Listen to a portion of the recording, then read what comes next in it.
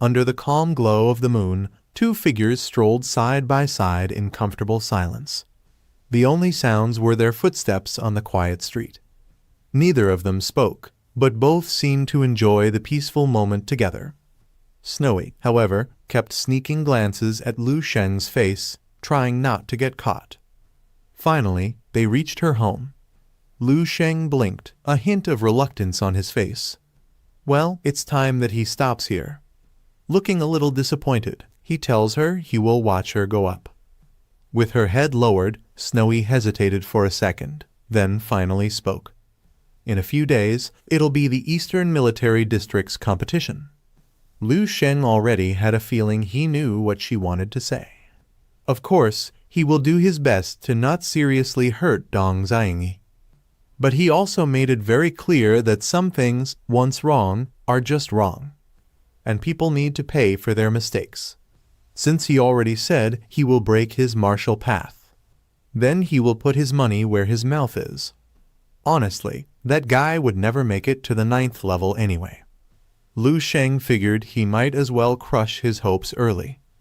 Hearing Lu Sheng's tone, Snowy sighed softly, telling him if he made up his mind, then go ahead. Suddenly, without warning, she threw her arms around Lu Sheng. Her voice barely a whisper, "I'll always be on your side."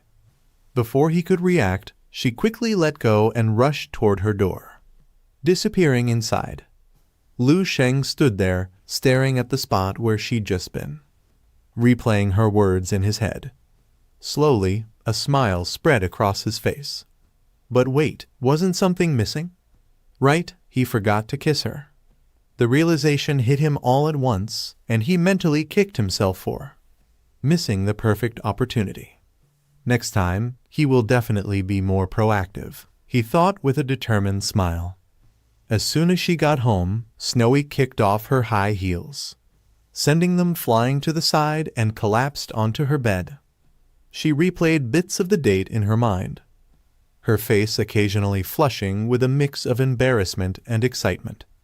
Feeling a bit restless, she grabbed her phone and started searching for something specific. What should a girl do on a second date? It was like opening a door to a whole new world. The more she scrolled, the more red her face got. There's so much to think about. Who knew second dates had so many unwritten rules? Still, she spends the entire night reading all about them. Meanwhile, on the other side of town, Lu Sheng had just returned to his villa. But instead of resting, he entered the dream realm. Connecting the legendary bridges was proving to be way harder than he'd expected. The theory sounded simple enough: break through the limits of body and mind, merge with the natural energies of the world, and undergo a deeper transformation. Lu Sheng closed his eyes, calming his mind as he recalled the words. The heaven bridge gathers above the head. The earth bridge surges from the soles of the feet.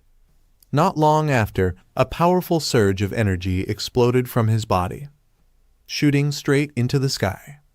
The energy swirled and morphed into birds, flying in graceful circles around him. The sensation was incredible. He realized he had entered the 3rd layer of the void state. His psychic power had just made a breakthrough. Could it be? Had he connected the heaven and earth bridges, triggering a new level of understanding? After all, his psychic power had been stagnant for quite some time.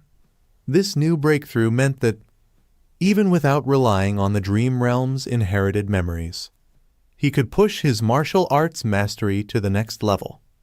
Perhaps soon he would reach the domain realm, and his perfect martial path would ascend even further. The last time Lu Sheng had checked his personal info, he had reached martial saint status, but he had yet to grasp the 3rd layer of the void state. That lack of mastery had ultimately been his downfall, preventing him from breaking through to the 10th level. But now everything was different. He was on the verge of reaching heights he hadn't imagined before. Right now, Lu Sheng could feel it. All his powers had evolved in multiple ways, particularly his control over the elements.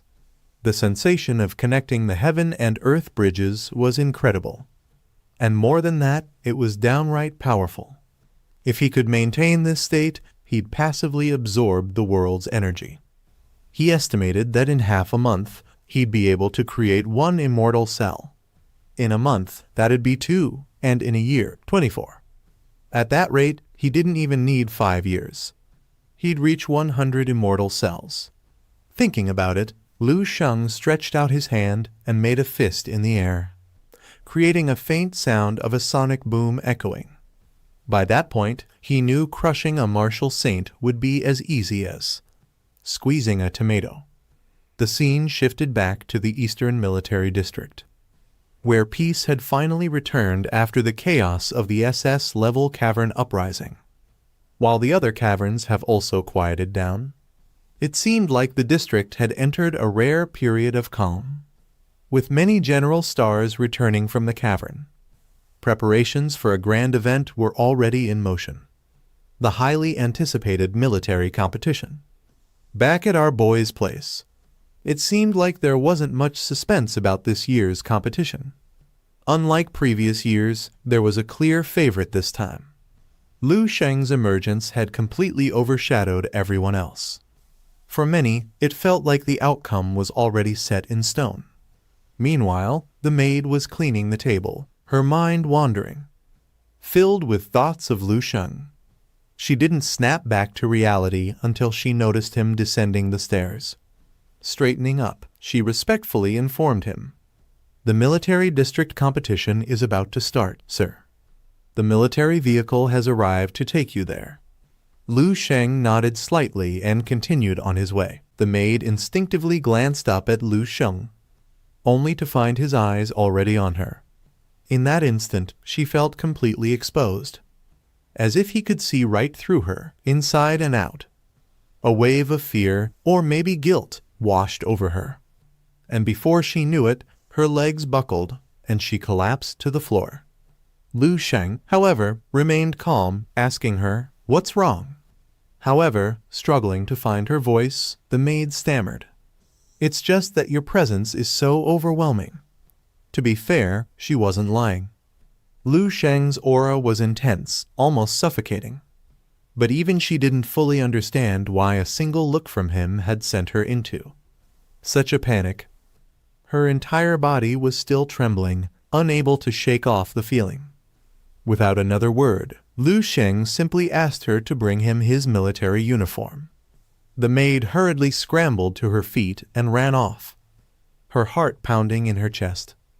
As he watched her leave, he thought to himself that ever since he had crossed into the third layer of the void state, his mental clarity had been operating hundreds of times faster than the average person's. Every tiny expression, every subtle movement, nothing escaped his notice. And the maid? Well, her every action and expression had been telling one clear message. She was anxious, or maybe guilty. And when do people feel guilty?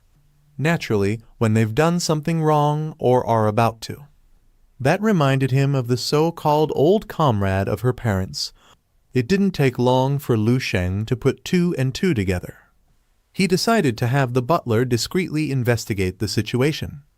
As for the rest, he didn't dwell on it too much. He already had a pretty good idea of what was happening. After all, a plot that's been exposed isn't really a plot anymore. It's just handing yourself over on a silver platter. A luxury black car drove down the street. Inside this car was Lu Cheng. He crossed his arms and looked out the window with a serious look. Today was the day of the big competition in the Eastern District, and because of this, there would be military units everywhere. He had to go to the Central Military District, which was next to Kyoto Prefecture, if he managed to finish as quickly as possible. Then it was time for him to return home once again. He looked down, and the sadness in his eyes reflected in the window. He was wondering if he should take Snowy home with him. Several minutes later, the car suddenly braked, causing the wheels to skid. The driver was none other than Lu Cheng's butler, who closed his eyes and caught his attention with a pleasant smile and said that they had arrived at the location. Hearing his voice, Lu Cheng woke up from his sleepiness. and with a confused look wondered what was going on. It was a beautiful day, and the sun was shining brightly above. The car stopped right in front of the stadium where the grand bout was going to take place. Many people were waiting for it to open. One of them pointed to the car with his finger and happily announced that former Grand Master Lu Cheng, #1 on the list of stars, had arrived. Everyone's attention turned to the car. A few minutes later, Lu Cheng got out of the car and walked calmly towards the entrance of the stadium, holding his shirt with one hand. Everyone rushed to him and the cameraman started recording Lu Cheng. Everyone was impressed to see that there was a young master like him. The grand bout was being broadcast live and was the most watched at the time. At the same time, somewhere else, someone started watching the broadcast through a computer. The people watching were Liu Kaiming and his friend, a brown-haired boy wearing glasses. He put his hands on her shoulders and asked her with a smile if Lu Cheng was really her high school classmate. According to her, it was impressive that a famous person like him was her friend.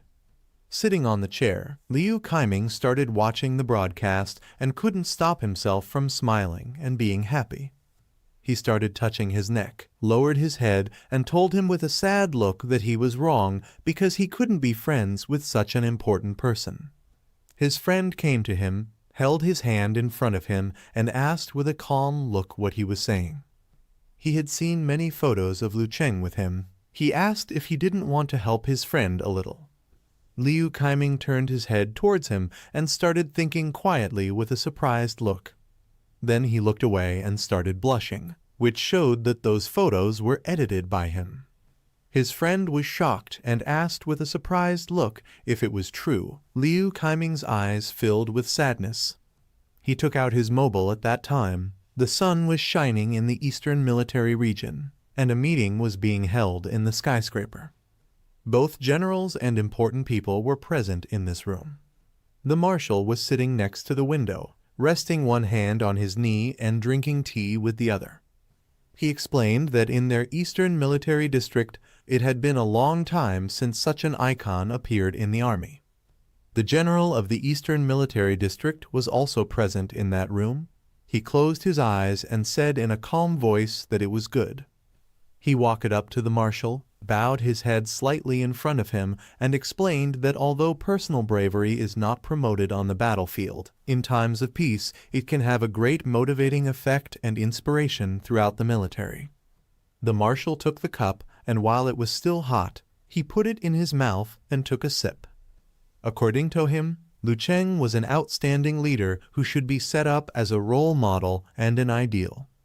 After drinking the tea, he put the cup on the table. Then he stood up, put his arms behind his back, walked to the window, and decided to once again put everything right and give Lu Cheng a good platform. The general was stunned and puzzled upon hearing this, wondering if he was serious. He panicked and explained that this was too risky. If Lu Cheng did not succeed, he could ruin the image they had worked so hard to build. The marshal remained calm and explained with a confident face that he had seen how Lu Cheng acted on the battlefield. Now it was decided, if he managed to take advantage of this opportunity, he would undoubtedly be the idol of the entire army of the Eastern District. When the sun rays were penetrating in, he said that even in the worst-case scenario, if Lu Cheng did not succeed, it would be a good learning experience for him. The general decided to trust him and bowed his head in front of him. At the same time, the stadium started to fill up, and the screen showed that the fighters had already entered the resting area and were waiting. The competition was about to start. Everyone clenched their fists, raised them to the sky, and went crazy with joy. They were impatient to watch the fight. Snowy and Lin Wanwen were also in the crowd. She held Snowy's hand and asked with a happy smile if her boyfriend had arrived yet. Snowy held her hand close to her face and started worrying about him. She started watching the screen and wondered with a worried look where Lu Cheng was. After several minutes, Lu Cheng and his butler also came to the lounge. Seeing that he had arrived, Snowy couldn't help blushing, and with a loving look, she gestured Lin Wanwen to look at the screen. Lin Wanwen put her hand on her forehead and looked at the screen with a smile. Lu Cheng clenched his fists, looked down, and started walking around the room. At that moment, someone wearing black shoes appeared in front of him. It was a man with white hair. He clenched his fists and looked at Lu Cheng with a deep gaze. He was Snowy's older brother. Lin Wanwen put her hand on her chin, and with a calm look, she realized that he was Brother Dong. His appearance was as majestic as a mountain.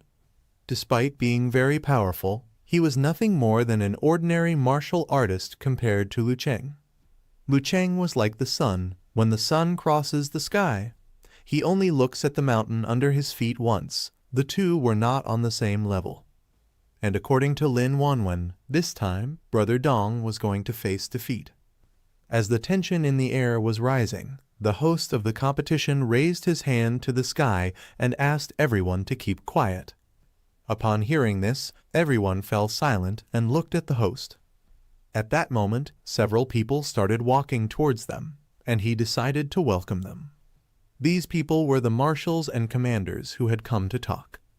The marshal, who had his hands behind his back, looked at Lu Cheng, while on the other side, the other generals remained silent. Looking at them, Lu Cheng couldn't help but smile, as they could be considered the highest representatives of combat power in the various military districts. He realized that their combat power was over 50 stars. Below Lu Cheng, who was standing, a magical circle appeared and intense flames began to emit from his body. With a calm expression, he looked at them and was lost in thought. Currently, he maintained his war god status at all times, but he didn't know what his true level of power was now. If he could face them, perhaps he would be able to estimate the true power of a level 9 holy warrior. The marshal who had his eyes closed mentioned that the rules of the competition were a chaotic battle, something everyone should be aware of. In free battle, all participants had to enter the battlefield, and weapons were not allowed during the fight, and any opponent could be attacked. Once someone fell, he was eliminated, and the fight continued until only one person was left standing. Basically, it was like a battle royale. Lu Cheng remained calm and thought it was simple and cruel. He turned his head back to where his butler was and asked with a serious look if it was always like this. He didn't know what would happen if someone cheated. For example, if two fighters teamed up to defeat the strongest opponent, or if someone bribed others to guarantee first place. This was something that even the butler was surprised by. He put his hand over his mouth, looked at Lu Cheng and smiled and explained that what he had said was not considered cheating. Forming an alliance was allowed according to the rules, and if one loses to an alliance, one is not really strong.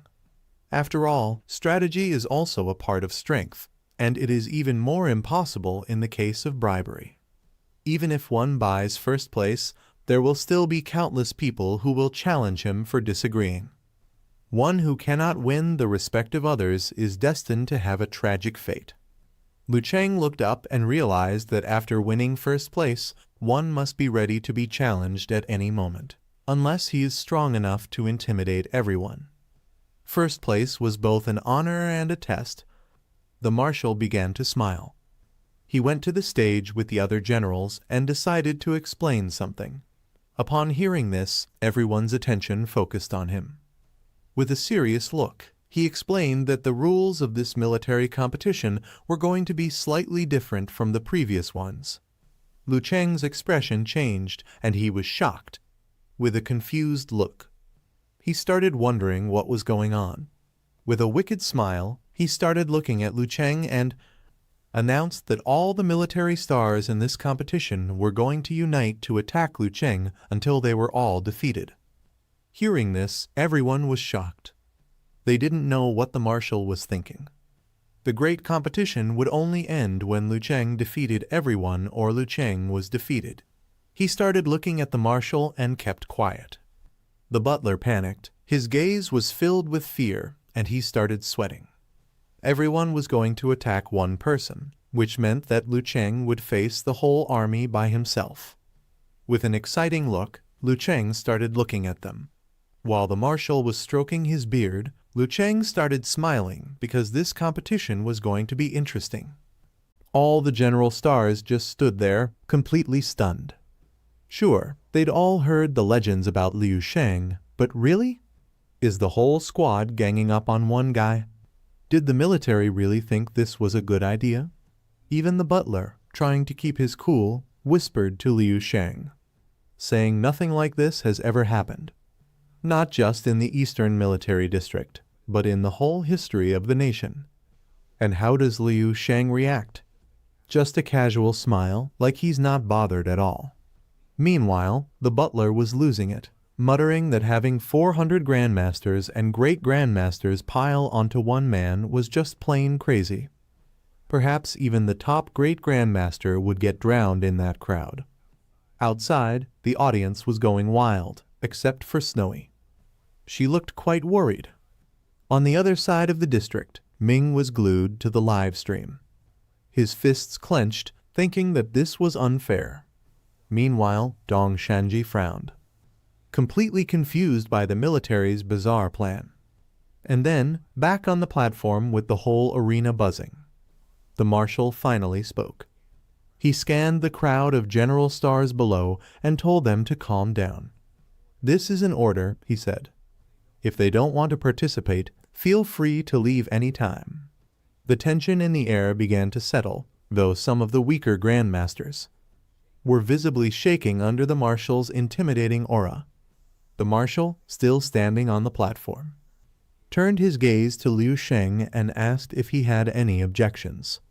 In his mind, this whole thing was his grand show for Liu Sheng, as he believed this was a stage laid out just for him. Now, it all came down to whether Liu Sheng had the guts to take it on, and more importantly, whether he could handle it. If he succeeded, his name would be forever etched into the history of the Eastern Military District. Years down the line, they'd still be telling stories about him. But if he failed, well, then he'd just be another prodigy general star. Nothing more, nothing less. Maybe a topic of casual gossip over lunch, and eventually everyone will forget about him. At that moment, all eyes were on Liu Sheng. And then, with a smile, he finally spoke. "No objections," he said coolly. Honestly, for him, he thought this competition was going to be boring. However, this makes things much more interesting. The marshal laughed heartily, clearly pleased. To remain calm under such pressure and even say this makes things interesting. It showed incredible nerve, vision, and confidence, as he believed that only a handful of people could match even a fraction of that. "Well then," the marshal declared, "let the competition begin." With his command, everyone moved into the arena. The general stars, some armed themselves with weapons, slowly made their way onto the stage. However, their eyes never left Liu Sheng. But as they looked closer, they noticed something strange. His hands were completely empty. Had he forgotten his weapon? Even the marshal noticed and immediately ordered someone to fetch Liu Sheng a weapon. The butler, eager to help, volunteered right away. But just as he was about to rush off, Liu Sheng stopped him. Everyone stared at him, confused. Then Liu Sheng, with the same calm smile, said that if he used a weapon, he was afraid no one would leave there alive. His words felt like a bombshell dropped right on everyone's head, and the once buzzing arena fell completely silent. His words echoed in everyone's minds. It wasn't what he said, but how he said it. Calm, matter of fact. Like he was just stating the most obvious thing, but that sounded way too cold. And of course, it left more than a few people feeling uneasy. Of course, not everyone was impressed. Some hot-headed folks thought Liu Sheng's confidence was way over the top, even quite arrogant. The marshal himself froze for a second before a sly smile crept onto his face. This level of confidence. He liked it. He was getting more excited about the competition by the second. As all the general stars entered the arena, the atmosphere became very tense. All eyes were on Liu Sheng as they began circled around him. However, our boy just stood there, cool as ever, turning his gaze to Dong Shangye and calling out his name. Dong Shangye answered and walked forward. His powerful Grandmaster aura was enough to have people instinctively stepping aside. Pointing at Dong Shangye, Liu Sheng tells him to watch closely, to really pay attention. And in that instant, his aura exploded one step. That's all it took for him to shatter the collective Grandmaster aura of everyone around him. The very air seemed to warp around him and twisted. With a surge of energy that shot skyward, Liu Sheng stomped down. This was the beginning of him tearing through Dong Shangye's martial path. At that moment, every single general star felt the crushing weight of his power. Many couldn't even stand. Some dropped to the ground, struggling to breathe, their bodies trembling under the sheer force of it. The crazy part? They could tell this was all just his physical strength. No tricks, no fancy techniques, just pure, raw power. Liu Sheng then calmly raised one hand, his energy swelling like the force of heaven and earth itself. And this is what he called the first phase, strength. With what seemed like a simple punch, Liu Sheng unleashed a terrifying shockwave. Some of the smarter ones, those who knew their limits, didn't even wait. They just jumped right off the platform. This punch, which only included his pure physical strength, was aimed straight at Dong Shangye. Dong Shangye quickly gathered all his internal energy, bracing himself to block the attack. He was in awe. Liu Sheng's physical power was downright monstrous.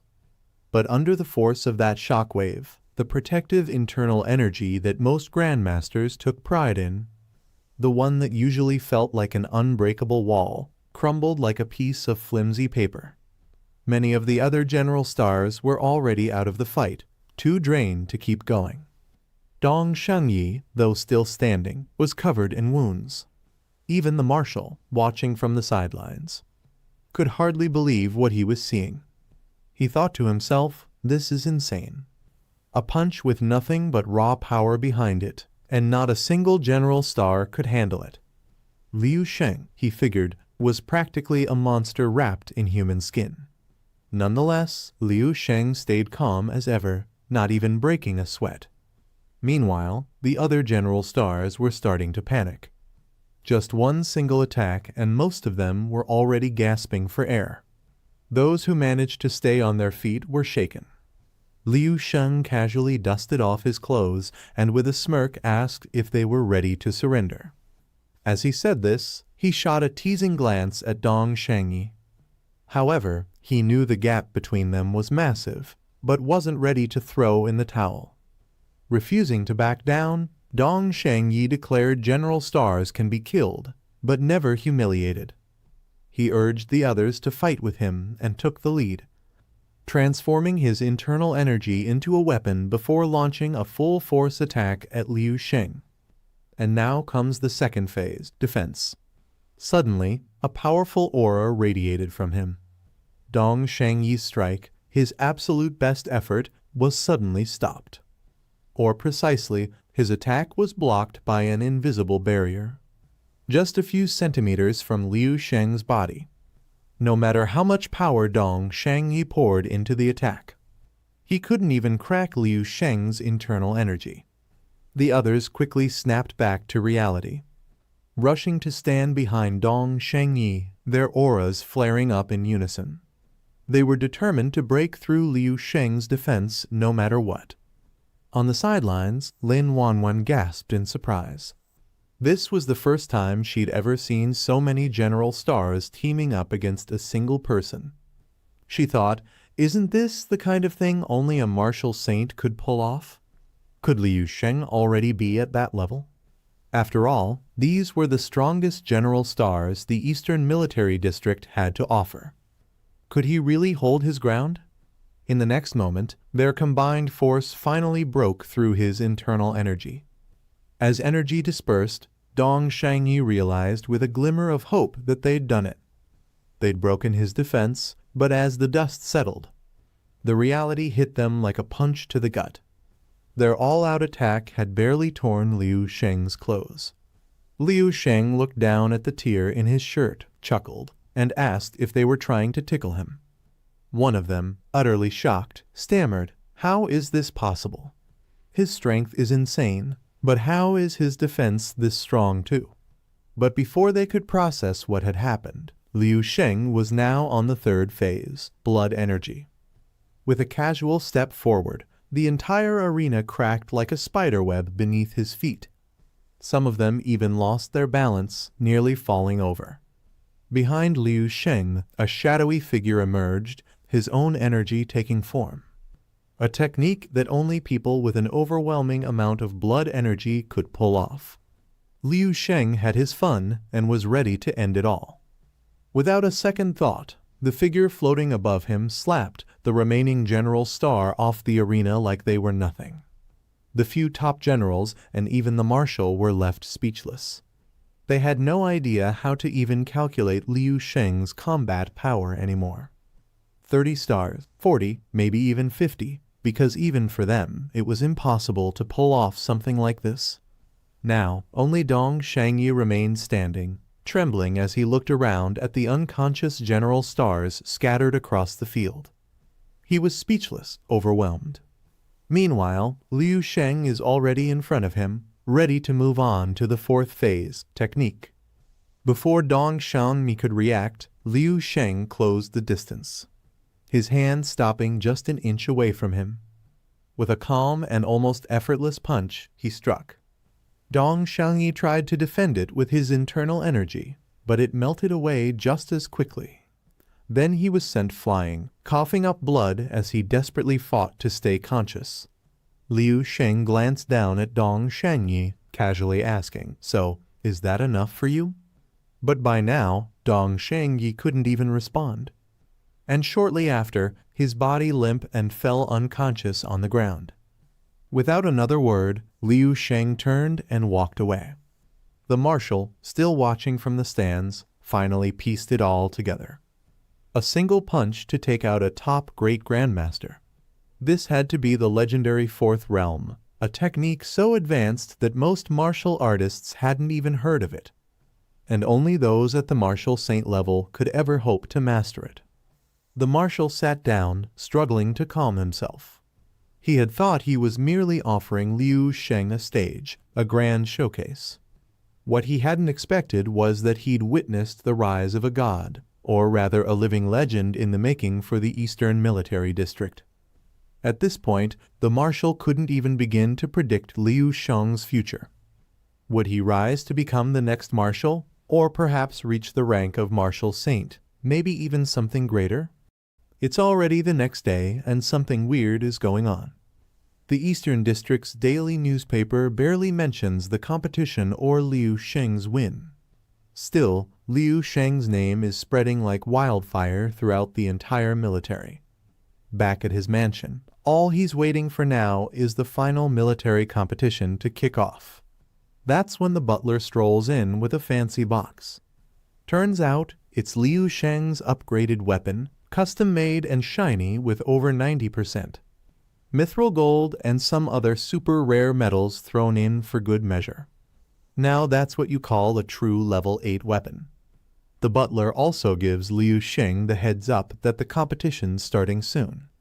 And the marshal's got a private jet ready for him.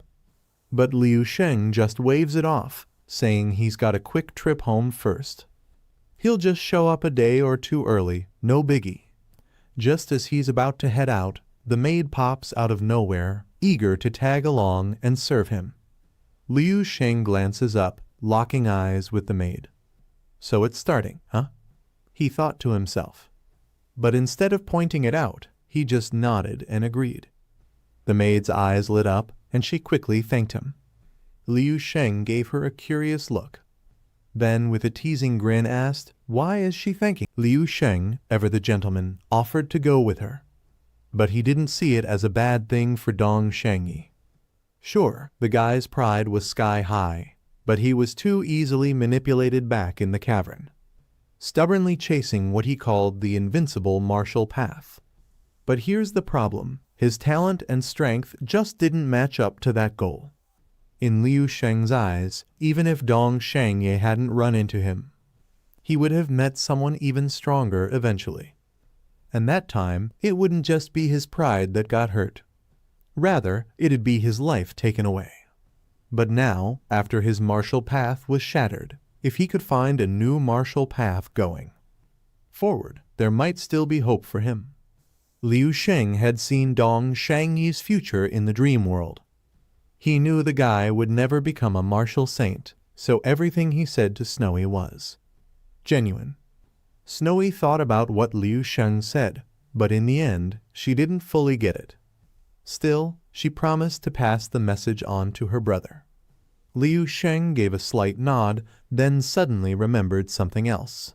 Scratching the back of his head a bit awkwardly, he said, "By the way, there's a good chance he will run into her other brother, Dong Pakian. He wants Snowy to maybe give him a heads up. He'd hate for him to end up like Dong Shangyi." Snowy instinctively wanted to say how strong her oldest brother really was. But when she remembered Liu Sheng's strength, she just nodded while saying she would talk to him. The two walked a bit further before sharing a quick hug. The next day, Liu Sheng hopped on the high-speed train back home. By this point, his name had spread far and wide, and the train attendants were all smiles, greeting him every time they walked past him. Every few minutes, one of them would bounce over, asking if he needed anything. Afterward, they gathered together and talked about him. They couldn't believe this young, handsome guy was the top general they were assigned to serve. It was like something straight out of a comic book. As they gossiped among themselves, one of them gushed, saying all of the top-tier hotties were in the military.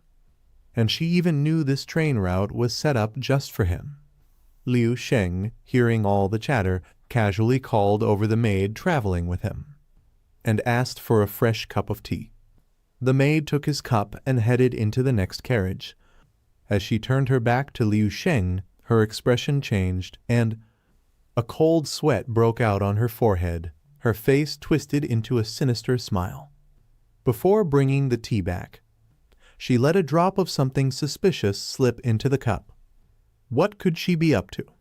She took a deep breath, trying to steady herself before returning to Liu Sheng's carriage, tea in hand. Calmly, she handed the cup over. Liu Sheng didn't even glance up, still scrolling through his phone, telling her to just leave it there for now. He continued browsing, checking out recent messages. One from He-Ling Su, who's hopefully our boy's second future waifu. She brought up something about the Chen family, stirring up some trouble again. He thought for a moment, thinking he should make some time to go and help her out. Then there was an update from his sister, proudly sharing her progress. Liu Sheng raised an eyebrow, still not even at level 4. He couldn't help but wonder how she managed to sleep at night with such slow progress. He decided to up her training by 5 times when he got back. He kept scrolling through his messages and checked his feed, getting lost in the endless posts. Time passed, and Liu Sheng didn't seem the least bit interested in the tea, sitting by his side. Suddenly, the maid stood up, nervously pointing out that the tea was going to get cold. Liu Sheng slowly looked up, smiling while pointed out that she never rushed him to drink tea before. Panicking a little, the maid quickly responded, explaining that she knew that he doesn't like drinking cold teas. So that's how it is. Liu Sheng nodded thoughtfully. He reached for the cup, and without much thought, took a slow sip. The maid became even more nervous. After drinking the whole cup, Liu Sheng set the cup down, nodding in approval, saying it's the best tea she has made, and her skill is improving. She bowed quickly, forcing a smile, saying she was glad that he liked it. However, her voice was still a little shaky. Then she excused herself, saying she needed to use the restroom. As she walked away, her heart raced. Finally, the job's done, she thought, trying to calm her nerves. She knew exactly what she had slipped into Liu Sheng's tea. A deadly poison extracted from the genetic fluid of a level 9 beast. Even the strongest great grandmasters couldn't survive more than a minute after ingesting it. And while it might not kill a martial saint, it would leave them with permanent incurable injuries. Just one more minute and she'd finally be free. No more being a maid, no more military control. No more living this small, suffocating life. She could go somewhere new, start fresh, and live on with her unimaginable wealth. As the 60 seconds ticked by, she reached for the train door handle, ready to make her escape. But the moment her fingers touched it, a searing pain shot through her hand. She gasped, looking down in horror at her right hand. It was as if the door itself had burned her. Panic surged through her, and then she heard Liu Sheng's calm voice behind her. "Interesting, isn't it?" he said. He told her that this is called a psychic illusion. A little trick he picked up recently. She jerked her head up, and to her shock, Liu Sheng was standing right in front of her, not a scratch on him. And worse, she hadn't left the carriage at all. She had been standing there the entire time. "Master," she stammered, her voice trembling. She fell to her knees and said Liu Sheng's martial strength was unimaginable, and she had witnessed it firsthand today. Liu Sheng, still smiling, casually pulled out a small green vial, saying how he also learned something new. He also didn't expect to see a poison capable of killing a martial saint appear so soon. Saint's demise, that's quite the name. "Wouldn't you agree?" he asked. Liu Sheng already knew exactly what she had been planning, and now the poison was in his hands. The maid realized it was all over for her, so she begged Liu Sheng to end her life. However, what she didn't expect was that he simply points to a seat next to him and tells her to sit down first. She stammered, saying she didn't dare to. But whatever he wanted to know, she would tell the truth. Liu Sheng leaned back and asked if it was the Jidao martial school that told her to do this. She looked up in shock, couldn't believe that he already knew everything. Liu Sheng casually set the poison vial on the table between them, telling her that he figured it out half a month ago. However, he wanted to know what they promised her. The maid's heart sank as she realized Liu Sheng had been one step ahead the whole time. After hesitating for a moment, she finally blurted out, 5 billion, Liu Sheng chuckled, saying his life was surely worth quite a bit. And he's guessing this poison wasn't cheap either, right? He tossed the vial in his hand with a casual flick. The maid, still trembling, whispered, "One drop costs about 500 million. This bottle has 15 drops. Instead of getting angry, he was quite impressed, thinking they really went all out on this, didn't they? Then, turning more serious, he asked her if there was anything else she wanted to say. Knowing there was no escape, the maid asked for one last mercy. Not to be sent back to the military district, but for Liu Sheng to kill her instead.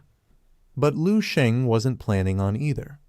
He wasn't going to kill her with his own hands, and he's not sending her back either, but she will have to do one thing to make up for her mistake.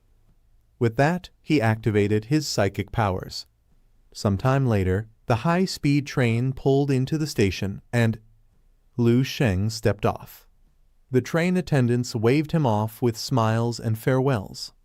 In the crowd, a cloaked figure clenched his teeth, glaring at Liu Sheng in disbelief. How is he still alive? The man turned to the maid standing beside him, thinking, what the hell happened, and why is he still breathing? She lowered her eyes and whispered, replied that she didn't have the right opportunity. Angrily, he hissed, asking her, then why did she call him here? Why didn't she stay close to him? The maid met his gaze for a moment, then quietly replied, this is the last thing she has to do. She then suddenly grabbed him and jumped onto the tracks. In an instant, a high-speed train barreled through.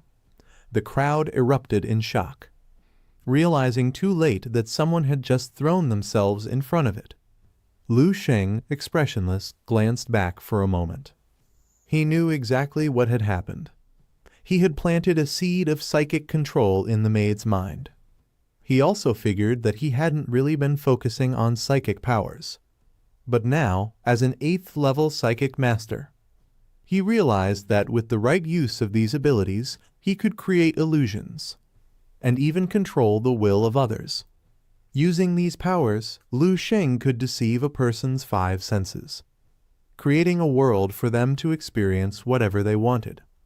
The seed he planted in the maid wasn't just for control, it was a seed of atonement. Despite he had given her many chances already, she still ended up doing the wrong thing, and in the end, there had to be consequences. As her body was slowly carried away, Lu Sheng thought to himself that it seemed that he had become more hard-hearted, but he didn't regret it. If becoming more ruthless was the price for protecting the people around him, then so be it. His thoughts drifted back to Lion Su and the Jido martial school. Clenching his fists, he made up his mind. If they wanted to play dirty, then he'd play along and see who came out on top. Meanwhile, back at Lu Sheng's home, there was an unexpected guest today. None other than Governor Zia. Lu Sheng's dad warmly invited him in and even asked his daughter to brew tea for them. Governor Zia waved off the formalities, saying they were old friends. No need to be so stiff.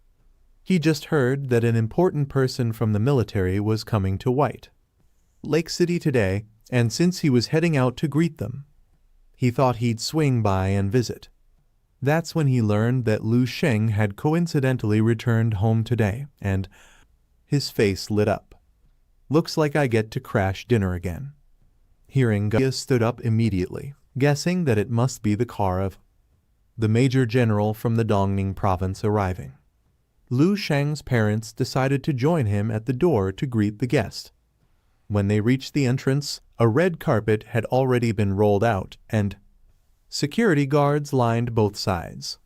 The spectacle had already drawn curious neighbors, all craning their necks to see which people were visiting.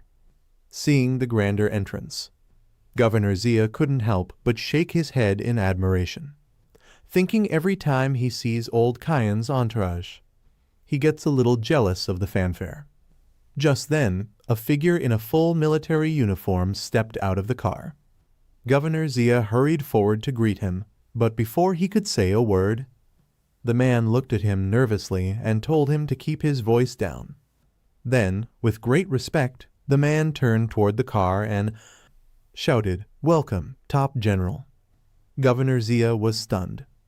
Wait, someone outranking old Kayan? And not just anyone, but an actual top general. He couldn't wrap his head around it, but there was no time to think. He hurried to line up with the others to give a proper welcome. The family, also swept up in the tense atmosphere, started to feel the pressure too. Only Lu King, who had been quietly watching the whole thing, suddenly gasped as she caught sight of someone stepping out of the SUV. Her eyes widened, saying, "Wait, isn't that my brother?" Everyone was completely stunned, except for Lu King, who leaped straight onto her brother, hugging him tightly. She couldn't believe it was really him, and even tells him he looked dashing in his outfit. Lu Sheng, clearly the doting brother, ruffled her hair and teased, saying she's turning into a big girl now. Their parents were equally shocked. When they first saw him stepping out of the car, they thought he looked a lot like their son. But still, they didn't expect it to actually be him.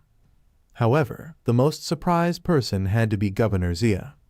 To him, this very kid who was just in high school not long ago suddenly shows up as a top-ranking general in only 6 months.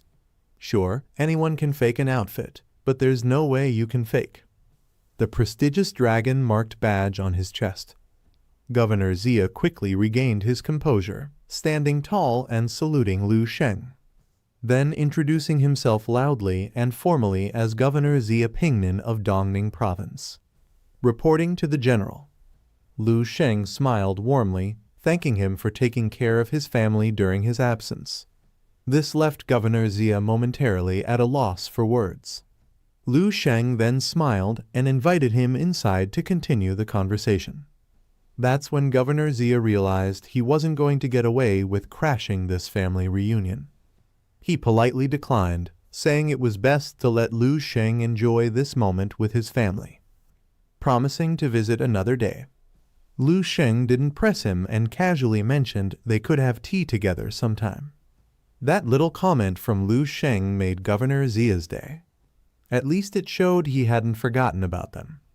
As everyone watched the family walk into their home, Lu Sheng was busy pestering her brother for gifts, and their mom, a bit regretful, murmured about how nice it would have been if everyone had stayed for dinner, especially with all the food she'd bought.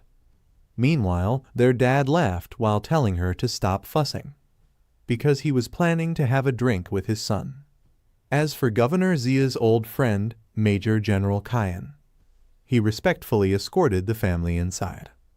Governor Zia, still baffled, turned to him and asked, "What on earth is going on here?" Old Kayan was surprised seeing his old pal acting this way. However, it also jogged a memory. He's pretty sure Governor Zia had once mentioned a martial arts prodigy with the last name Lu. Could it be him? Governor Zia gave him a side eye, asking who he thought it was. Old Kayan let out a gasp, quickly slinging his arm around Governor Zia's shoulders, and excitedly saying how his old pal is about to hit the big leagues. He shot him a look filled with envy and added that just don't forget about the old brother when he's rolling in it. Meanwhile, back home, our boy had ditched the military uniform for some casual clothes and was lounging on the sofa. His sister, practically bouncing with excitement, couldn't hold back her questions, wondering how he became a general and when did all this happen. The dad was equally curious, also wanting to know how did his son suddenly become such a big shot in the military. Mom came over with a cup of tea, still in disbelief, surprised to see even Governor Zia has to salute him now. Lu Sheng took a sip and smiled, telling them it was a long story and he will fill them in later. But then he got serious, really serious. The kind of seriousness that made the whole room go quiet. He tells everyone that there's something more important he needs to talk to them about. This was the first time any of them had seen him like this. And naturally, they all sat up straight, suddenly on high alert. What could be more important than being a general? And then, to everyone's shock, Lu Sheng's face turned slightly red before he calmly announced that he was dating someone and he's got a girlfriend. As you can expect, all three of them were practically screaming, both excited and surprised. Fast forward about 30 minutes later, Lu Sheng had finished his tea and told them the whole story, though he got interrupted a million times, mostly by Lu King asking a barrage of questions. But the most important thing was he wanted to bring them to the military base with him, and they'd also get to meet Snowy in person. Mom, already in planning mode, suggested they wait until next week's holiday so she could go shopping for gifts. After all, it wouldn't do to show up empty-handed for their first meeting. Dad was thinking about taking time off from work, and Lu King was more than ready since her school break was coming up anyway. Then, Lu Sheng dropped a bomb saying they were leaving tomorrow. The family was momentarily stunned, wanting to know why the rush. He explained that Snowy and he had been really busy lately, and he needed to get back to the military base soon. If they didn't leave tomorrow, he wouldn't have much time to spend with them. To make things easier, he pulled out his phone and started a video call with Snowy, deciding it was best for her to convince them. On the screen, Snowy looked a bit nervous, however. She greeted Lu Sheng's parents politely, explaining that although they would be in the military base, it had all the modern facilities and they could arrive by tomorrow night without needing to bring anything along. Mom, clearly delighted, smiled brightly and agreed to head over the next day. Lu King, staring at the screen, seemed puzzled. It wasn't Senior Yang she had expected to see. Meanwhile, Dad was having the time of his life, laughing heartily and even complimenting, saying that his son was just as sharp as his own. When Mom heard Dad's cheeky comment, she blushed a little, quickly pinching his ear and telling him to stop saying nonsense in front of Snowy.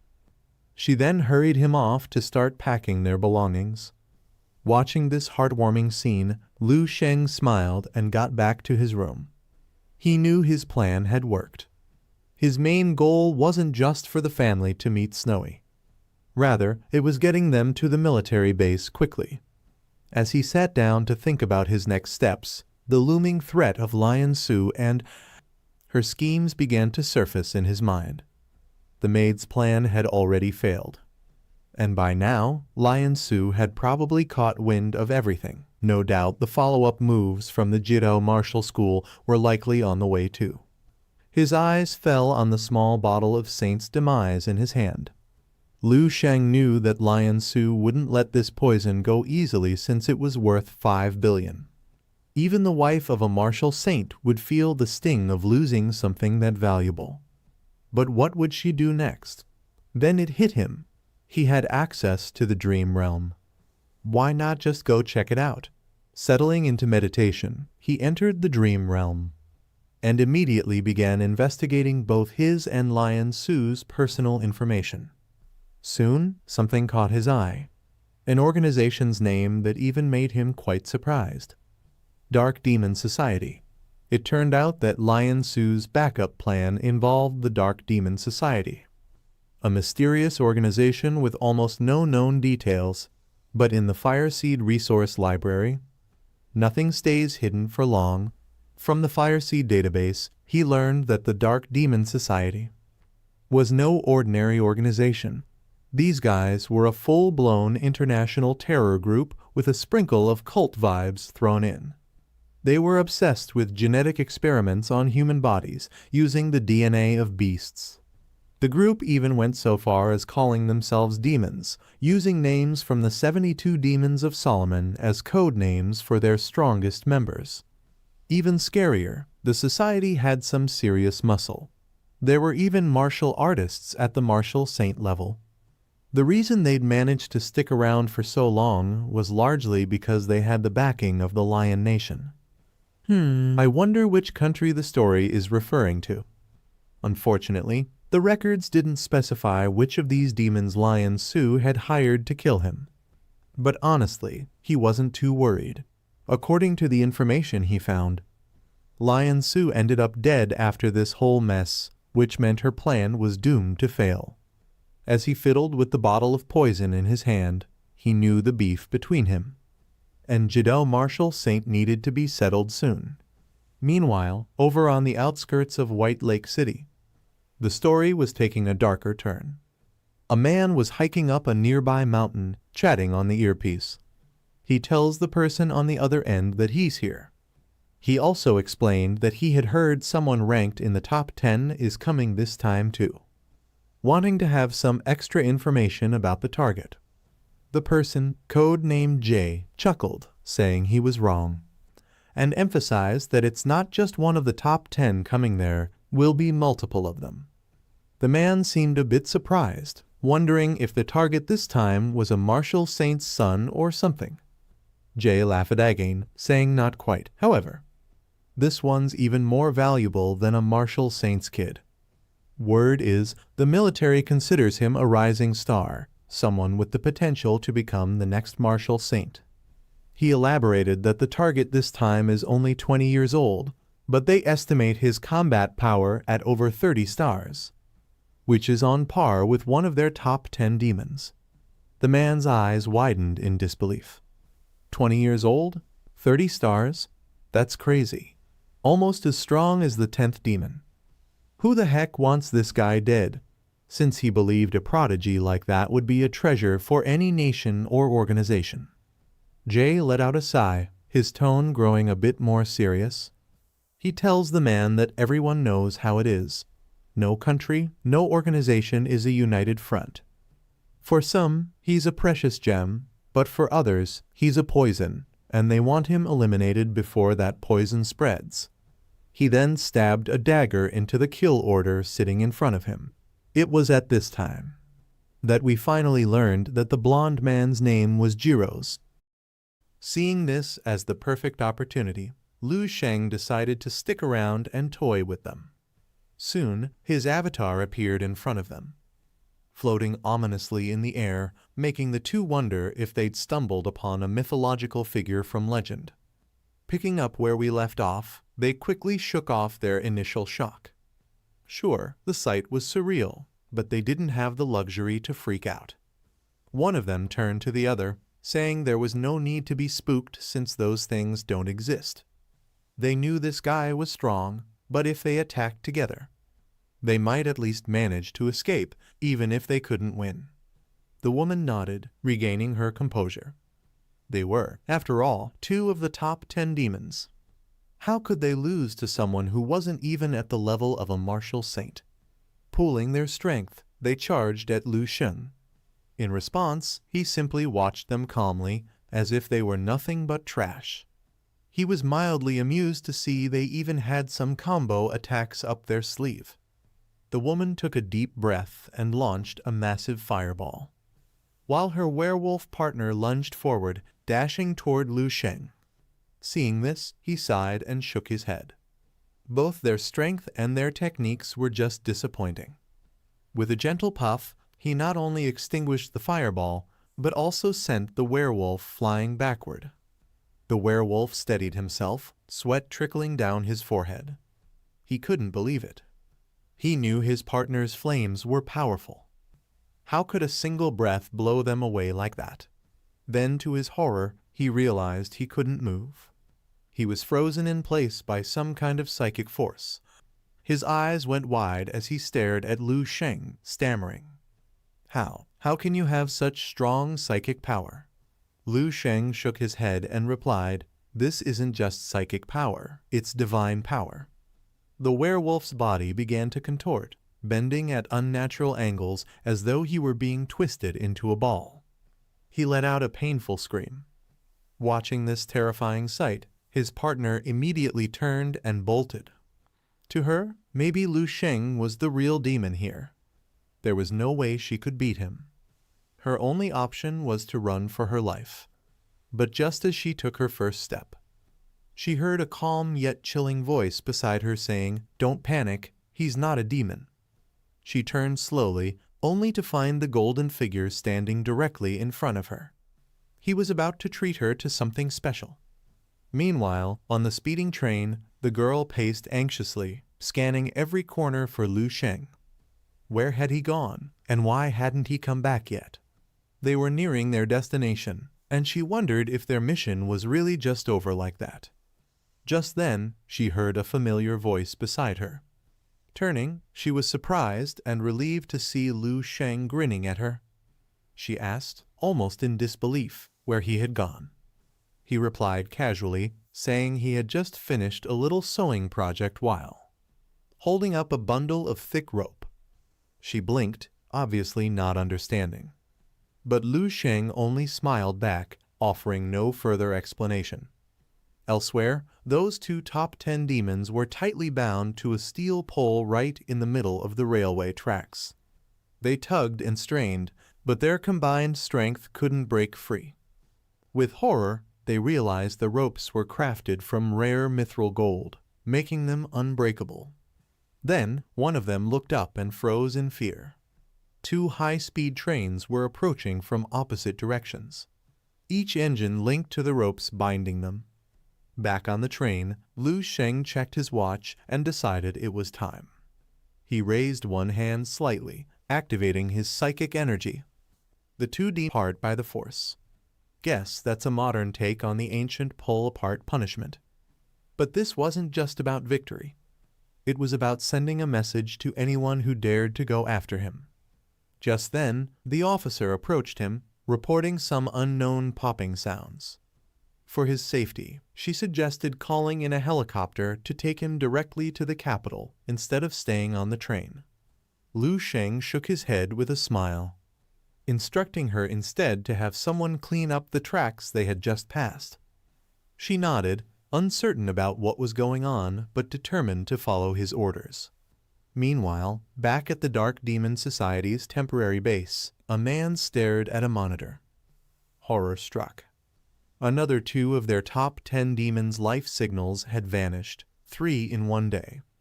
He and his companion both trembled, whispering in disbelief. The top 10 demons were supposed to be godlike figures, each wielding incredible beast powers that made them feared worldwide. But now, 3 were dead in a single day. Could a martial saint have intervened? The woman beside him shook her head. She doubted that the 3 martial saints would have any special interest in their target.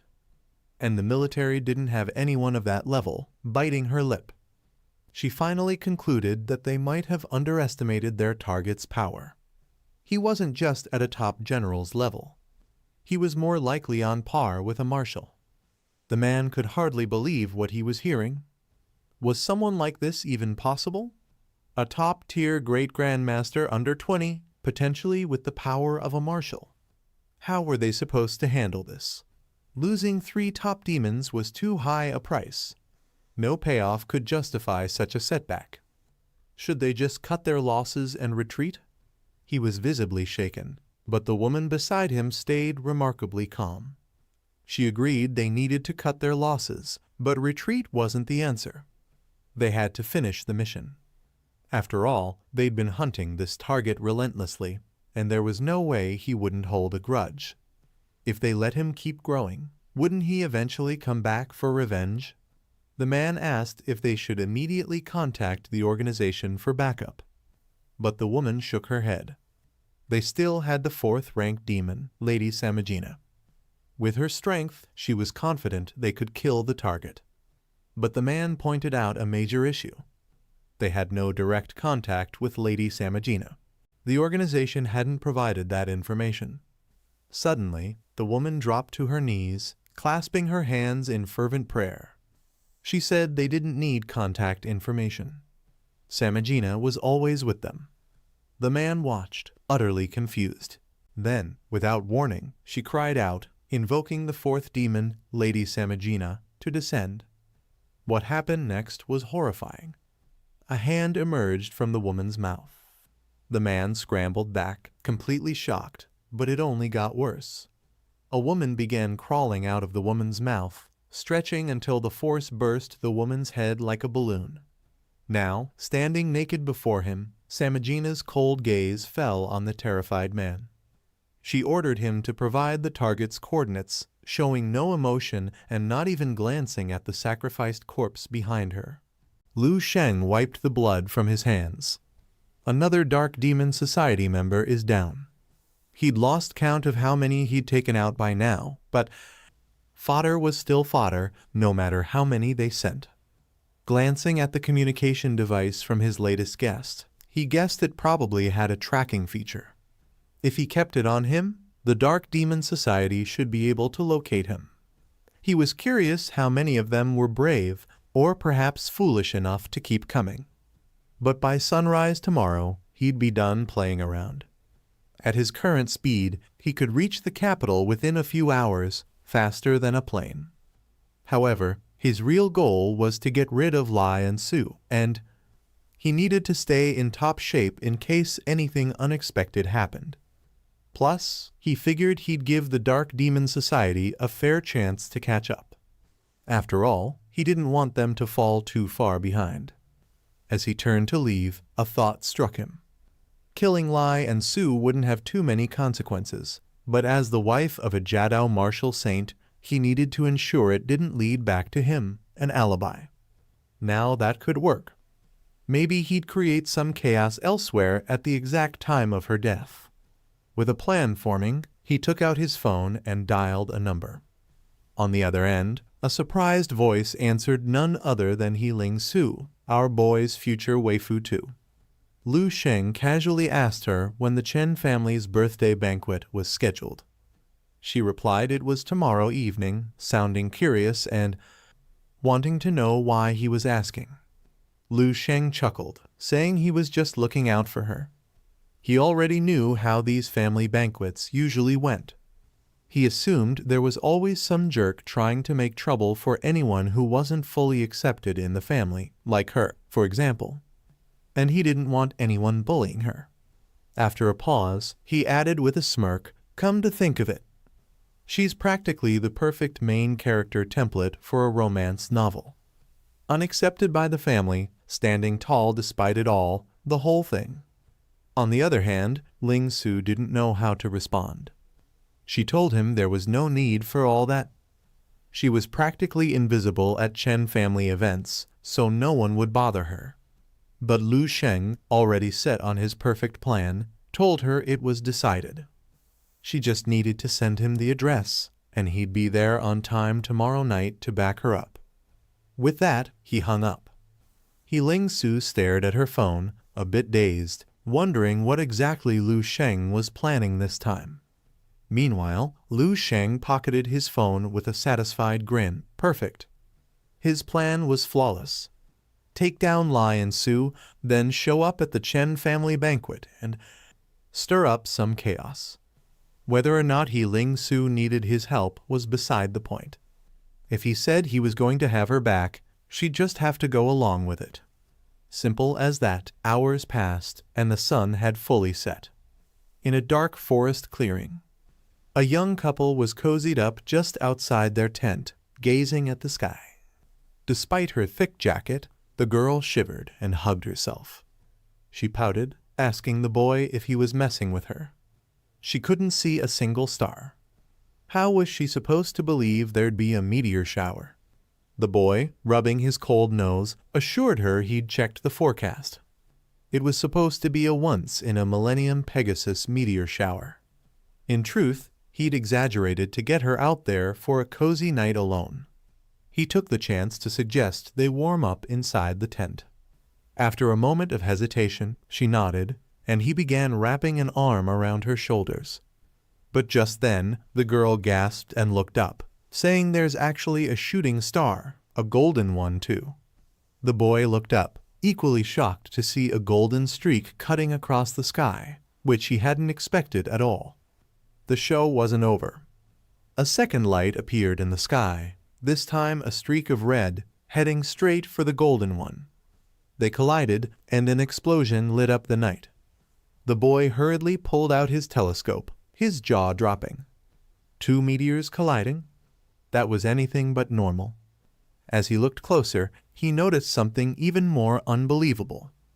There were people inside. On the other side, Lu Sheng landed gracefully, brushing the dust off his clothes and chuckling to himself. Who would have thought he'd get knocked to the ground one day? He looked ahead, intrigued by the swirling red vortex nearby. Looked like the Dark Demon Society had finally sent someone worthwhile. Emerging from the whirlwind was a woman who wasted no time, charging straight at him. As she dashed over, her after images appeared, surrounding Lu Sheng from all directions. In response, Lu Sheng's will projection countered her attack effortlessly.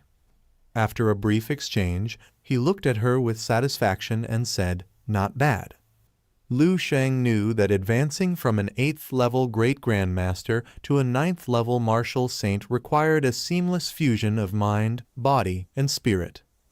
Harnessing universal energy to construct a martial avatar, he sensed that this woman was close, just one final step away.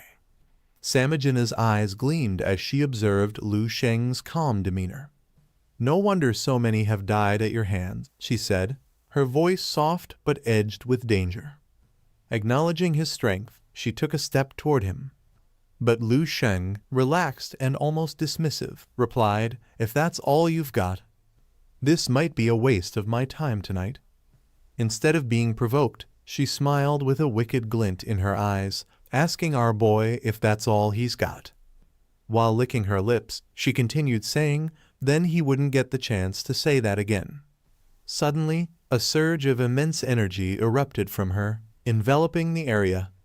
Leaning forward, she told Lu Sheng he should feel honored, as he was the first in 5 years to witness her ultimate form. Under the moonlight, her transformation began. A single horn emerged from her head, and her lower body morphed into that of a horse. Odd as it looked, Lu Sheng could feel her power skyrocketing. Though he didn't seem particularly impressed, in the next instant she vanished. For a split second, Lu Sheng blinked. She was fast enough to actually catch him off guard. Before he knew it, her powerful kick sent him flying. And before he could recover, she reappeared above him, slamming both hands down with incredible force. She didn't stop there. A blast of energy erupted from her mouth, causing the ground to explode beneath them, and leaving a massive crater over 100 meters wide. Energy waves rippled outward, and a cloud of dust billowed into the night. "It's over," she murmured, her face calm as she surveyed the devastation below, almost as if she had anticipated this outcome from the start. Then a faint rustling sound emerged from the ground. Lu Sheng's voice broke through the silence, sounding almost disappointed with her transformation. He asked if her ultimate form merely allowed her to slightly increase the ceiling of a great grandmaster. She turned, looking startled, only to see him emerge from the crater completely unscathed, dusting himself off. She pointed out that she hadn't even reached that level yet. A flicker of disbelief crossed her face. She said, "But Lu Sheng is just a great grandmaster too. How can he be unharmed after taking her full power attack? Who exactly is he?"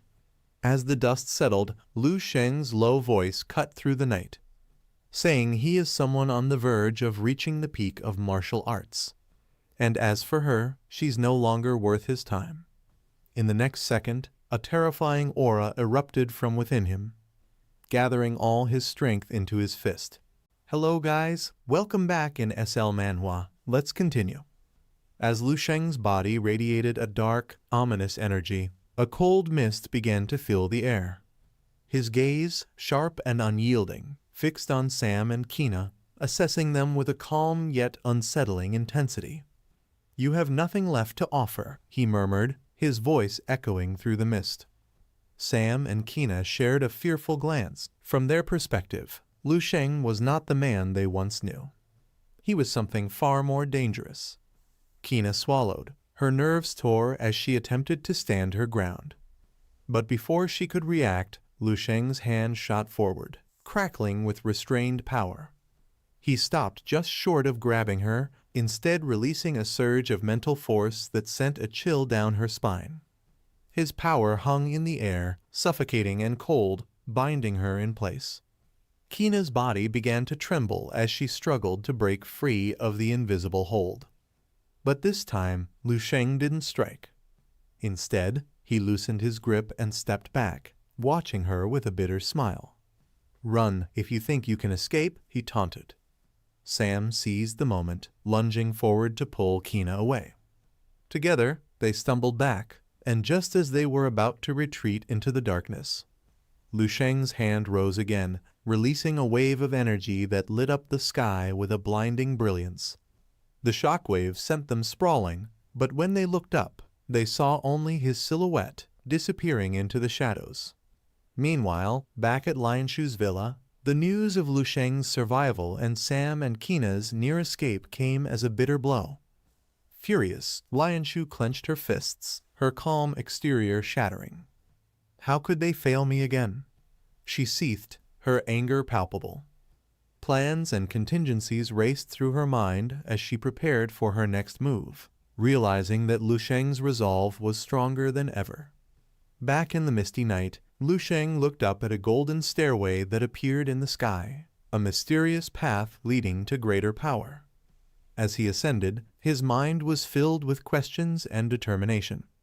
His journey was just beginning, and he knew that, compared to the true warriors of his world, he was still far from his peak. Yet, his spirit burned with an intensity that would guide him forward, pushing the limits of his strength. With a furious glare, Lianshu slammed her fists on the table.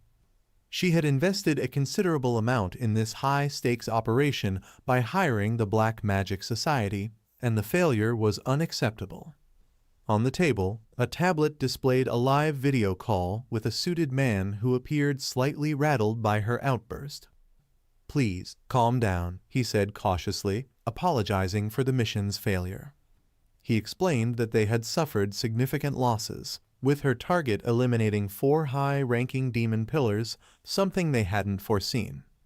Lianshu's anger simmered, but the shock in her eyes betrayed her fear. This was the first time she felt their control slipping, and it filled her with unease.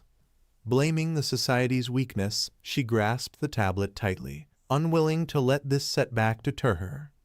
Her expression hardened as she demanded that they finish what they started and eliminate Lu Sheng entirely. "Surely, you don't expect me to believe the Great Black Magic Society is incapable of dealing with a mere level 8 opponent," she sneered. The man on the screen remained composed and suggested that one of the society's demonic gods could easily handle the situation. His calm tone suggested experience, but he raised 2 fingers and added, "But it'll cost you 20 times more."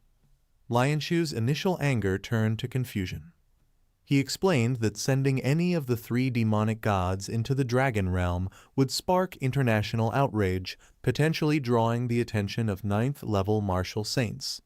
These actions, he reminded her, were not trivial, and the society was risking much by aiding her, mainly to honor an old favor owed to her late husband. This struck a nerve with Lianshu, who scowled at the screen. In a fit of rage, she threw the tablet across the room, cracking its screen but not breaking the connection. Despite the shattered screen, the man remained on the call and stated that, given the substantial losses her actions had caused them, the Black Magic Society would require compensation. Details of the amount, he said, would follow in an email. Overcome with fury, Lianshu stomped on the tablet, shattering it completely. She muttered to herself in frustration, unwilling to believe that the society would demand such reparations after their own failure. Her plans were now in jeopardy, and as she stood there, fists clenched, she realized she might have to reconsider her alliances and strategies to succeed in her goal. Lianshu sat in her room, filled with frustration. She couldn't believe that an organization as powerful as the Black Magic Society could fail her in such a crucial mission. She had invested so much time, resources, and her late husband's connections, all for revenge against Lu Sheng. Yet, despite every attempt, he remained resilient, turning her plans against her. Her husband's last words rang in her mind, urging her to leave the past behind. But surrendering wasn't an option she could stomach, not with so much pride on the line. In an attempt to calm herself, she went to her room, hoping that sleep would offer some solace. Laying down, however, she was haunted by memories of past failures. Frustrated thoughts spiraled as she drifted into a troubled sleep. Some later, she awoke with a start, feeling an eerie unease in the room. For a moment, her mind played tricks, making her feel as though she wasn't alone. She glanced at the door, half expecting someone to be there. The tension weighed heavily on her as she remembered her brother lion Jayabai and her lingering guilt over not avenging his past struggles. Trying to shake off the lingering unease, Lianshu called out for water, hoping it might ease her nerves. After a short while, one of her maids entered quietly, carrying a glass on a tray. Lianshu accepted it, hands trembling, and sipped the water, her mind still clouded with thoughts of past regrets and lost opportunities. The maids exchanged glances, concerned but used to these nightly disturbances. They knew Lianshu often wrestled with frustration over her losses. As the moon cast a pale glow through the large window, she looked out at the city, reflecting on her relentless pursuit and wondering if she'd ever find the closure she sought. The night wore on, and her gaze softened, contemplating whether it was time to seek peace rather than vengeance. As the maid approached with a glass of water, Lianshu, lost in thought about her friend, Lion Jayabai, took it without opening her eyes. She murmured a quiet, "Thank you," and began to drink. But moments later, she felt an odd, bitter taste. Startled, she opened her eyes, expecting to see clear water. Yet the glass held a dark, inky substance that seemed to swirl on its own. Panicked, she dropped it to the floor, shattering the glass as the strange liquid spread across the room, pulsing with a faint glow. In the eerie silence that followed, Lion Shu heard a whisper, a voice, distant yet familiar, calling her name. She turned to find Lion Jayabai standing in the doorway, her face shadowed and expression distant.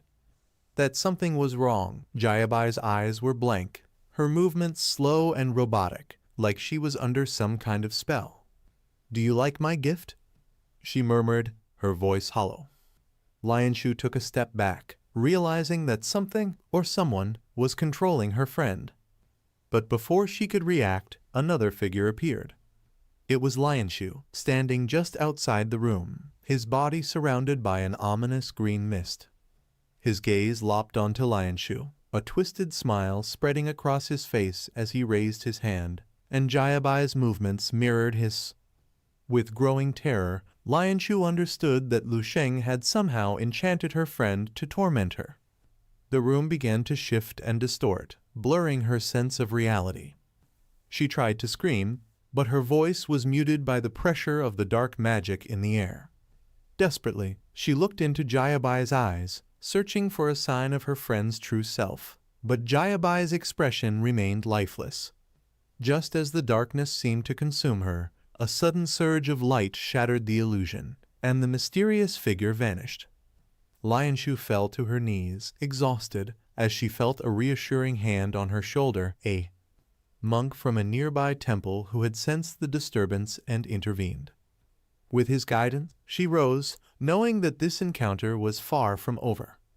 But now she had allies and the strength to confront Lu Sheng and end his dark influence over those she cared about. Hello guys, welcome back in SL Manhwa. Let's continue. Without making a sound, Liu Sheng entered Lion Su's room. She extended her hand towards him and tried to ask for help, but he began to stare at her and his eyes filled with revenge. This woman had tried to harm him several times and had even endangered his family, so he had no reason to feel pity. And although this method of assassination was cruel, he had no other option. Lion Su, who was lying on the bed, began to run out of air. Foam started coming out of her mouth, and her eyes filled with tears. She put one hand on her neck while extending the other, desperately trying to ask for help. Our boy started watching her, and upon seeing that she was suffering, he began to smile and mentioned that he wasn't any saint, just an ordinary person with some sense of justice and a bit of resentment. At that moment, a demonic energy appeared behind Liu Sheng. Upon feeling this energy, his eyes filled with fear and confusion. He knew better than anyone that this was not good. He lowered his head, and his gaze filled with terror, as only a martial saint could give him this sense of death threat. In a matter of seconds, Lion Su began to faint and slowly started to close her eyes. He began to observe her and remembered that he had the ability of premonition, which warned him of possible crises that could affect him or those around him. A level 9 martial saint should have a similar ability, so it was time to change plans. While his body was emitting a blue energy, he began to extend his hand toward Lion Su. He couldn't continue torturing her, as it could attract the attention of the Supreme Martial Saint. If he got trapped here, it would be a big problem. He brought his hand closer to her and clenched his fist tightly, and without an ounce of compassion decided to kill her right then. He began using his power, causing a powerful black energy to appear, which wrapped around Lion Su's neck, slowly suffocating her. Upon feeling this, she regained consciousness and tried to scream, but was unable. With a calm look on his face, our boy decided to withdraw since the warning he felt in his brow had diminished considerably. A short while later, maids arrived with water for her bedside. The lead maid whispered for the others to be quiet, and they tiptoed to the door, peeking inside. What they saw made them scream in horror. "Oh no, madam is dead." Meanwhile, across the city in a grand estate, a lively banquet filled the brightly lit manor. Guests flowed in, including several grandmasters. 2 young women marveled at the scene, saying they couldn't believe people of such high status were here for Mr. Chen's birthday. It was clear he had serious influence. One friend nodded, adding that Mr. Chen was a grandmaster himself, with connections to all kinds of big names, even a couple of friends in the military who were at the 8th level. The young woman's eyes widened in awe. Meeting an 8th level great grandmaster was unheard of for them, and they whispered excitedly about the chance to catch the attention of a big shot tonight. Ling Su lingered alone by the entrance, listening to the chatter around her. She looked at these so-called elites of society, feeling utterly bored by it all. Just then, a man approached her, offering his hand and suggesting she might be feeling overwhelmed because it was her first event like this, assuring her she'd get used to it. He offered to escort her inside. She politely declined, explaining she was waiting for a friend.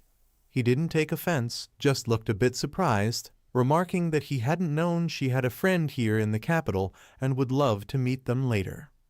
With that, he headed inside, leaving her with a small sigh of relief. Since her arrival at the Chen family estate, they'd all treated her quite well, especially this man Chen Yi, who was technically her cousin and seemed to go out of his way to look out for her.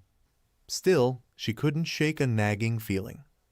Her thoughts trailed off as a voice behind her interrupted, asking if she thought he was up to no good, perhaps with some ulterior motive. Instinctively, she nodded, saying that's exactly what she'd been thinking. Then, realizing the voice was familiar, she turned around, surprised to see Liu Sheng approaching with a gentle smile. She blinked, taken aback.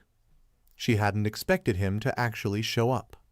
Liu Sheng chuckled, saying he'd promised to come, so of course he'd follow through.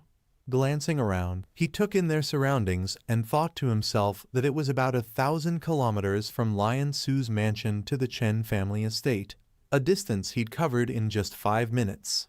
Ling Su looked at him, half exasperated, insisting he really didn't need to show up as her backup, and that there was no dramatic, novel-worthy plot unfolding here.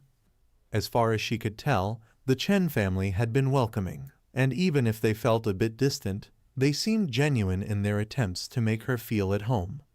Liu Sheng cut her off with a calm reminder, saying it was her wealth, not her, that they were welcoming. She let out a sigh, knowing he was right. Lowering her head, looking a bit downcast, she muttered, "Coming back. It always has a cost, doesn't it?" Watching Ling Su, Liu Sheng was a bit surprised. With her personality, he'd expected her to push back against the family's pretenses, not settle into them so easily. It was clear he still had a lot to learn about her, but as he thought it over, he began to understand what might be on her mind. She had grown up without much family love. Perhaps in her own way, she longed for even a hint of family warmth, even if it was fake. Though he understood her longing, it didn't mean he agreed with it.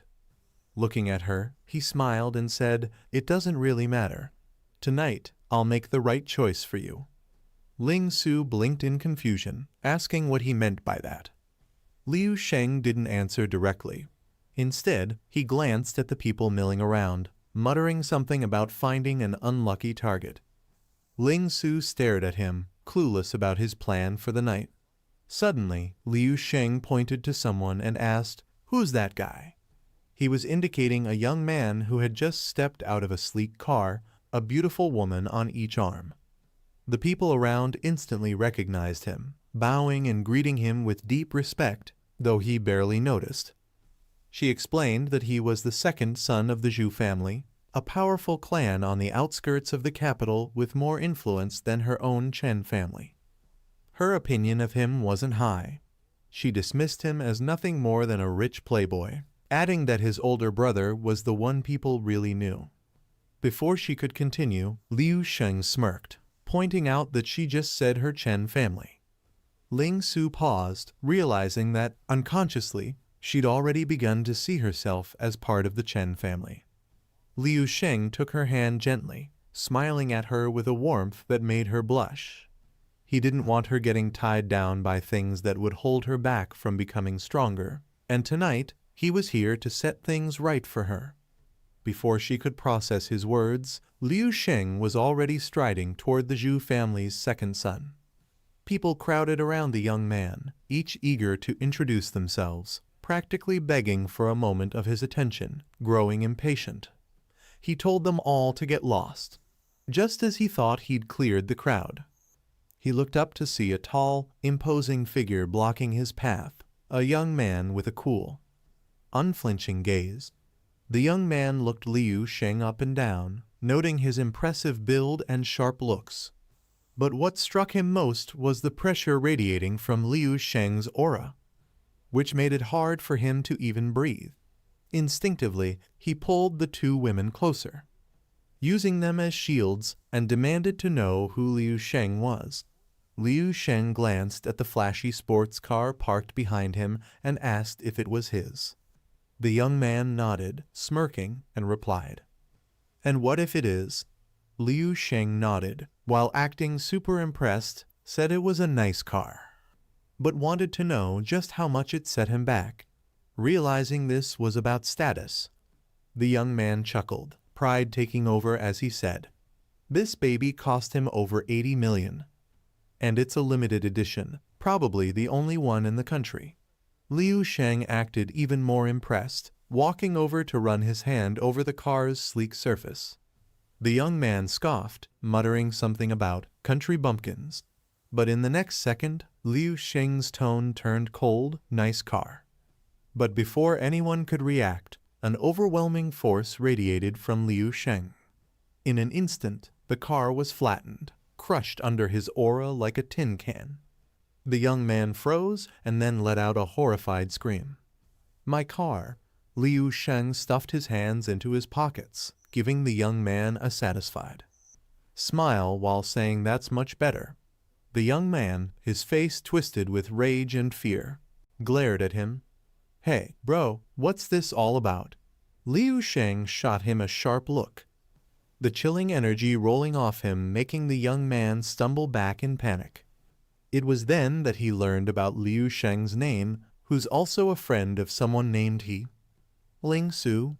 Liu Sheng told him that if he had any problems, he could come find him anytime. As if obviously looking for drama, he then pointed to the crowd where Ling Su stood and said, "That's the person he's talking about." Everyone turned to look at her.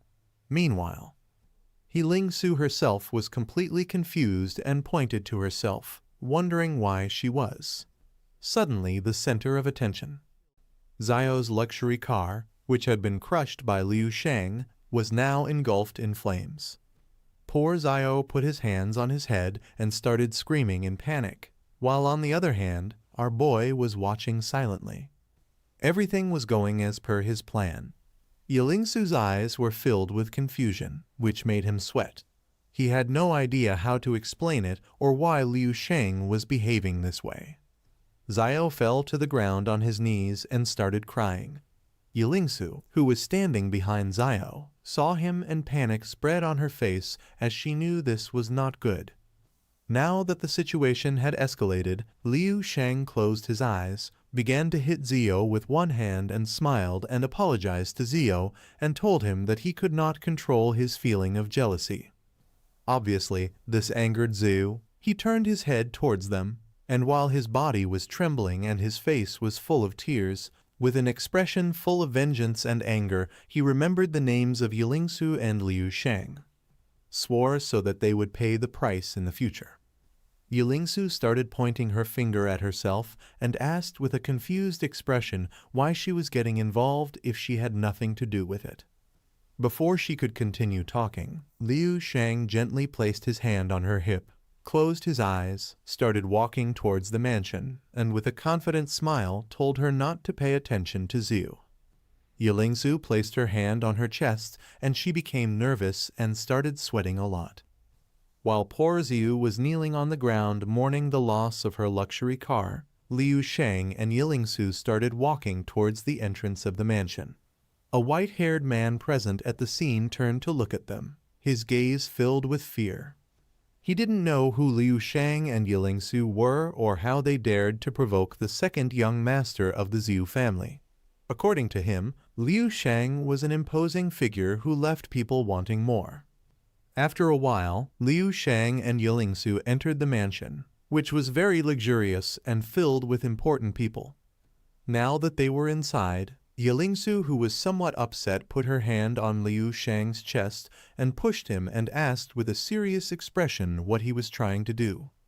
Liu Shang remained calm, staring at him and thinking quietly. He knew that if he didn't persuade him, things would go wrong. Yelingsu got angry, and with an angry look she reminded him that he just ruined Xiu's car and verbally provoked her, and for no reason he even got her involved, causing her to get into trouble. Our man didn't lose his composure, sighed, smiled, and calmly said that it didn't matter because he just wanted to help her. Questions started to arise in Yelingsu's mind. She put her hands on his waist, stared at him, and asked why he wanted to help her and what he did to defend her, asking him to at least give her a reason. Liu Shang started to look at her with a smile. After several seconds he put his hand under his chin, looked away, and started to think of a reason. This made Yelingsu even angrier, but she was surprised when Liu Shang started to imagine that Zhao was catching up with her at night to have some fun.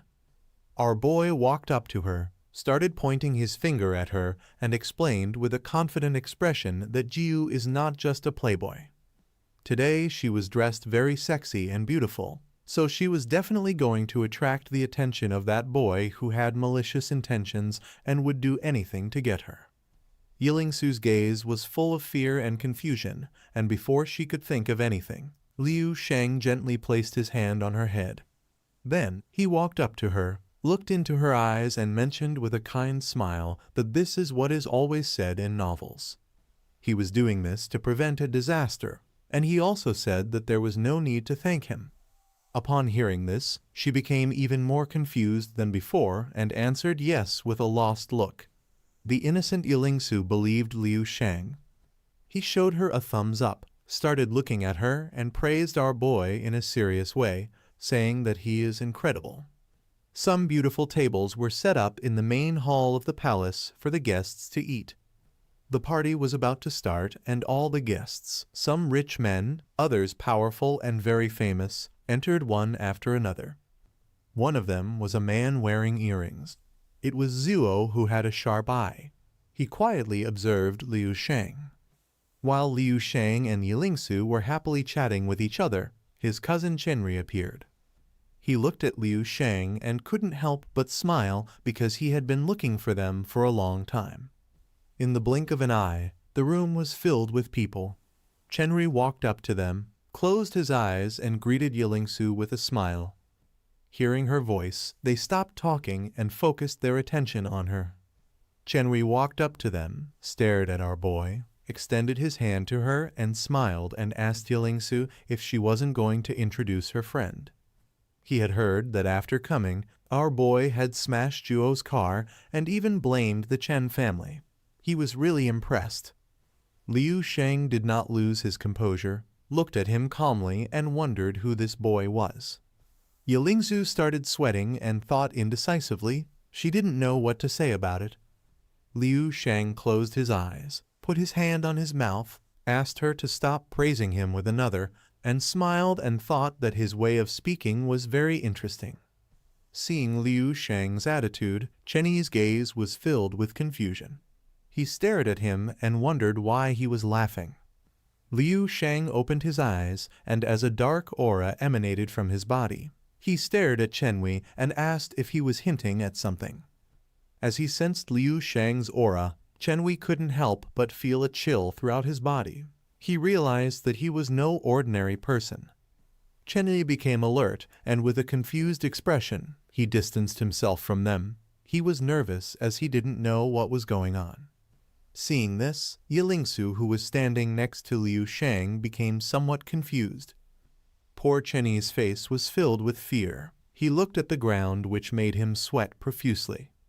He was a respectable level 6 warrior, but he couldn't stand even one look from Liu Shang.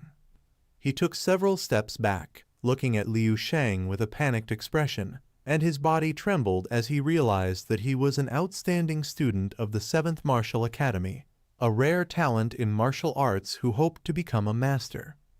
Chen Yui decided not to give in to Liu Shang's pressure and intimidation by saying that the Chen family had ties to a great level 8 master. Liu Shang started to look at Chen Yui and kept quiet. A great level 8 master was nothing compared to him. Chen Yui realized that it was not a good idea to mess with Liu Shang, so without hesitating for a second, he turned his back on him and started running away from the area, sweating like crazy as he swore that Liu Shang would regret what he had done today.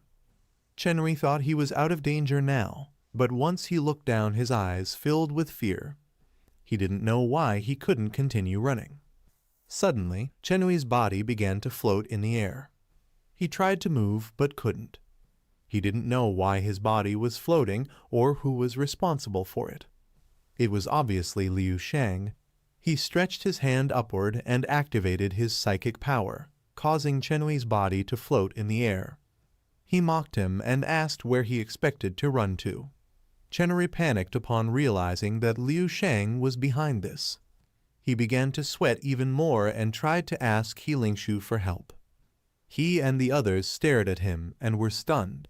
A strong aura emanated from Liu Shang's body, and with a sharp look, he asked Chen Yui if he was hinting at something and why he was talking nonsense.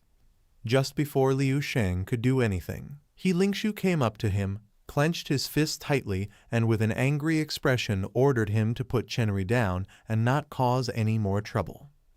With a calm look, Liu Shang started to look at her and was silent for several seconds. Then he closed his eyes and decided to listen to her. He turned his head back and used his finger to throw Chen Yi's body aside and smiled and said that He Lingshu's wishes were orders to him. When she realized that Liu Shang had thrown her into the banquet hall, she panicked. Chen Yi's body was thrown and hit the table where the banquet was, causing everything on the table to fly away. Due to the strong impact, in a matter of seconds, he opened his mouth and fainted. Hearing the sound of the collision, all the guests rushed over to see what was happening and panicked when they saw her unconscious. He Lingshu's gaze filled with fear. She felt that everything was over. She lost her composure, put her hands on her face, and her eyes filled with despair. All the hard work she had done over the years had all been wasted. At that moment, someone told the others to move aside because the second son of the Zuo family was going to do the deed. Hearing this, He Lingshu and Liu Shang's attention shifted to one side. Both were somewhat surprised because they didn't know what was going on. A bunch of angry guards appeared, and in front was the second son of the Zuo family, who clenched his fists and got angry thinking that they were making trouble. He started pointing at Liu Shang with his finger and said with an angry look that he was the culprit. He started staring at our boy and said that he is an arrogant scoundrel who knows nothing about life, asking if he really believes that just because he won first place in the national tournament and has some talent, he is someone important. Liu Shang started staring at Zhuo and kept quiet, while on the other side, He Lingshu put her hands on her chest and her gaze was filled with fear, thinking that this was not good. With a smug look, Zhuo mentioned that the only thing he did was fall into Liu Shang's trap, calling him a little coward and telling him to be ready to die. Zhuo's gaze shifted towards the beautiful He Lingshu. He stuck out his tongue and told her to wait until he is finished with Liu Shang, because after that she will see how he is going to treat her. Hearing this, she felt a chill and with a nervous expression thought that this was not good at all, while on the other side, our boy crossed his arms and started smiling. Zhuo remembered that He Lingshu was the adopted daughter of the Chen family, and if the Chen family was not interested in her industry, Liu Shang definitely would not have the right to attend the banquet. Before the situation could get any worse, someone in the crowd raised their hand and called out to He Lingshu. She was distracted and somewhat confused. Mother He Lingshu, who was wearing a beautiful dress, stepped forward and angrily asked where she found these friends and if she was going to kick Liu Shang out of here, mentioning that she should kick her out immediately if she wanted to return to the Chen family. Mother held He Lingshu's hand tightly and the two started walking away from the noise. The The woman turned back and with a sincere look asked her to come with her because later they were going to apologize to the second son of the Zhuo family to clear up the misunderstanding. He Lingshu, who was somewhat unsure, started thinking about what to do now, and before she could make a decision, Liu Shang caught her attention and said with a confident smile that he had already told her. It was just like in novels. She was a prototypical heroine. She would arrive at such events and become everyone's target. Everyone would attack and torture her. Finally, a villain would come to save her. Hearing Liu Shang's voice, she turned her head back, while on the other side, the mother became angry and started cursing at her. Liu Shang moved very quickly and made He Lingshu disappear, leaving the mother somewhat confused and frightened. He rescued her from her mother's clutches, put his hand on her shoulder, closed his eyes and said with a smile that she would no longer need any villain to save her because he had her. He Lingshu's gaze was filled with anger, asked him what he was doing, and told him that it was his fault. The mother lost her composure and got angry. With her eyes full of anger, she asked He Lingshu to listen to her mother, ordering her to break all contact with him and come with him, promising that the family would protect her and forgive this mistake.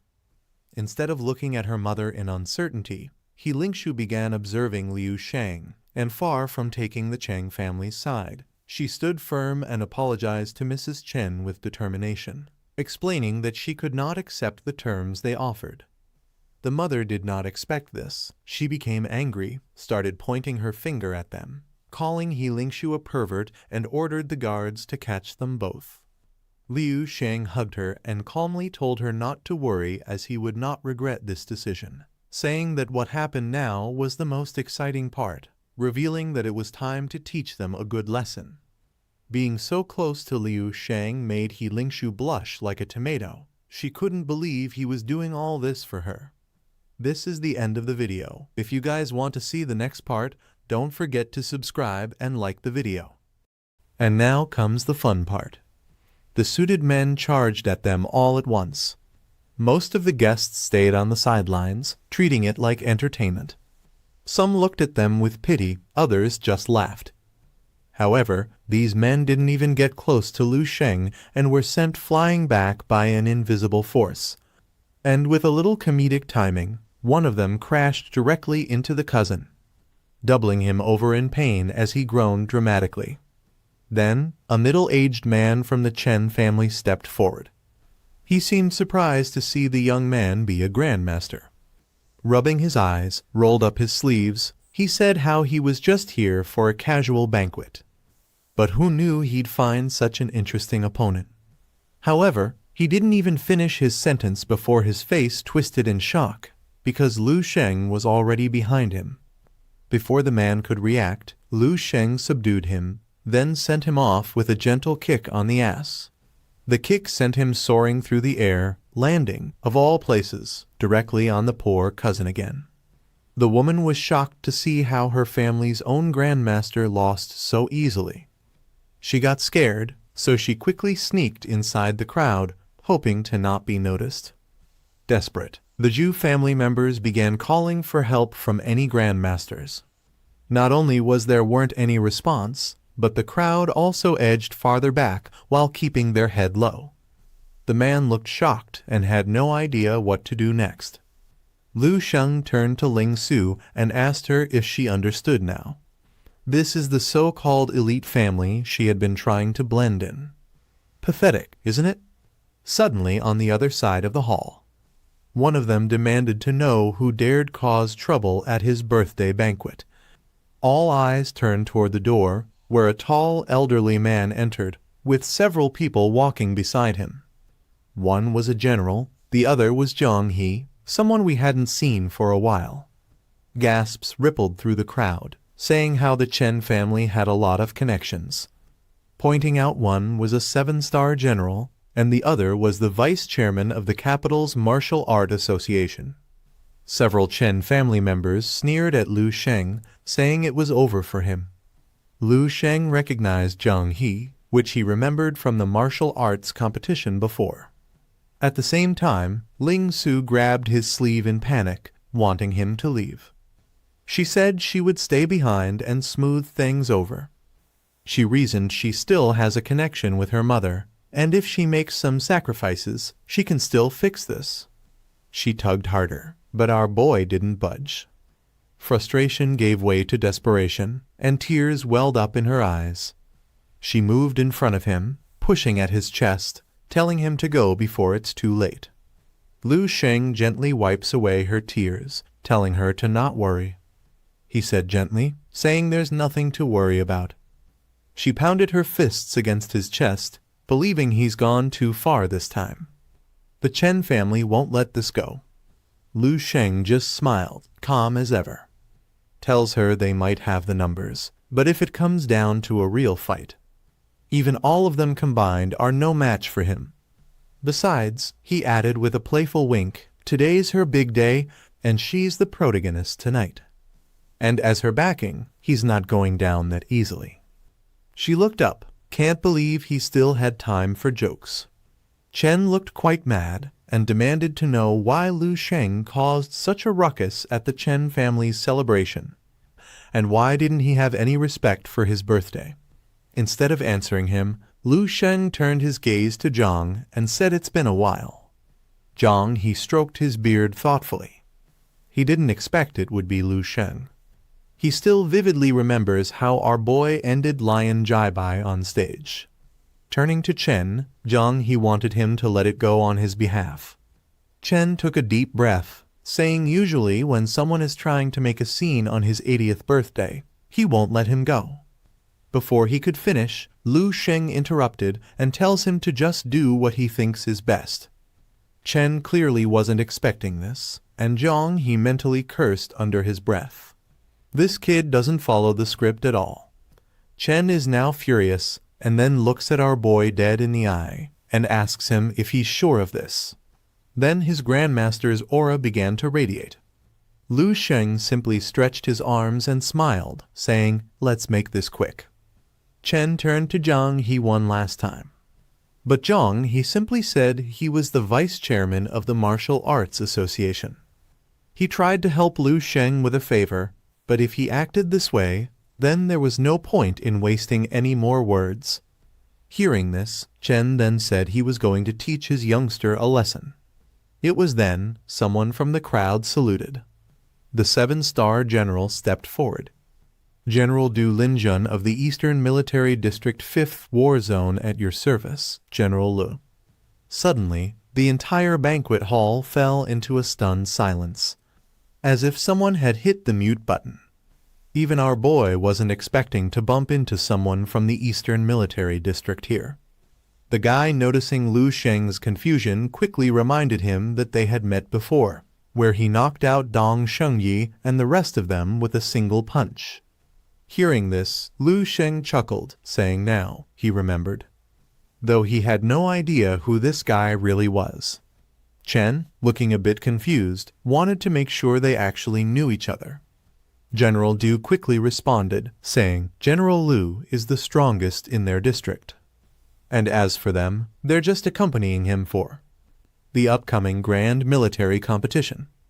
Other military guys began backing up General Du's words. Zhang, he watched in stunned silence, realizing that in just half a year, Lu Sheng had somehow jumped from a 7th level to the 8th level and already becoming one of the strongest. Chen's demeanor softened. He forced a smile and said, clearly, this was all just a misunderstanding. Lu Sheng, clearly not intent on escalating the situation further, was content to let things settle. End of the day, he wasn't here to push anyone to the limit. So he patted Ling Su on the shoulder and said, let's get out of here. General Du gave another salute. Just then, the woman who had been hiding in the crowd suddenly called out Ling Su's name. She ignored her and said Lu Sheng was right, looking ahead. All this fake family loyalty means nothing to her.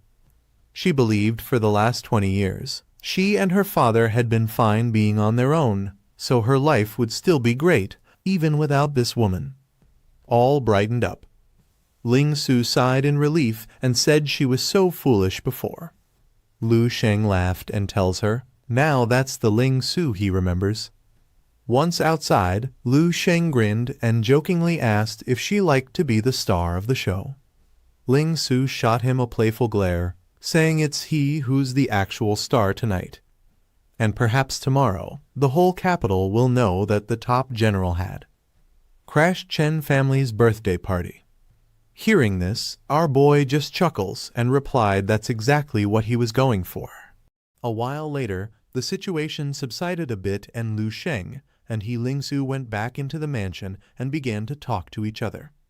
He Lingsu also calmed down a little and with a serene expression asked Lu Sheng what he had just said.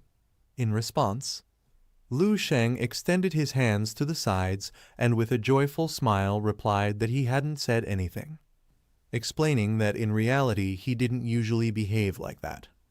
He Lingsu began to observe him and remained silent, thinking that Lu Sheng was someone very interesting. Lu Sheng started pointing at himself and his face transformed into Jotaro's. He had always been a very reasonable, modest, and discreet person, but today he had made an exception for her. Seeing his expression, He Lingsu's glance filled with confusion. The truth was that she did not believe him one bit. She turned her back on him and started to walk away. Lu Sheng turned his head back, began observing the party with a curious look. He had used his body as bait to attract and kill members of the Black Magic Society, then had projected his martial will to kill lions who subsequently had traveled thousands of kilometers to deliberately attack the Chen family territory. In conclusion, he had made his plan succeed, but then his expression became serious and his gaze restless since he always had a strange feeling of unease. But it was weird because the immortal cells in his forehead were calm and without any problem. However, he simply felt that something was not correct. Our boy put his hand under his chin and with a calm gaze came to the conclusion that he was overthinking it and started to smile. He turned to Lion Su, put his hand near his mouth, and asked her whether she wanted to take this moment to talk about the next recipe. Hearing this, the attention of He Lingsu, who was leaving, returned to Lu Sheng. Without losing a second, she turned around, approached Lu Sheng, and with an anxious expression answered yes. Watching her behavior, Lu Sheng couldn't help but feel somewhat confused, realizing that she got very excited when it came to making medicines. After a few hours, once the party came to an end, the lights in the guest hall of the Chen family mansion were turned on in the room where Chen, General Du, and Zhang He both sat on the sofas, and while he were enjoying a cup of tea, Chen extended his hand with a grateful smile and thanked both of them from the bottom of his heart for what they had done tonight. Otherwise, the Chen family would be completely finished. Jiang He moved the teacup away from his mouth after taking a sip and, with a serious expression, mentioned that they had only made a small effort, but that luck and misfortune were intertwined, advising Chen to take this opportunity to properly reorganize his household since, after all, He Lingsu was still part of his household. Du turned to Chen, and with a calm look, he asked him to pardon him for not stepping forward to defend him, as honestly he had been surprised to encounter Commander Lu Sheng. Only after observing carefully did he dare to confirm. General Du's eyes filled with seriousness, revealing that before the military exercises of the entire army, there were some things that were still at a discrete stage. He could only tell them that Commander Lu Sheng's strength far surpassed their imagination, and the army had great expectations for him in the future, revealing that he was the only one who could match up to the person supporting Elder Zhang Chen. Upon hearing this revelation, Chen and Zhang He were surprised, and their eyes filled with surprise. They did not expect Lu Sheng to be so strong.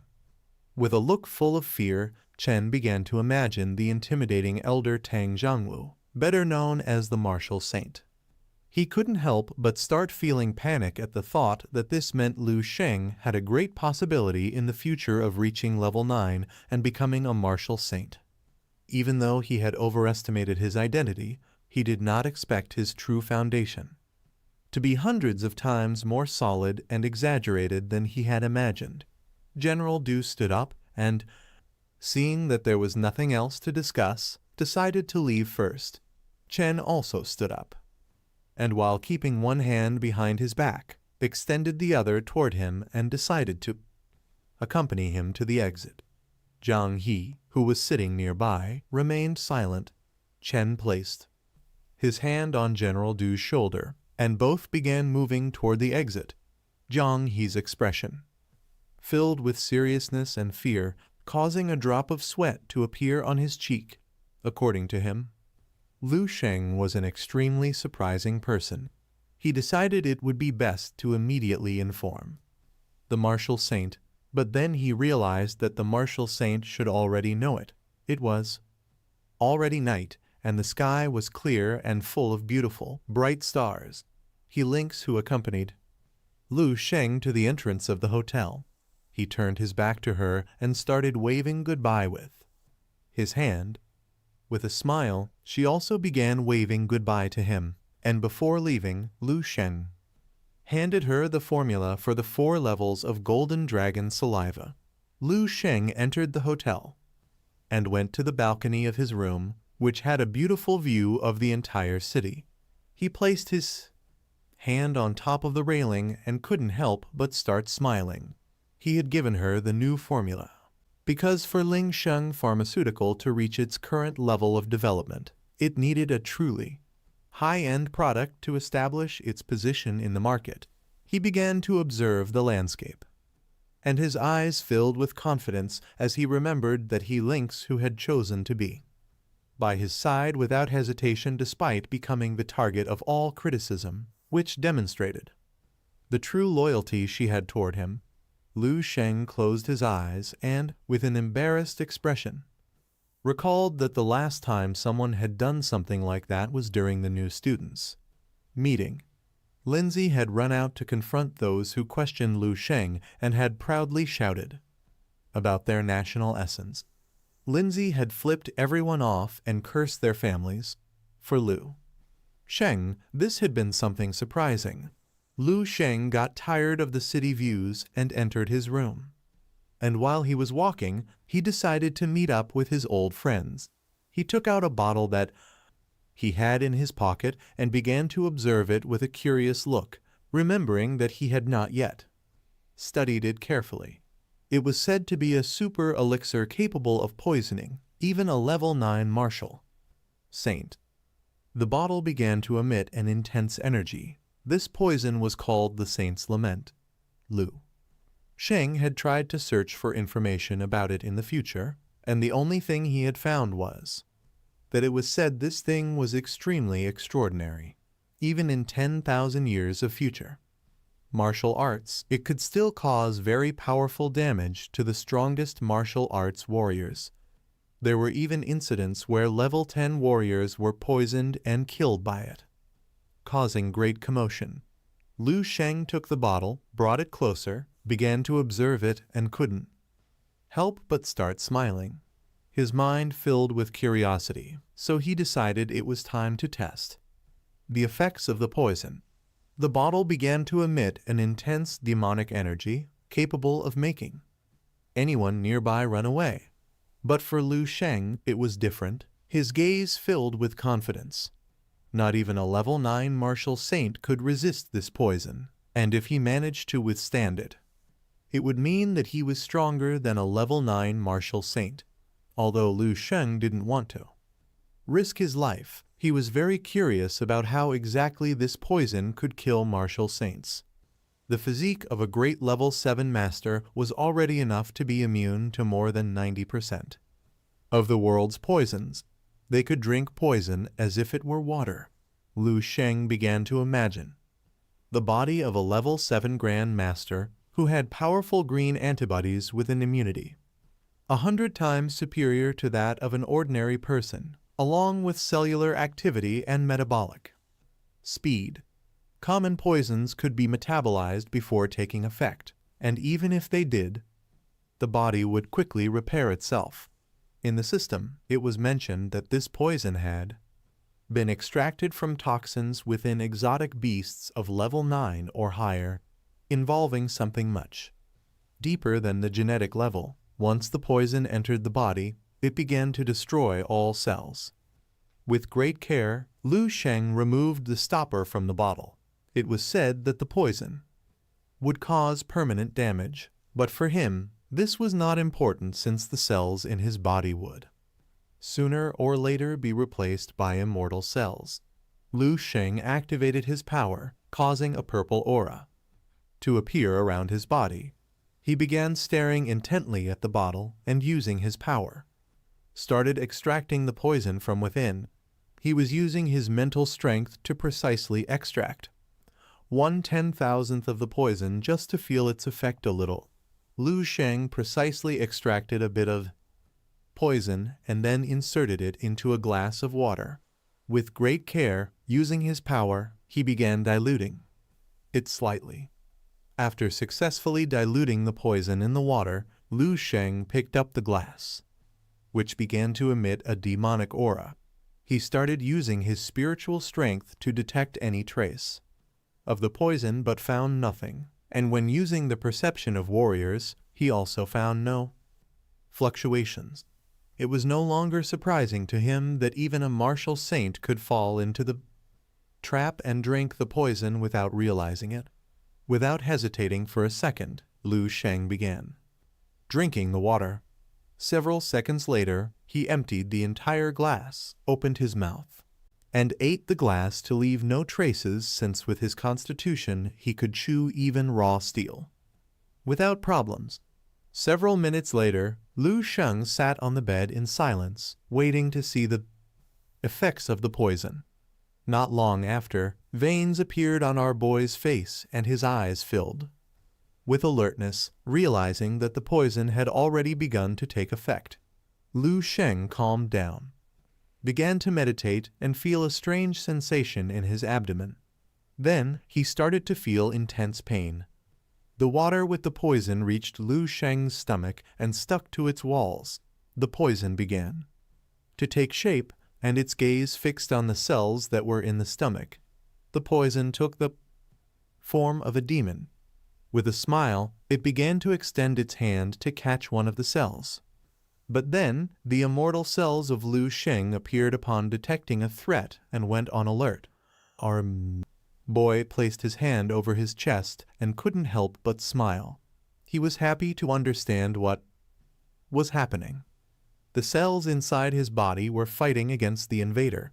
The power of the poison wanted to devour his body to transform it into a beast. The poison tried to devour the cells, but the immortal cells began to fight against it, not giving it any chance to defend itself. The poison was trying to merge with Lu Sheng's DNA, but his cells were desperately fighting to prevent the transformation from happening. With a serious look, Lu Sheng remembered that the genes of beasts, as advanced beings, were extremely aggressive. Too deep a contact with them could lead the body to be influenced or even assimilated. It was similar to those dark paths he had encountered in the depths of the cave back then. Not only had the soldiers' spiritual strength been distorted, but their bodies had also been contaminated and taken on beastly forms. Lu Sheng began imagining one of the men eating a beast. He placed his hand over his abdomen, and his eyes filled with surprise. Despite having ingested some poison, it was comparable to an ordinary person eating a level 7 exotic beast, the only difference being that his body was too strong.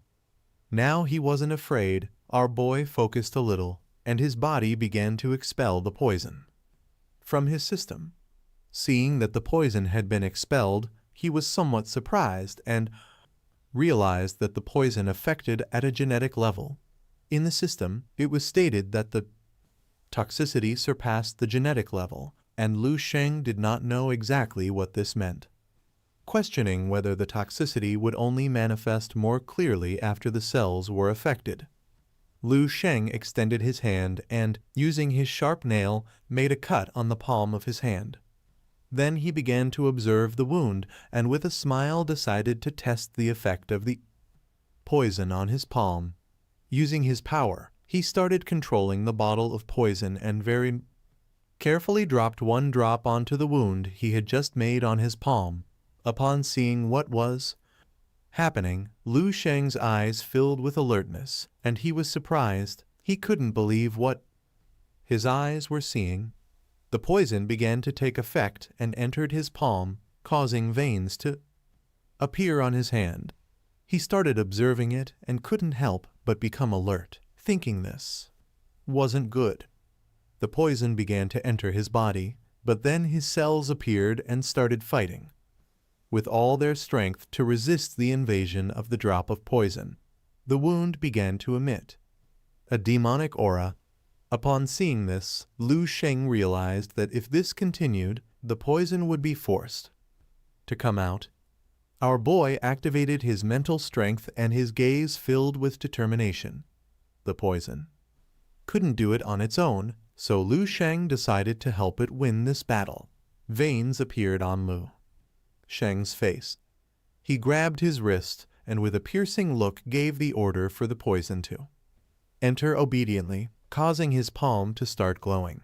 The poison began to enter his palm, and his hands started to transform into that of a demon, making claws appear. A while later, the poison successfully entered his body. Lu Sheng began to observe his hand and his gaze filled with disappointment since he felt nothing. But just then, a demonic eye appeared in the middle of his palm, right where he had made the wound for the poison to enter. Seeing this, Lu Sheng's eyes filled with surprise and confusion. He began to sweat and went on alert, wondering what was happening. This is the end of the video. If you guys want to see the next part, then don't forget to subscribe and like the video. Yet despite his efforts to help the toxin, the mutation only advanced up to his wrist. Beyond that, his body's immense strength blocked it completely. Curious, he flicked his finger lightly. A powerful energy shot out, and the desk in front of him was instantly shredded into several pieces. Even Lu Sheng was slightly shocked. All he did was flick his finger. Yet he wasn't expecting this kind of destructive power. It rivaled, and in some ways even exceeded, the power of his stellar immortal body. At the same time, he could sense destructive and chaotic energy coursing through his hand, all concentrated in the mutated cells. It reminded him of his immortal cells, but there was a stark difference.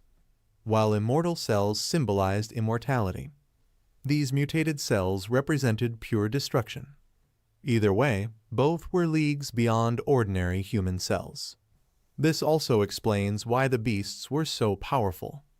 His immortal cells had gone through countless evolutions to reach their current state, while mutating his entire hand hadn't even required 1,000,000 transformations. Then an idea struck him.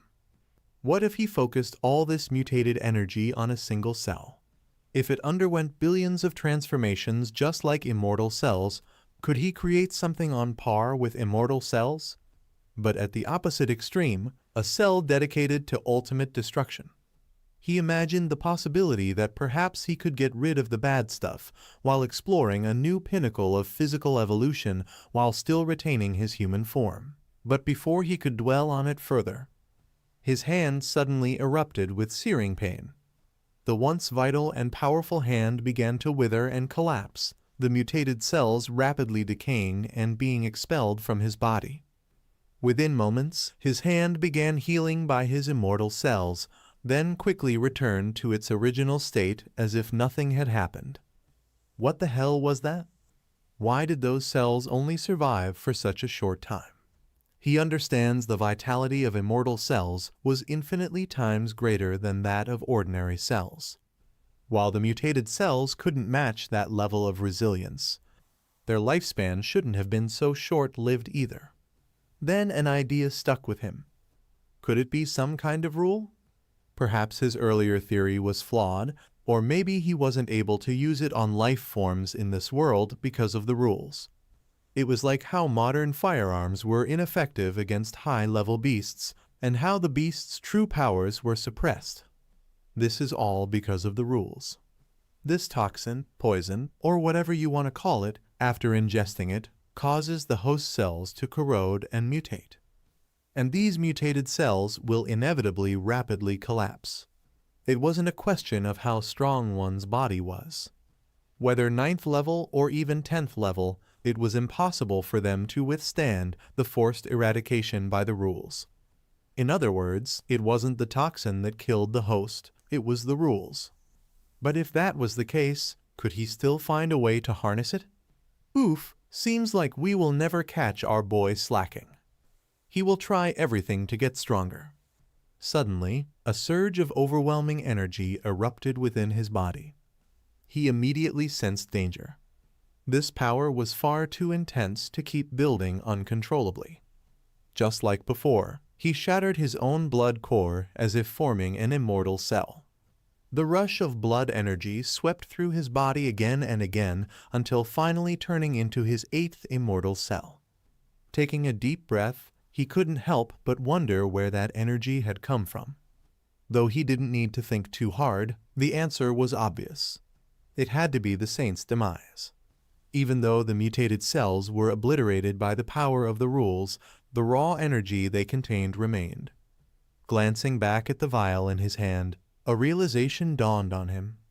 If just one drop held such immense energy, then the entire bottle could be an unparalleled resource for energy. Wasting no time, Liu Sheng repeated his earlier process. The results, however, were surprisingly different. Each time he experimented, his hand took on a new, bizarre form. Yes, you heard that right. Take a look here. This looks oddly like the Parasite anime. Anyway, let's not lose track here. He then tried it again, and this time it was a different mutation. Finally, after several trials, he sat on the ground, catching his breath. The experiments made him consider something even crazier. What if he pushed a single cell to its absolute limit of mutation? Even if the rules tried to suppress him, so what? Rules were meant to be broken. If the rules can affect him, he thought, then it only proves one thing, which is that he was not strong enough yet. The scene shifts to a distant snowy mountain. Meanwhile, two climbers make their way toward the summit. One of them remarked, "So the rumors about an otherworldly peak above Chan Shan Mountain are true." The other shook his head and then pointed to the distance, saying this doesn't even count as the true peak. The real summit lies far above them. Suddenly, one of them noticed a large stone nearby. On its surface were carved the words, "God among men, mortals, turn back." The words suddenly reminded them one of their nation's martial saints was constantly training somewhere in the mountains, and this must have been the place. At the mountaintop, a young man respectfully bowed as a group of black-clad individuals slowly put down a casket. The young man informs that they have brought the body of the fifth lady. Moments later, a man spoke questioning if he knew how she died. The young man replied that her neck was snapped and she died instantly. He then detailed everything Lion Su had done in recent times, leaving nothing out. After hearing the full story, the Jiddo martial saint, we should call him Zhao Jai, sighed deeply. She made too many mistakes. She deserved her fate, Zhao Jai said. The young man next to him interjected, calling Zhao Jai Lord, and explained the lady's adversary was 1,000 kilometers away when she died.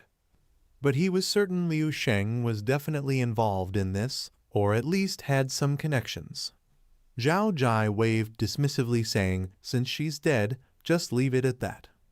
The young man's expression twisted in frustration, believing the lady's death is an insult to the Lord. Not to mention they all know it was Liu Sheng's doing. Zhao Jai placed a firm hand on the young man's shoulder, asking what is he suggesting. Should he disregard all costs just to hunt him down for revenge? The young man hesitated but didn't say anything. Zhao Jai then shook his head, saying, "Although he's a 9th level martial saint, he is nowhere near God among men. There are rules, and everyone, including him, must abide by them." He explained that Liu Sheng is the military's top prodigy. If they make a move, the military will do everything in their power to protect him. Besides, there's no direct evidence tying him to this. Reluctantly they sounded calm, a powerful energy erupted from him, and soon his body dissipated into nothingness. From the void, a shadowy figure slowly emerged. Stepping out of the void, its aura so overwhelming that those nearby dropped to the ground in terror. The next day, while people were living their normal lives, Liu Sheng went to a cafe with his old friends. They ordered cakes and milkshakes, and while Yang Yuan was drinking quietly, Lindsay clenched her fists, and with a curious look asked our boy what the underground battlefield was like. Liu Sheng's attention was focused on her, not knowing why she was so interested in knowing. He folded his hands, looked at his friend, and decided to calmly explain everything in detail. She extended her hand to the side and began to describe what an underground battlefield was like. Hearing this, Lindsay was a little surprised, and her gaze was filled with excitement. Liu Sheng then extended his hand to Yang Yuan and began to explain in detail how the animals on the battlefield were like. Yang Yuan, who was quietly drinking her shake, felt somewhat confused and surprised, and her expression seemed to suggest that she didn't care to know at all.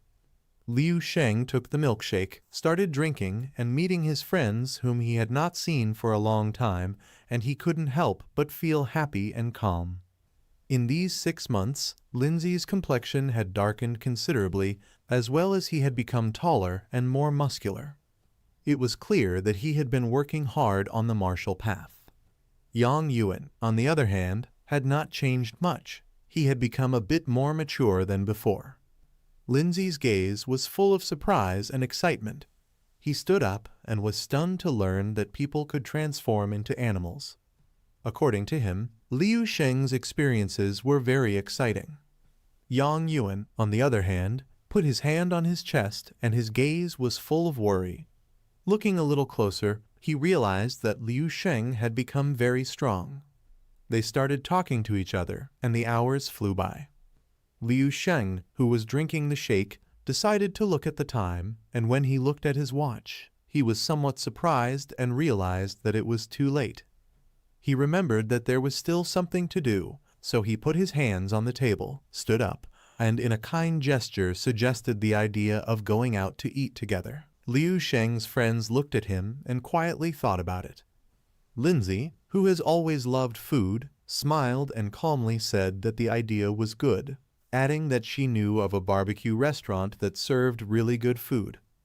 Yuan Yu's eyes were set on our boy, and she agreed without hesitation, thinking it was a good idea. But just then, Liu Sheng began to feel a strange sensation, which left him in shock and his eyes filled with fear and confusion, not knowing what was going on. Liu Sheng threw the milkshake on the table, put his hand on it, and put the other hand on his head to try to ease the pain. Seeing this, Yuan Yu ran up to him, held his hand and asked worriedly if he was okay. Lindsay panicked upon seeing this and asked our boy what had happened. Liu Sheng's eyes were filled with alertness and worry. He raised his head and apologized to his friends, explaining that he had to attend to an important matter. Hearing this, Yuan Yu panicked and became confused. Our boy ran out of the restaurant, said goodbye to them, and in a sincere gesture asked them to eat first, under the pretext that he would come later. Yuan Yu remained silent, while Lindsay on the other side started to say goodbye to our boy with a smile. Lindsay's eyes filled with memories as she saw Liu Sheng leave. She tried to extend her hand to him to tell him not to go, but then she decided not to go, realizing that now even eating with Liu Sheng has become a complicated task. She remembered the days when they used to eat together in the dining hall of Shen Gu Academy. Yuan Yu put her hands on her chest and started worrying, not knowing what happened to Liu Sheng. At the same time, our boy clenched his teeth as he started to feel uneasy. After walking a short distance from the restaurant, he activated his power, gained momentum, and started running at a very fast speed. And seeing his expression, his friends realized that he was having some trouble. Today was the perfect day for a walk, and not far away was a beautiful park on the outskirts, perfect for such days. While some people were having a picnic and others were playing with their children, Liu Sheng sat on a bench, lowered his head, and kept quiet. He looked at the ground in a lost mood and thought quietly. Then he raised his head, and his look was filled with alertness and fear. A moment ago, 13 immortal cells had begun trembling violently, flickering like fireflies. He was feeling an unprecedented sense of crisis striking his consciousness again and again, each time becoming more intense. He didn't know why this was happening. He closed his eyes and decided not to sit idly by, and thought it would be better to go search about this in the resource archive. He went to the dream space, where zombies were roaming everywhere. Then he headed to the resource library where AI was, and with a worried and curious expression, he asked her to show his vital history. AI's eyes began to shine, and following our boy's orders, she started projecting several system windows. Liu Sheng began reading carefully and couldn't help but feel calm since nothing had changed. But then he noticed something, and his gaze became restless, leaving him in shock. In front of him appeared his status window, in which it showed that his life began in June of the year 297 of the Martial Path until January of the year 317 of the Martial Path, leaving him somewhat confused.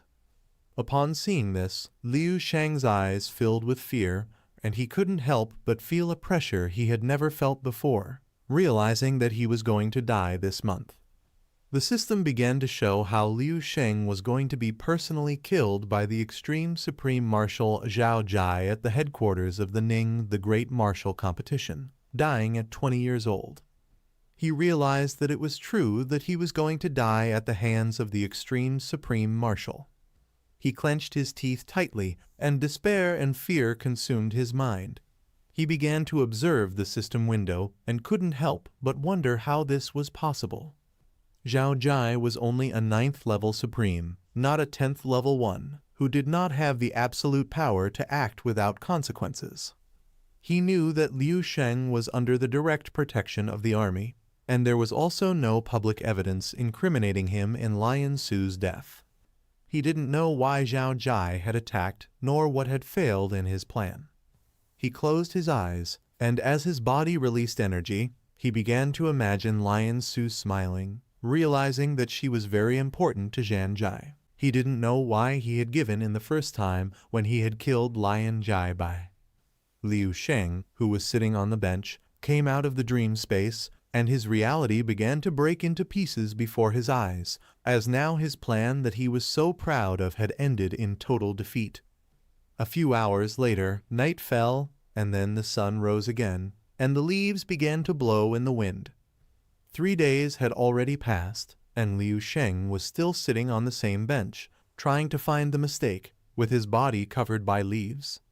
Shortly after, Liu Sheng caught the attention of a couple who were calmly strolling through the park. The woman, somewhat confused, started pointing at our boy with her finger and told her boyfriend that they had seen Liu Sheng 3 days ago, and he was still sitting in the same spot.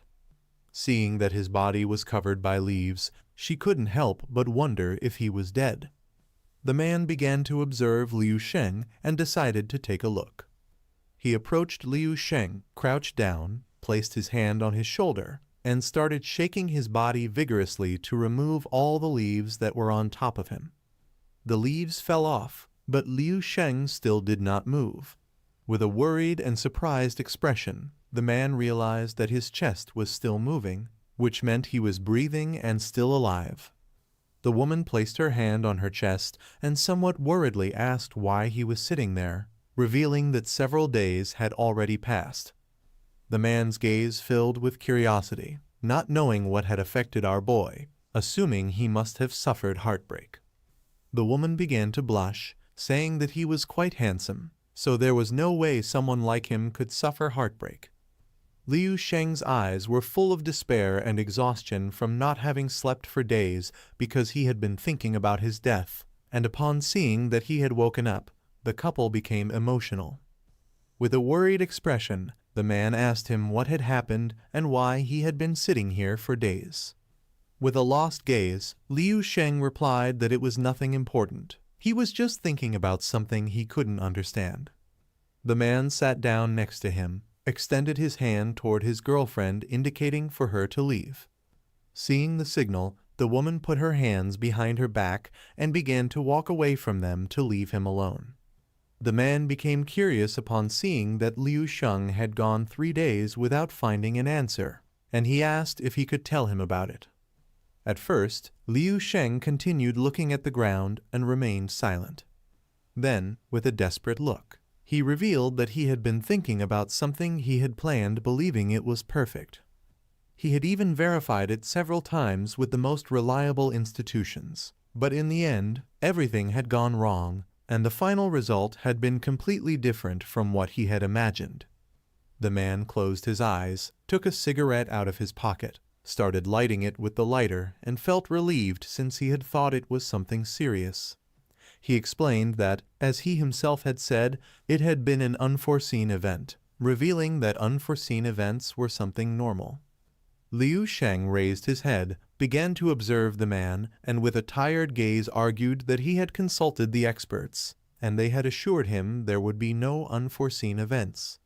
After lighting the cigarette, the man started looking at the sky and took a drag. Then he turned his head toward him, and with a confident look began to show 2 fingers, explaining that this only meant that the expert our boy had consulted was not so much of an expert, or maybe was a fraud. Liu Sheng's eyes filled with surprise, and he was in shock upon hearing that the expert wasn't so much an expert, but a fraud. The man took another drag from his cigarette, closed his eyes, and mentioned that, as the saying goes, out of 10 things in life, 9 don't turn out the way one wants. He asked why Liu Sheng was complicating things so much.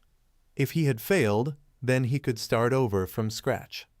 These words were just what our boy needed. He regained his spirits, stood up, and with a confident expression thought that the man was right. He had been worrying too much by believing he knew more than he actually did, realizing that nothing in this world is 100% certain. He thanked the man for helping him see this. Upon seeing the sudden change in attitude of our boy, the man couldn't help but be somewhat shocked, and his eyes filled with surprise. Without wasting a second, Liu Sheng turned his back on the man and started running like crazy. Seeing this, the man couldn't help but smile and feel envious, thinking that being young was the best since they had so much energy. A while later, Liu Sheng went to his mansion and made a call to King Su. He didn't care if she could come or not, but asked her to take good care of his parents since he could handle this on his own. After saying this, he hung up the call and his attention fixed on the phone. He had made a mistake, not knowing since when his thoughts had begun to drift. But now, even though he had absolute control over his body, his intellect, and even in a martial god state could understand everything as if he were looking at the lines of his own palm, he realized that he had become too dependent on strategy and not on his fists. He started browsing through his phone, and his eyes filled with joy, causing a smile to appear on his face. For him, sometimes it would be better to be a little more impulsive. He had relied too much on the predictions of the dream space, so much so that he never really stopped to consider it. While the rays of the sun were entering his room through the window, he approached the automatic door, and his eyes filled with confidence. If that so-called future really existed, the recorded past never had errors. But the future could always change, proving that what it showed as future was not a true future, but rather a calculation based on data. Liu Sheng began to look at the ground and a smile appeared on his face, realizing that this explained why the dream space could only show futures where it did not destroy itself. He had always thought that the flapping of a butterfly's wings would not affect something that was going to happen in 10,000 years. He raised his head and with a gaze full of confidence realized that it could not calculate itself. No matter how strong someone was, no one could raise themselves up. A god may create a world, but even a god cannot create another being as great as itself. From the moment Liu Sheng first encountered the dream realm's life records, he accepted them as a predefined future. Over time, he used the knowledge from the Fireseed project and provided this world with countless powerful formulas and supplements. Yet he also observed something weird.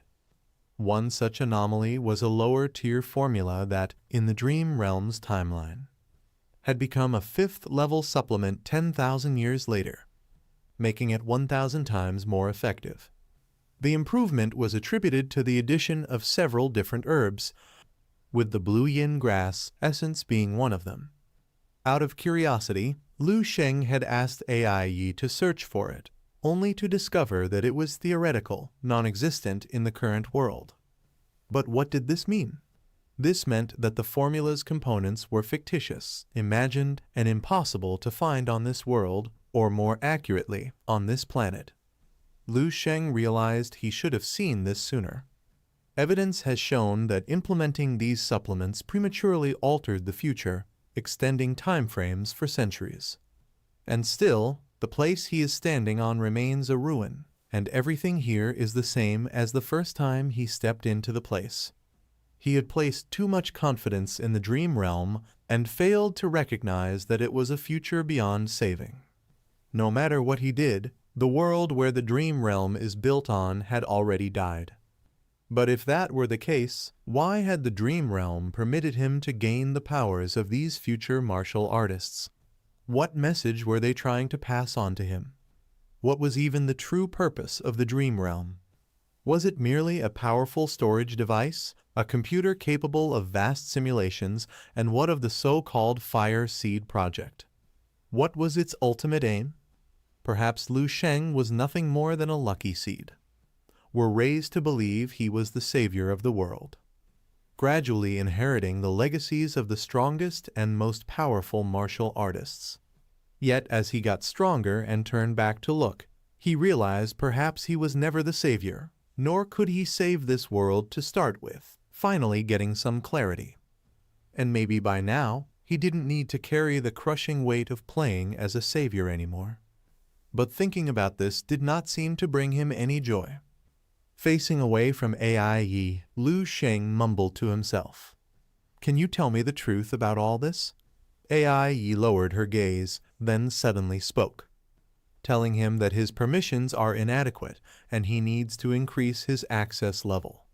Lu Sheng spun around, shocked that AI Yi had actually responded. For the first time, he seemed to reveal the first layer of the Dream Realm mysteries. Yet beneath that first layer, there appeared to be even more mysteries, and he would need to keep climbing through the ranks of the system to uncover the complete truth. But at least this small revelation lifted a load off his shoulders.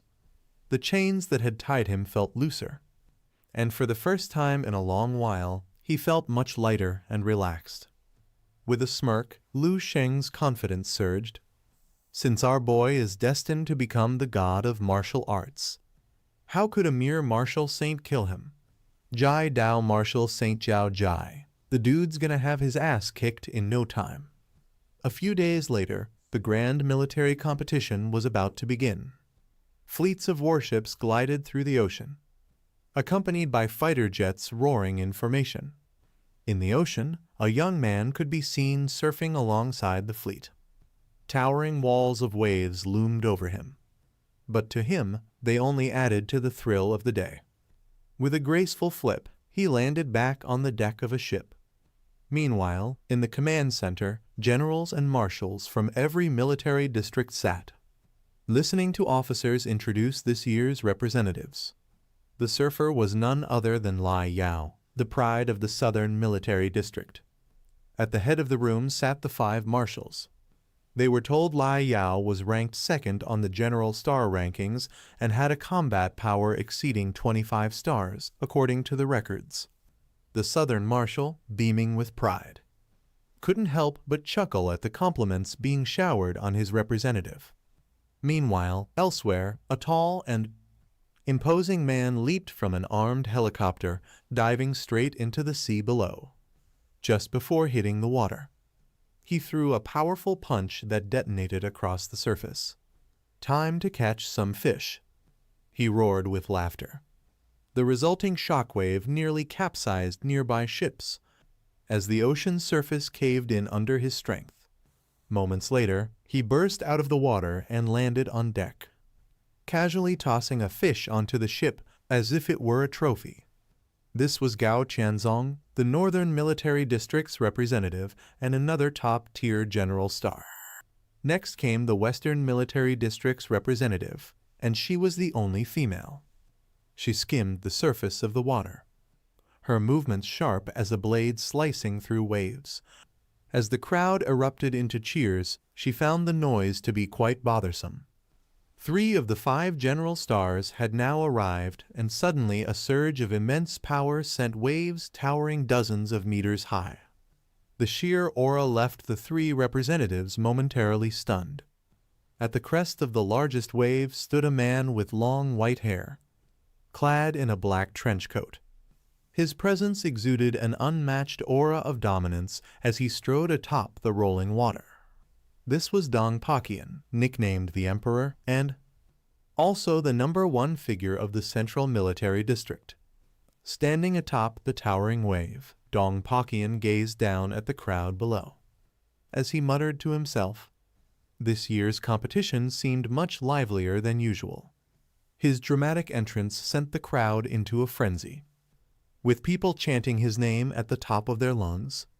In the command room, even the seasoned officers couldn't hide their surprise, though his arrival was undeniably flamboyant. There was no question that Dong Pakian possessed the qualifications and strength of a true top general. Rumors swirled that his combat power had surpassed 40 stars, placing him in an entirely different league from the other 3 representatives. As the room buzzed with discussions, the Central Marshal gave a modest smile and addressed his counterparts, saying everyone is flattering them. The Central Marshal then turned to the Eastern Marshal, saying the 4 districts' representatives had all arrived. But where is the Eastern District's representative? Hearing this, one of the men chuckled and replied, the Eastern representative perhaps had arrived long ago, just without the fanfare. Another burst into laughter, saying how he heard that the Eastern District's pride, the so-called blazing sun of the East, surely they'll see him today. The man chimed in, teasing. Perhaps he already appeared, but deemed himself unworthy, and they simply overlooked him. The Eastern Marshal ignored their jabs. Turning to a subordinate, he asked in a low voice, "Where is Lu Sheng?" It turned out that Lu Sheng had arrived at the military headquarters days ago, but never left his room, reportedly in closed-door training. Because of that, no one disturbed him. Hearing this explanation, the Eastern Marshal nodded in understanding, saying just let him be, no need to interrupt. He paid no mind to the taunts of the others. News of Lu Sheng's feats, such as slaying the 5 demons of the Dark Demon Society, had already spread among the military's highest ranks. Compared to the so-called emperor, Lu Sheng's importance was on an entirely different level. While it would have been ideal for Lu Sheng to make a strong impression during the competition, becoming stronger is a bigger priority. Just then, a staff member's headset crackled to life. The woman startled, checked her tablet, and showed a look of shock. She announced that Lu Sheng had arrived, but she didn't know how to explain it. It's better just to have everyone see it for themselves. The entire command room fell silent. The tension thickened as everyone turned their attention to the screen. Moments later, their eyes widened in shock. The first thing they saw was a bed, and yes, a floating bed slowly making its way towards them. Right in the middle was our boy, lounging in his pajamas, snoozing away without a care. He was sound asleep, and from the look of it, he seemed to be having the best nap of his life. The old man's expression suddenly twisted, his face contorted with fury. He argued it was Liu Sheng who crushed the hope of their lord, and for that, Liu Sheng must pay with his life. By the 3rd day, Dong Po Chan was on a roll, taking down yet another beast. By now, he'd gotten used to the intense environment and the pressure around him. Even the fearsome level 8 beasts couldn't withstand a single strike from him. Meanwhile, back in the conference room, The marshals were utterly shocked. It had only been 3 days, yet Dong Po Tian's merit points had already reached a jaw-dropping 1.58 million. They couldn't even begin to imagine how many beasts he'd killed so far. While the other 3 representatives combined didn't even come close to his score, one top general remarked that Dong Po Tian's strength was probably on par with his own now. Not to mention the other 3 were still battling at the 1,000-meter mark. While he was already 3,000 meters deep, some even began comparing the representative, saying the difference between Dong Po Tian and the rest was like a kitchen knife versus a great sword. And this wasn't even the craziest part. Dong Po Tian was still under 50 years old, making him shockingly young for someone of his caliber. That being said, everyone in the room couldn't help but notice something odd, because nobody seemed to know where Liu Sheng was. All they could see was that his merit points hadn't changed at all. Whispers started spreading across the room. Was Liu Sheng avoiding the competition on purpose? Curious eyes turned toward the Eastern Marshal, but he stayed calm. All he really cared about was to figure out what Liu Sheng was up to. The scene shifted back to Dong Po Tian. By now, taking down level 8 beasts was as easy as breathing for him. After finishing them off, he would carefully gather their bodies. Over the past 3 days, he'd lost count of how many beasts he'd killed, but he was sure his merit points were in the millions. However, he couldn't dive deeper into the ocean. Anything beyond 3,000 meters would cause the communication devices and cameras to malfunction. And this was pretty much his limit as well. So he decided it was time to head back. As he slowly swam upward, he could already picture the future, solidify his position as the #1 general star in the entire military. Ready to step into the ranks of the top generals. I wonder how he'd feel if he knew our boy is already a top general. Just as he was basking in this thought, a strange noise came from below. Instinctively, he turned around and looked below him. What he sensed made his heart skip a beat. He could almost feel the powerful blood energy coming from it. Could it be human? No way, he thought. That was impossible, or at least it should be impossible. Whatever it was, this overwhelming presence sent chills down his spine. This kind of power felt like nothing less than a 9th-level martial saint. But who or what could possibly surpass him by so many levels in sheer blood energy alone? But again, who would even stay in the pitch-black depths of this endless ocean? He took a deep breath, convinced there had to be some terrifying beast lurking down there. Deciding not to stick around to find out, he turned back and headed for the surface. When he surfaced, the other 3 also began to appear one by one. The girl chuckled, noticing that their hauls of trophies were pretty similar to hers. She thought to herself that this grand military competition wasn't anything special after all. But then they saw Dong Pachen's loot. Their jaws practically hit the ocean floor. In the conference room, the merit points had already been tallied. Dong Pachen racked up a staggering 7.5 million points, while the other 3 only had 300,000, 160,000, and 200,000 respectively. When the girl heard this, she could hardly believe it. The combined scores of all 3 of them didn't even come close to being a fraction of Dong Pachen's total. The trio had no choice but to accept the massive gap between them and him. It seemed their only role in this competition was to highlight just how ridiculously strong Dong Pachen was. And yet, Liu Sheng's merit points still sat stubbornly at 0. Had he left? But that couldn't be right since no one had seen him leave. A few marshals were starting to look disappointed, some even questioning whether Liu Sheng was as powerful as everyone claimed. Maybe he hadn't managed to defeat a single beast. But the Eastern Marshal stayed calm, knowing full well what Liu Sheng was capable of. He wasn't worried about embarrassment. He just wanted to know where Liu Sheng had gone. The scene shifted to the deepest part of the ocean. It was a place so dark you couldn't see your hand in front of your face. Lu Sheng stood there, silently clenching his fist, then slammed it into the rocky wall beside him. Over the last 3 days, his body had been pushed to the limits, much like it had been during his gravity chamber training. The pressure of the deep sea, combined with his water breathing, had made his attacks even more powerful. Around him lay the massive corpses of countless beasts. But Lu Sheng wasn't focused on them. He had something more important to test, which is experimenting with moving his immortal cells to other parts of his body. Starting with his arm, he extended one hand forward and clenched it tightly. It was so powerful he could grip anything into the void. A faint smile appeared as he nodded in satisfaction. Then came his leg. With a single stomp, the seabed collapsed.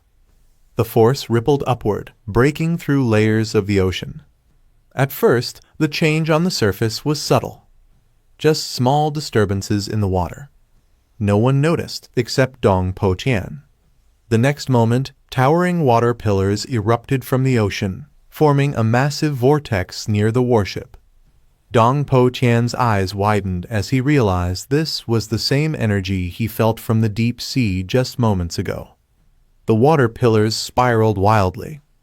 Within the vortex, Lu Sheng appeared, and with just one stomp, he effortlessly got back to the surface. Dong Po Tian gulped hard, staring at Lu Sheng in disbelief. Could it be him? Meanwhile, Lu Sheng looked pleased with himself. Testing his ability to merge the immortal cells with his stellar body technique, channeling the energy throughout his entire body. With just one casual punch, he estimated that he could now unleash a strike equivalent to 100 stars. With one stomp, he could shatter the depths of the ocean. As the beast corpses began floating up to the surface, Lu Sheng paused to reflect.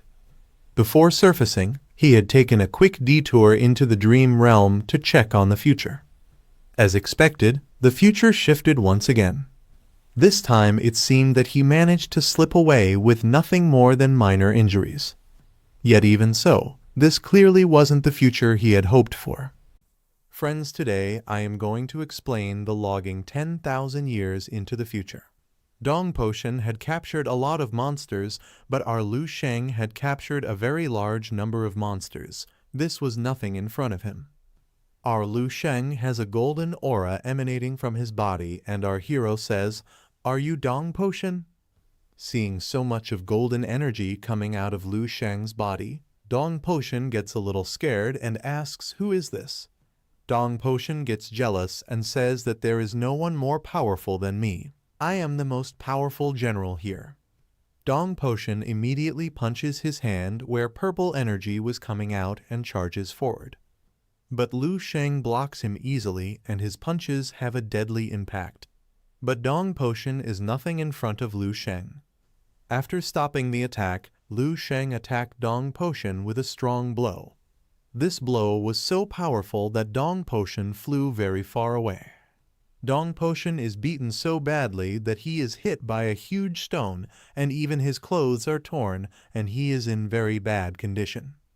All the people there who have seen him fight and are very excited shout that the Eastern General was defeated in a single attack.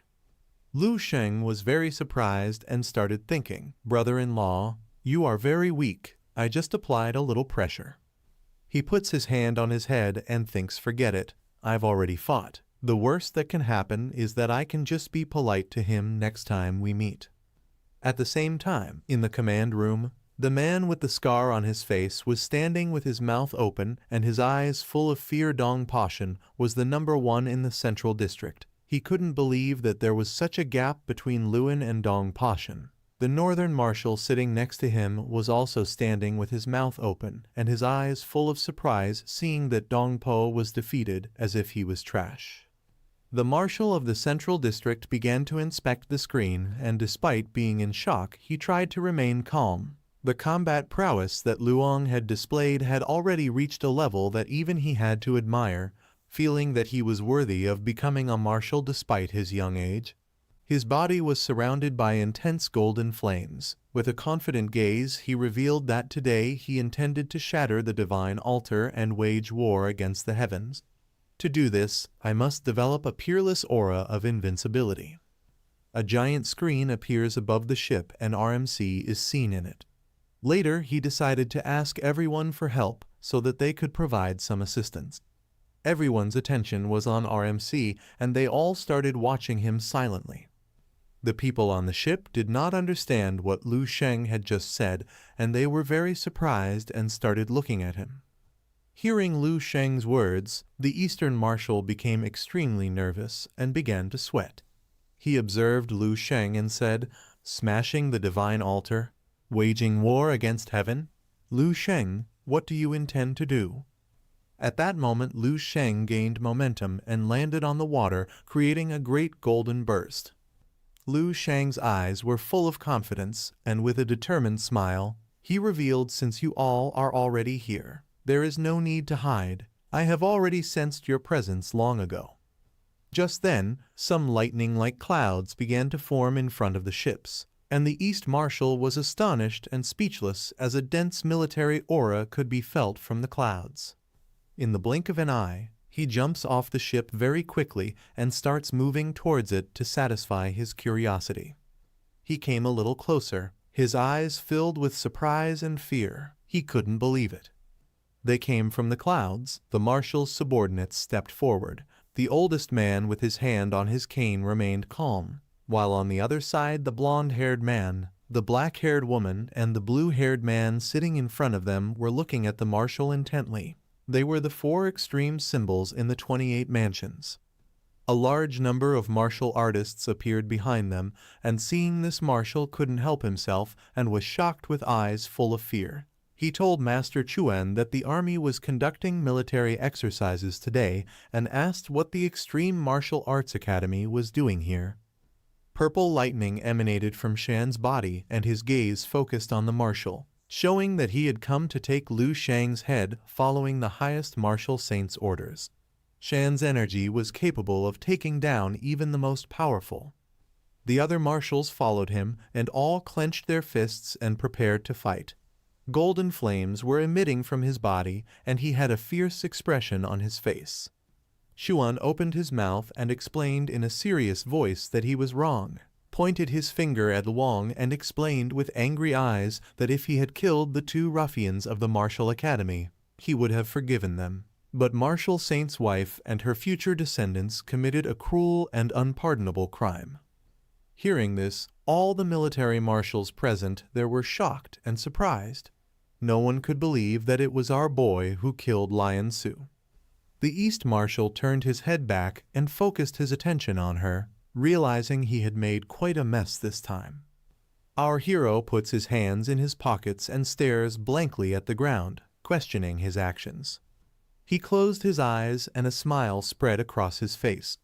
No wonder why he was so angry, since it turned out that Lion Su had the blood of a martial saint in her body. If he had known beforehand that she was pregnant, he would have killed her without hesitation, because after all, he was no saint and revenge was necessary.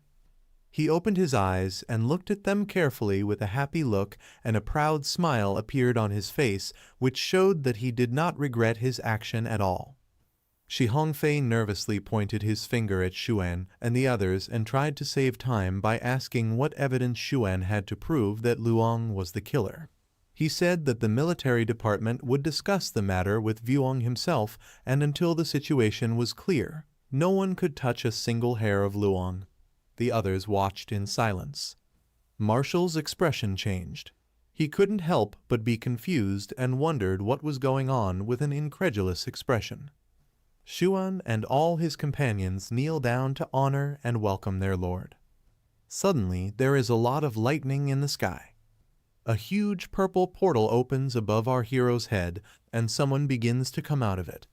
Lu Sheng begins to look at everything upward without changing his composure. Then we are shown a dangerous person who is a martial saint, but I have forgotten his name, so I will call him a human and martial saint, and because he is very powerful. His body is emitting a lot of powerful energy, and he is very angry.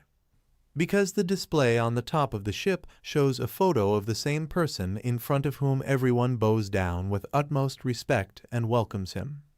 Even before the first years of martial arts techniques were developed and firearms existed, masters with advanced skills in ancient martial arts could break huge rocks with their bare hands and walk on walls, but even the strongest men couldn't withstand a small bullet. Even before martial arts techniques were developed and firearms came into existence, masters with advanced skills in ancient martial arts could break huge rocks and walk on walls with their bare hands, but even the strongest men could not withstand a small bullet. Humanity respected the power of science, and technology helped achieve many incredible feats. Humans could fly in the sky and dive into the depths of the earth. In those days, power was measured by knowledge, and science was above everything else. However, one day then, cracks began to appear in the sky and earth. Terrifying beasts descended upon the world, and the proud technologies of humanity could not even stop the weakest of these monsters. The limits of human flesh were shattered, and the trajectory of civilization veered off course. Fists entered the halls of power. Fists are now authority. Then a powerful warrior began to come into the world. Martial experts, relying on their strength, could defend a city, a state, a region, or even an entire country. They transformed the place that once belonged to the gods, giving people's reverence and faith a concrete and tangible goal. Among them, the strongest would break all boundaries, challenging the heavens and becoming living legends, a new era's gods on earth, known as the martial saints. He walked up to the marshals. All of them placed their fists above the clouds and bowed their heads in front of him as a sign of respect. The martial saint of Jai Dao looked at them quietly. The East Marshal's eyes were filled with anger. He couldn't help but clench his teeth tightly and get angry, without knowing why the Supreme Martial Saint had come. This is the exact reason why the army is doing whatever it takes to cultivate a level 9 Martial Saint. Without any real top powerhouse protecting us, once someone takes off the mask and turns the tables, all the so-called 3,000-year grandmasters, generals, and marshals will be nothing but a joke. The extreme martial saint of Jai Dao released a murderous aura. He had come because they said they wanted to discuss the matter with him, which showed that what he said was evidence. He looks at Lu Sheng with extreme anger and tells Lu Sheng that if I want you to die now, then you should die. Our boy looks up, and there the martial saint of Jai Dao is releasing a lot of power and asking Lu Sheng, "Do you have any objection?" Lu Sheng began observing him silently for several seconds. Our hero looks down and thinks deeply, what should I do? Friends, the video ends here. To see what is going to happen in the next video, you guys must subscribe to the channel. So guys, Daily Manhwas gave me a fake copyright strike, so fuck you Daily Manhwa. Friends, today I am going to explain the logging 10,000 years into the future. All eyes from Jai Dao were on him. The old man walked slowly forward. Since his master had just forced the army to bow its head, it was only fair for him to assert his authority as well. The group then began walking toward Lu Sheng. The blue-haired man stared at him, standing completely still, and remarked that they might have overestimated him. Watching Lu Sheng's trembling body, the group couldn't help but chuckle. The man said Lu Sheng was so scared he'd lost his mind. Killing him now wouldn't even take more than a second. A woman chimed in, saying with their lord present, even the entire military would bow, and even the marshal would lower their head. It was no surprise Lu Sheng was shaking like this. By now, the group was only a few steps away from Lu Sheng. The old man called out his name again, but Lu Sheng just clenched his fists tightly. The blue-haired man raised an eyebrow, curious if Lu Sheng was still thinking about fighting back. With a casual wave of his hand, he conjured a weapon from his powerful aura, only to be told by the old man telling him to finish it quickly. No need to tarnish their dignity by dragging it out. The blue-haired man smirked, confidently saying even if Lu Sheng wasn't terrified, it wouldn't take him more than 3 seconds to finish this. With that, he charged at Lu Sheng, descending from the sky with his weapon aimed to strike. But then he heard something, catching him off guard. The voice tells him that the trembling wasn't out of fear. Before he could even process what was happening, he thought he saw Lu Sheng smiling. The voice continued, saying it wasn't fear but excitement that was making him tremble. Before he could react, Lu Sheng casually swung his fist. And in an instant, half the man's body was completely blown off.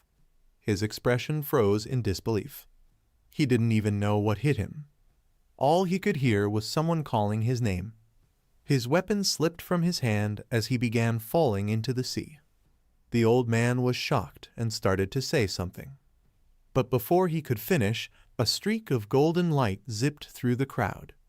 It passed the three of them in a flash and headed straight into the rest of the group. When Lu Sheng reappeared, he was already behind them. One of them managed to glance back just before his head slipped off his neck, wondering when did he even, the other two weren't so lucky. Their heads had been twisted completely backward before they could think. The old man muttered to himself, realizing too late that he was already dead. And in the next second, all their heads flew into the air. The last thing they all thought before darkness consumed them was the same. Lu Sheng, he's terrifying. Their remains fell into the sea, their blood painting the surface red, as droplets continued to fall from Lu Sheng's hands. He knew for a fact that if Zhao Jai himself had stepped in, it would have been almost impossible to kill anyone else. That's why he went all out and finished everything even before the martial saint could react. Right now, Lu Sheng was cooking. He was in his martial god form, activated immortal body, nature's breathing technique, and his perfect martial path is in full swing. And let's not forget all 22 of the immortal cells. The Eastern marshal stood frozen, staring at Lu Sheng in shock. He couldn't help but think, was this overwhelming killing intent the true extent of Lu Sheng's power? In mere moments, he had managed to kill so many top-tier great grandmasters. The other marshals, standing in stunned silence, gazed at the blood-streaked sea below. Among the carnage, only one person was alive. The blue-haired man, now missing half his body, trembling and forgetting his pain and sheer terror. He stretched a desperate hand toward the martial saint, pleading him to save him. The central marshal couldn't believe what he was witnessing. While great grandmasters typically possessed life forces far beyond ordinary humans, and sometimes, even with their heads chopped off, they could still remain alive. But the murderous energy pouring from Lu Sheng's attacks had completely obliterated their chance of survival. The blue-haired man continued to cry out for help, but Zhao Jai seemed momentarily stunned by the sheer scope of the massacre. Suddenly, he dashed towards the sea below. The blue-haired man crawled toward Zhao Jai, hope flickering in his eyes as he neared his lord. Just when he thought hope was within reach, a hand fell on his head from above. It was Lu Sheng. The man's lips trembled, barely managing to utter, "My lord." But before he could finish, blood sprayed across Zhao Jai's face as Lu Sheng smiled at him, Lu Sheng the mocked Zhao Jai. Telling him all of his dogs are dead, he said this out loud. Loud enough for everyone to hear. A collective shiver ran through everyone as they gulped nervously, all thinking the same thing. Lu Sheng is an absolute maniac.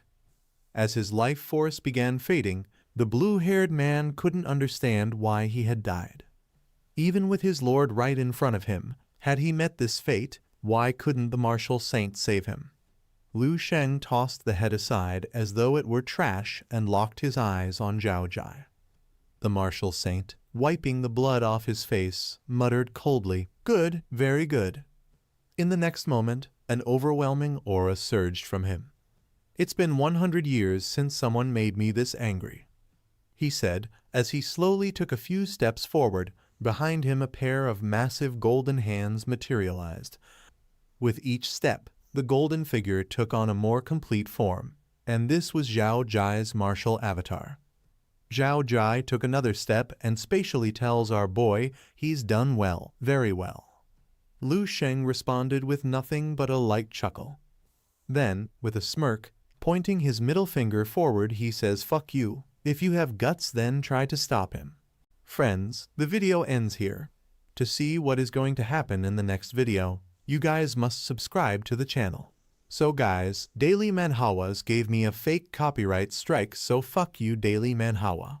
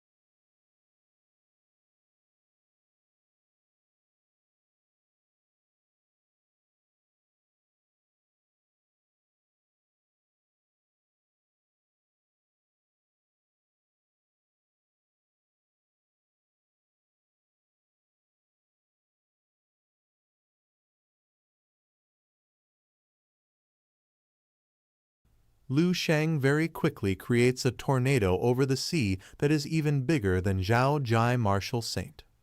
The next moment all the energy got compressed into a point, and with a smile Lu Sheng told her to control herself. Things were about to get intense. This is the first time that the Martial Saint starts observing Lu Sheng so closely. There is no reaction on his face. He looks at him very intently. Lu Sheng stretched out his legs and prepared to attack, which made the energy more intense. He looked at the ground and first concentrated the power of his 10 immortal cells into his legs, and disappeared in the blink of an eye.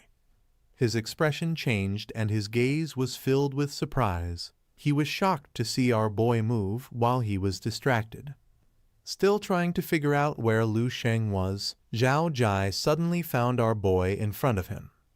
Without hesitation, Lu Sheng punched Zhao Jai in the face, concentrating the power of the immortal cells into his fist, which shot a powerful golden explosion at Zhao Jai body. Lu Sheng's attack was so powerful that Zhao Jai couldn't do anything. The air rippled, and it completely shattered Zhao Jai martial avatar.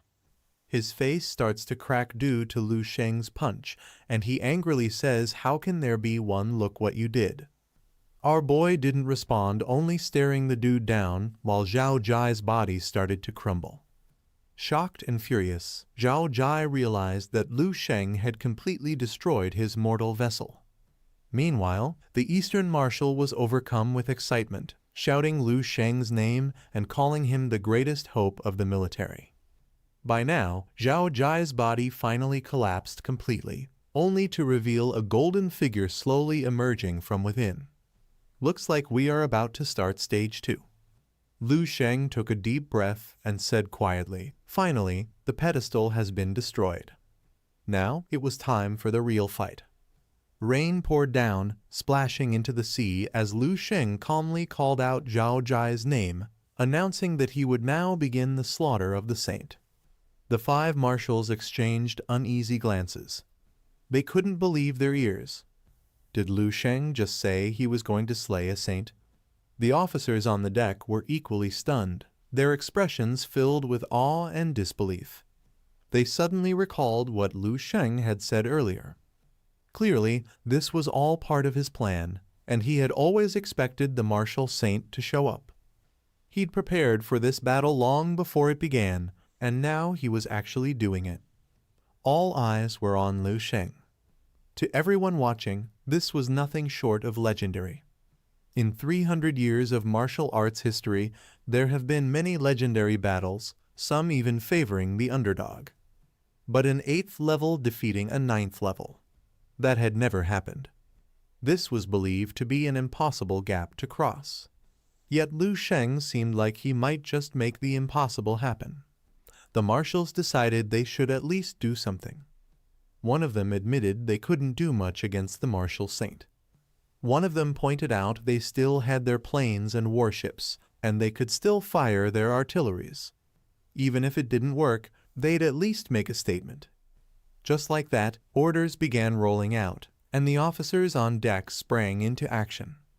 The Eastern Marshal roared, saying the backbone of the military had been bent for far too long. It was time to finally stand tall. Artilleries and rockets extended from the front and sides of the warship. And at the Marshal's command, a barrage of shells fired toward the Marshal Saint. To hell with the Marshal Saint, they yelled. Meanwhile, Zhao Jai's true form hadn't fully appeared yet.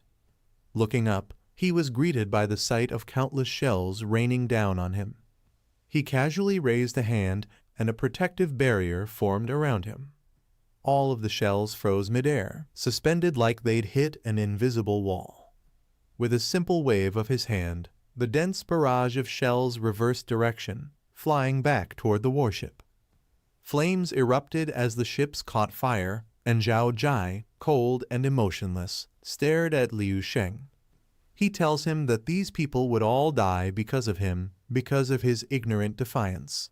Look, RMC is so op, even his sleeves and clothes regenerate too. RMC, however, didn't even flinch. He looked at the rippling sea beneath his feet for a moment, before lifting his head to meet the Marshal Saint's icy glare, calm but firm.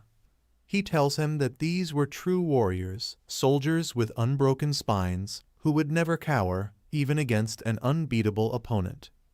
With disdain, our boy sneered at Zhao Jai, pointing out that he was someone who didn't even dare to reveal his true form, even when coming for revenge, which explains why he doesn't know what's real courage. With that, Liu Sheng threw out a punch. To him, Zhao Jai was nothing more than a cowardly turtle hiding in its shell. He wasn't about to give Zhao Jai any room to breathe. Punch after punch flew toward him with relentless force, leaving him struggling to keep up. Enraged, Zhao Jai finally roared and began his counterattack. Their blows collided in a storm of blurred fists, too fast to count. Liu Sheng's movements grew faster, his senses sharper, and Zhao Jai quickly realized that he couldn't land a hit. In an instant, it became clear. Liu Sheng had mastered the deadly precision of killing intent perception and the fourth realm movement technique. Before Zhao Jai could react, Liu Sheng landed a solid punch across his face. Rubbing his cheek, he begrudgingly admitted that RMC had some skill, and he knew without using his true strength, it'd be impossible to kill Liu Sheng today. The next moment, Zhao Jai clasped his hands together and an immense energy surged from his body. The energy began to weave itself into the form of a towering figure, hundreds of meters tall. As the colossal martial avatar materialized over the ocean, Liu Sheng looked small and insignificant in comparison. Laughing maniacally, Zhao Jai began taunting, saying he wanted to see how the little bug would escape now. The marshals watched in shock as Zhao Jai unleashed his real martial avatar. This was the perfect fusion of his physical body and martial will. Perhaps this was the true might of a 9th-level martial saint. End of the day, no matter how skilled and powerful, no 8th level could produce such immense energy, let alone fight against it. Realizing this was Zhao Jai's final trump card. The marshals knew they had to protect Liu Sheng at all costs. Meanwhile, Zhao Jai, still sneering, called our boy a bug and declared his intent to crush him underfoot. But Liu Sheng, standing before the massive figure, found the whole spectacle hilarious. With a smirk, he remarked that all the flashy theatrics reminded him of an Ultraman knockoff. Memories of his relentless preparations flooded his mind, the countless times he had simulated the future in the dream realm. Come think of it, it was almost laughable now. Snapping back to reality, Liu Sheng's eyes sharpened as he entered the martial god state. But this time, he achieved perfect fusion. When Zhao Jai's towering figure launched a full-force attack, RMC's eyes turned crimson red and lightning-like energy crackled around him. Does anyone still remember where we saw this move before?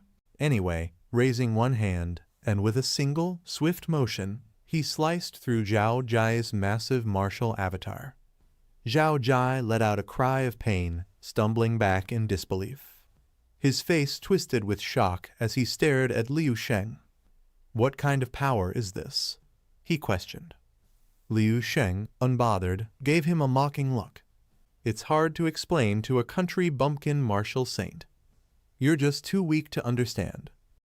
Happy New Year, friends." Liu Sheng shattered Zhao Jai's spirit body with a single attack. Liu Sheng immediately grabbed the clothes on Zhao Jai's back. Liu Sheng looked awesome as he grabbed Zhao Jai's clothes and looked angrily at him, and Zhao Jai couldn't understand what happened to him. He had lost. Liu Sheng pulled Zhao Jai by the collar and said with a slight smile, "You are so surprised. You can't accept that a level 8 defeated a level 9. Just then Zhao Jai receives a very dangerous slap on his cheek, due to which he gets very shocked. A smile, Liu Sheng begins slapping Zhao Jai repeatedly, causing the poor martial saint's mouth to open up and bleed, losing several of his teeth in the process. Our boy mocks him and reminds him that he is known as the incarnation of light, and that he is a man with a great fighting style. Liu Sheng was still slapping Zhao Jai, but he was not stopping, and Zhao Jai was unable to defend himself, and both the marshals were watching from a distance and were very shocked. Central Marshal said in surprise that Liu Sheng was hitting the level 9 martial saint like a sandbag. His eyes start glowing with golden light, and a smile remains on his face, and he tells that from now on our army will have its own god. He shouts in excitement and tells everyone present there that, "Gentlemen, remember that from today our military department will start an unprecedented bright future." Before our boy could continue the insult, Zhao Jai grabbed his wrist tightly and told him to stop. The martial saint had already had enough. Now his face was full of bruises, several of his teeth were missing, and one of his eyes was swollen shut from exhaustion from the insults. He grabbed Liu Sheng by the wrist and cursed him with an expression full of hatred that he was dead. Liu Sheng remained calm and looked at him and said calmly that he was the one who was scared of dying. 3.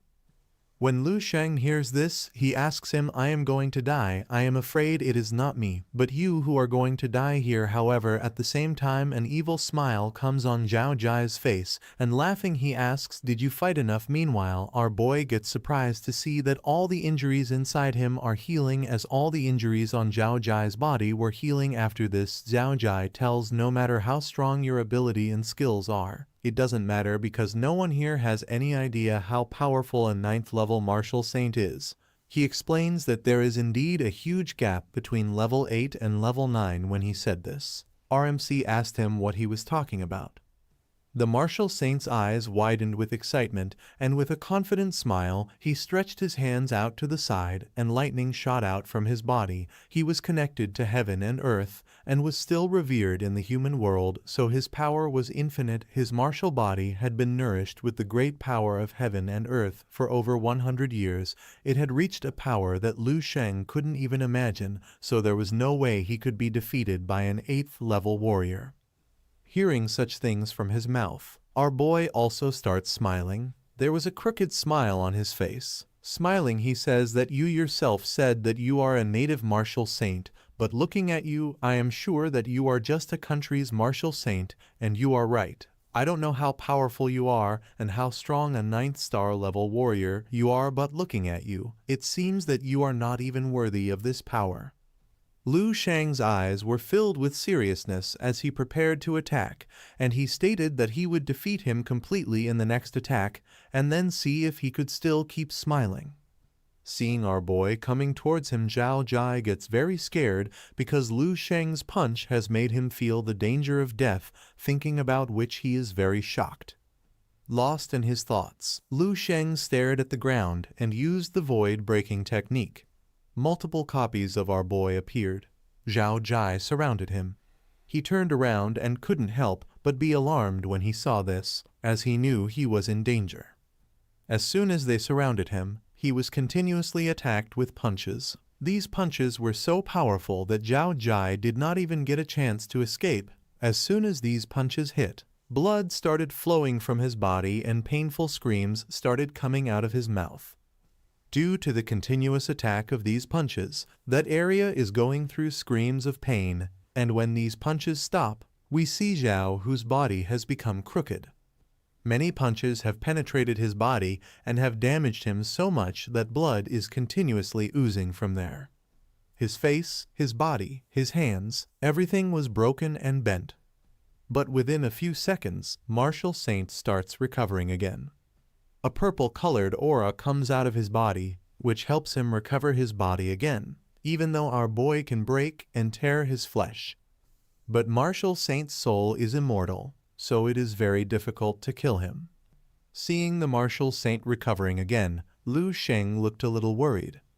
He was thinking that are all my attacks not enough for him? And the Martial Saint recovers again and laughs and shouts that if you have the ability, then improve your power. I am the god of this earth, I am immortal in a way. Everyone present here, whether it is our boy or anyone else, was surprised by this unexpected thing that during all these years of being a Martial Saint, this person has actually gained a magical power similar to flesh and blood rebirth. And after seeing the power of Martial Saint, Lu Sheng also started getting interested in the 9th level of Martial Saint.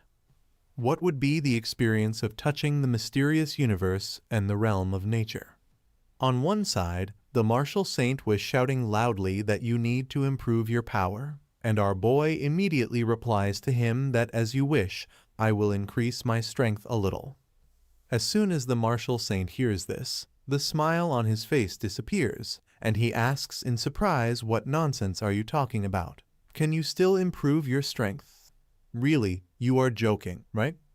Immediately after this, Lu Sheng first touches his 2 fingers on his forehead, and after this he touches the fingers on his arm. He was concentrating all his immortal cells in his right arm, and while doing so, he takes his fingers near his palm. As soon as he does this, so much energy starts being generated in his hand that it starts glowing, and immediately after this RMC becomes ready to attack with a punch. Lu Sheng's punch was heading towards Zhao Jai in such a powerful way that Zhao got scared seeing it. He understood that he would die for sure, though he was still not able to believe it. But in a moment he understood that he needed to run away from here as he could not withstand this punch. However, at that moment he quickly takes out a card from his mouth and activates it and says, Lu Sheng, let's die together, and after saying this he crushes that card. As soon as Zhao crushed that card, it gave an unprecedented warning sign to RMC, which Lu Sheng understood that this thing can pose a strong threat. However, he still kept moving forward with a smile, saying, no matter what the matter is, Zhao, you have to die here. And then our boy reaches close to him and punches him on the head, due to which his head gets completely shattered, and while killing him he says that even if the King of Heaven is here, he cannot save you. Whatever I said will happen. As soon as Zhao's head gets destroyed, his body too turns into golden light and starts shrinking. Then immediately Zhao comes out from inside that shrinking body and starts running. Seeing him running, RMC angrily asks him, even after all this, you are running away from here. You are very weak. I will have to kill you today itself, otherwise you will pose a threat later. When RMC is chasing the running Zhao, he senses something from behind him. A powerful light is coming towards him. On feeling it, his body stops automatically. He is unable to understand what is happening. Not only this, a portal starts opening in front of him. Lu Sheng is in a lot of struggle just because of the opening of that portal, because it seemed that due to the opening of that portal, a heavy pressure is being applied on his body, which he is trying to stop, but as soon as the portal opens completely, a big hand comes out from inside it, and one finger of that hand touches Lu Sheng's forehead, and as soon as this happens, a powerful energy attack comes out from that finger. And when that energy disappears, we see that there is a hole in RMC's chest, and this power was such that it was making him feel extreme hatred, due to which Lu Sheng's body seemed to be breaking into pieces. After getting hit by that attack, RMC tries to replenish his energy again, but his body was unable to move, which was not working according to him. After the attack, RMC starts falling down while standing. He was feeling like he is going to die. However, he was not feeling that bad because he had beaten Zhao very badly as per his wish, and at this time the hand that came out of the portal in front of RMC seemed very strange to him. He was unable to understand why powers above level 9 are present in this world right now. Our boy falls into the water immediately after this, and as soon as he falls, the portal closes immediately. As soon as the other military men standing a little distance away see this incident, they could not understand what that thing that had just appeared was. However, at the same time, Hongfei shouts and tells all the generals that everyone should search for Liu Sheng in the water with all their might. Immediately after this, the soldiers start jumping into the water. After seeing that terrifying power, the other generals present there get very disappointed. Then one of them asks Hongfei, "Do you think Liu Sheng would still be alive after the attack of that power?" In response to this, Hongfei says that after such a long time of 300 years, a level 8 warrior is beating a martial artist so badly. This kind of warrior will shine wherever he goes. I don't believe in any way that Liu Sheng would have died in this. Then even after this, he shouts and tells everyone to spread today's news everywhere. At least tell this entire Dragon Empire that the Supreme Martial Saint is nothing. He lost at the hands of our military future god Liu Sheng. The next day, headlines across the nation exploded with news of the battle. Military prodigy, Liu Sheng defeats Jai Dao Martial Saint. The article highlighted how Liu Sheng defeated 32 of Jai Dao's top members while having the Martial Saint flee in critical conditions. The story spread like wildfire, shaking the entire world. Everywhere people repeated the same name, but not all was a celebration. With our boy's family, the mood was devastatingly different. When his mother heard the news of his uncertain fate, she collapsed, crying so hard it seemed like her soul was breaking apart. Elsewhere, Qin and Snowy also saw the news. Qin, noting Zhao Jai, had been a survivor of a great battle before and couldn't believe someone as powerful as him had been pushed to the brink of death. The thought of Liu Sheng being missing hit him hard. Snowy stood silently beside him, her eyes fixed on nothing, a single tear slipping down her cheek. Qin, desperate to calm his own growing worry, tried to reason things out, but then he asked how Liu Sheng's family was doing. Breaking the silence, Snowy explained that Liu Sheng's mother had fainted from grief several times already, but his father and younger sister remained firm, clinging to their belief that Liu Sheng would return. Looking at Snowy, he tried to comfort her by saying that even if Liu Sheng is seriously injured, he probably has some secret little treasure hidden away to heal himself. He bet he's off in some quiet corner, getting stronger.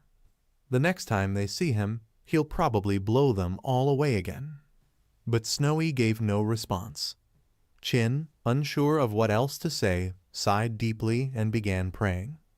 Far away, atop a mountain, inside a massive structure, agonized groans echoed through the halls. Zhao Jai sat slumped, vomiting uncontrollably. His once imposing muscular frame had vanished, replaced by the appearance of a frail, youthful boy. Blood trickled from his eyes, and green liquid dripped from his mouth. Had it not been for the soul-melding elixir he used at the last moment, even his martial soul wouldn't have survived. The clone body he had painstakingly prepared for emergencies had been his only salvation. But Zhao Jai wasn't grateful. He was furious. His hatred for Liu Sheng burned hotter than ever. Not only he had destroyed his martial body, which he cultivated over a century. Trembling as he struggled to his feet, Zhao Jai cursed endlessly. Even with all his resources, it would still take many decades, maybe centuries, to regain his former strength. As his fury subsided, Zhao Jai couldn't help but marvel. Is Liu Sheng even human? Without that final trump card, there was no way he could have killed him. turning his attention to the shelf filled with rare supplements. Zhao Jai guzzled them down greedily, even pouring the rest over his head. After some time, he finally began to stabilize, though his strength was a shadow of what it had been. But one question lingered in his mind. How could such a monstrous prodigy exist on this low-grade resource planet, an 8th level with such overwhelming strength? If Lu Sheng ever reached the 9th level, he'd be unstoppable, maybe even able to step off this planet entirely. Still, he consoled himself. At least he's dead. That's all that matters. But he knew he couldn't linger here. He packed up the essentials, including a box full of energy crystals, rare and priceless treasures. With those, he was confident he could secure protection from one of the 2 martial saints. The rest of his treasures didn't matter anymore. Staying here was far too dangerous. Since the news already got out, he's going to have a lot of people looking after this place. Elsewhere on a quiet beach, 2 people strolled along the sand. The girl, looking out at the waves, asked how the trip was, saying she'd always wanted to visit that place. The man, smoking a cigarette, shrugged and replied, "Nothing special, just routine work, since he's been running around non-stop these past few years." She wanted to know what exactly was he looking for. The man exhaled slowly and replied, "Energy crystals." The girl blinked in surprise as she never heard of such a thing. "They're the most energy-dense materials known to them," the man explained. "Think of them as both a cultivation treasure and a currency, incredibly rare, unbelievably valuable. Only a handful of places on the planet can produce them." Curiosity piqued. The girl asked if these crystals help with martial arts. The man smiled faintly, saying only martial saints can use them effectively. The girl jokes, asking if it's okay for him to say this much. He's not going to kill her right after, right? The man shook his head, saying she's been watching too many movies. It's not much secret since she will be attending the World Grandmaster tournaments next year. He explained every year, the world's output of energy crystals is pooled together. And every few years, all of the nations send their strongest martial artists to compete for a share. The girl's eyes widened, wondering if that's what it's really about. The man nodded and then explained, the tournament was created so countries could fight over energy crystals in a civilized way. Each nation sends its strongest to compete, and the rankings determine their share of the crystals. After this, the girl asks again that if there is competition between the martial saints of different countries, then will there be competition between the martial saints of our country as well? Then the man explains about it. Naturally, this is also the meaning of the existence of our Minjitang. Just like there are 4 symbols and 28 buildings under the command of the Supreme Martial Saint. Unfortunately, his martial saint is the youngest among the 3 martial saints of Dragon Country and became a saint in the shortest time, so his foundation is weak. The overall strength is quite different from Jidao Martial Arts School and Koyu Martial Arts School because every time the energy crystals are distributed, the adults have the smallest share. Jidao Martial Saint has the most, followed by Koyu Martial Saint. After listening to all this, the girl understands why this man's adults are struggling so much to find the new production site of energy crystals. However, in the meantime, the man starts receiving an email from the watch on his hand. Seeing this, he is a little surprised that why did this email come suddenly? As soon as he opens this email, he reads the things written in the email and screams in surprise.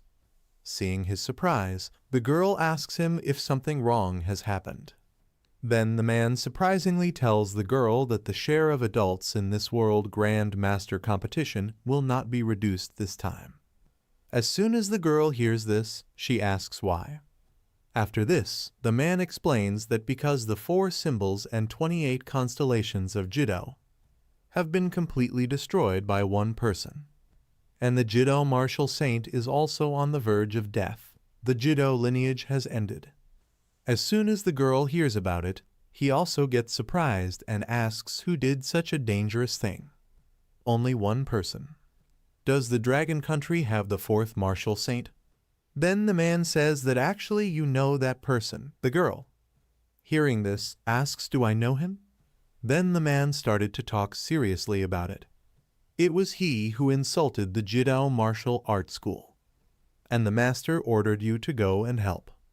But he used his strength to kill the young man Jidao Tong Kixing.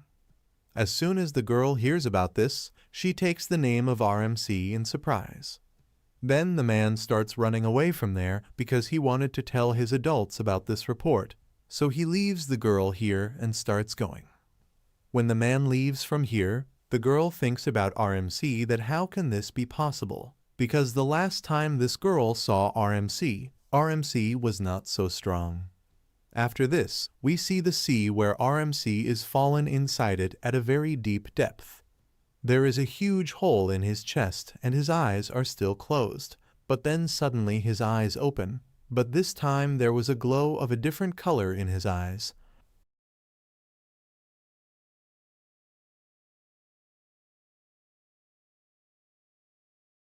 Somewhere in the territory of the Supreme Dojo, there was a large tree, and beneath the tree sat a man dressed in military clothing. In front of him was a table filled with bottles of alcohol. This man was none other than Dong Xinyi.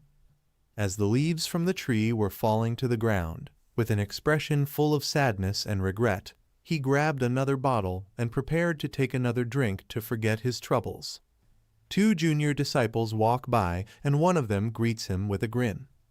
Casually asking why his senior brother drowning himself in booze, he jokes, wondering if this is some kind of martial art style that requires him to be drunk. He even laughs, saying that he thought this kind of thing only existed in novels and marveling at how their school is full of surprises. With a curious gaze, the boy mocked Dong Xinyi again, saying that their martial school was full of talents. The friend's eyes filled with fear, causing him to start sweating and panicking. He quickly covered the boy's mouth and with an angry gaze asked what he was doing and if by any chance he didn't know who he was.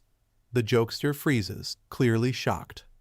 The broken man before him doesn't match the image of the leading senior brother he had in his mind.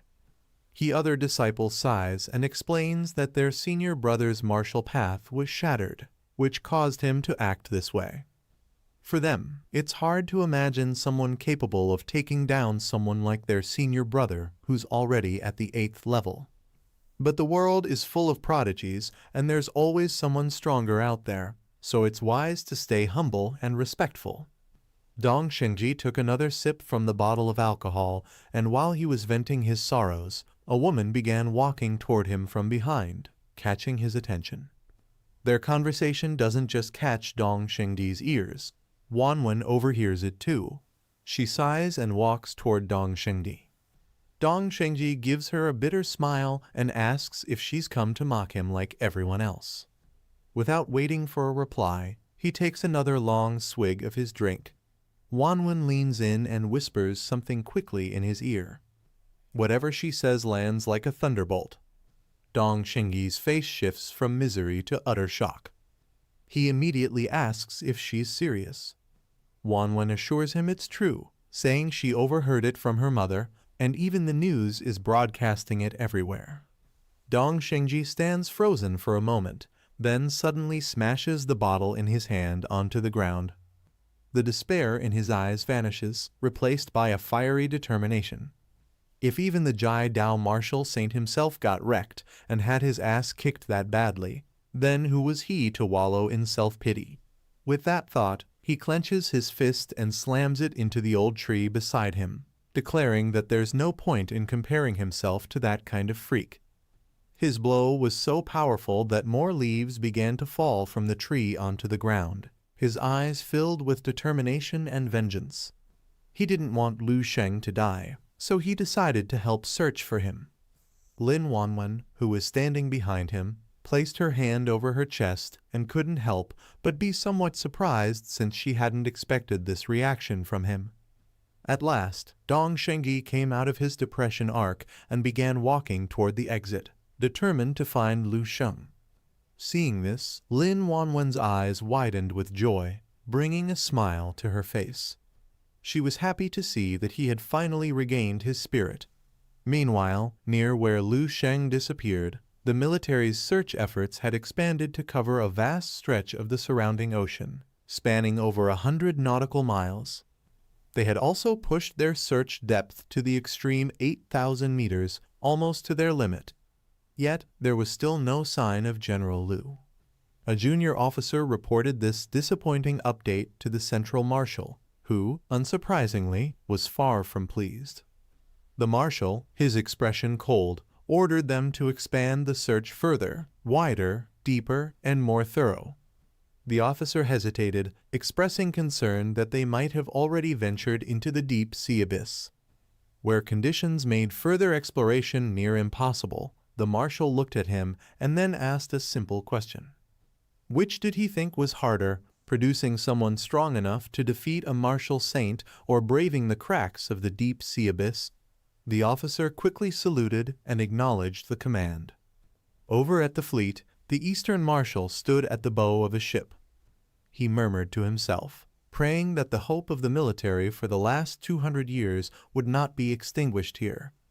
In the depths of an underground cave, 30,000 meters down, there were fish swimming calmly, and among them was a marine beast shaped like a lanternfish with 3 eyes and sharp teeth. The beast was prowling around in search of food.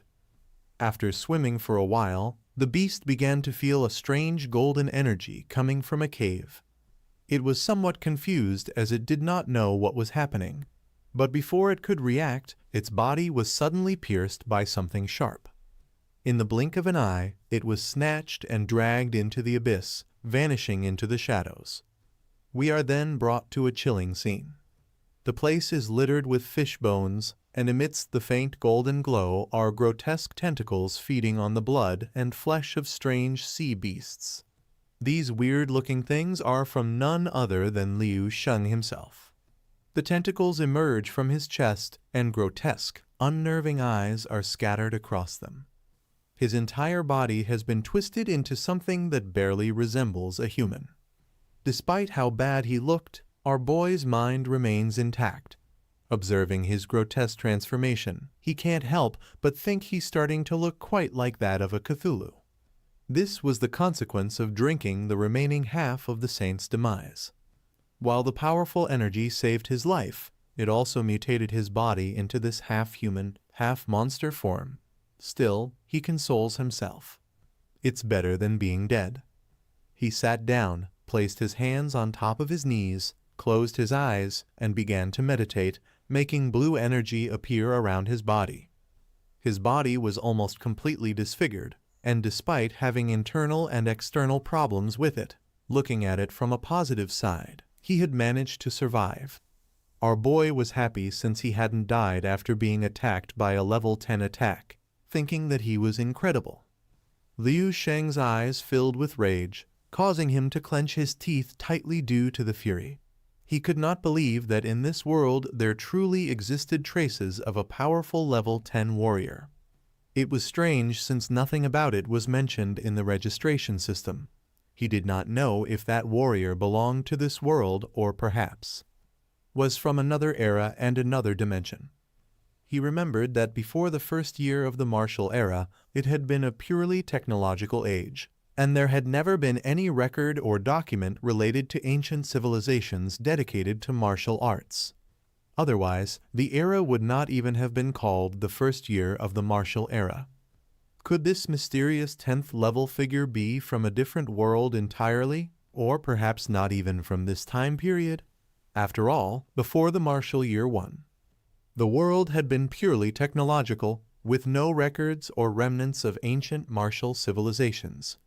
That's why this era was defined as the start of the martial year, the only plausible explanation, and he reasons perhaps this person wasn't of this planet and must be a being from an advanced martial civilization from another planet.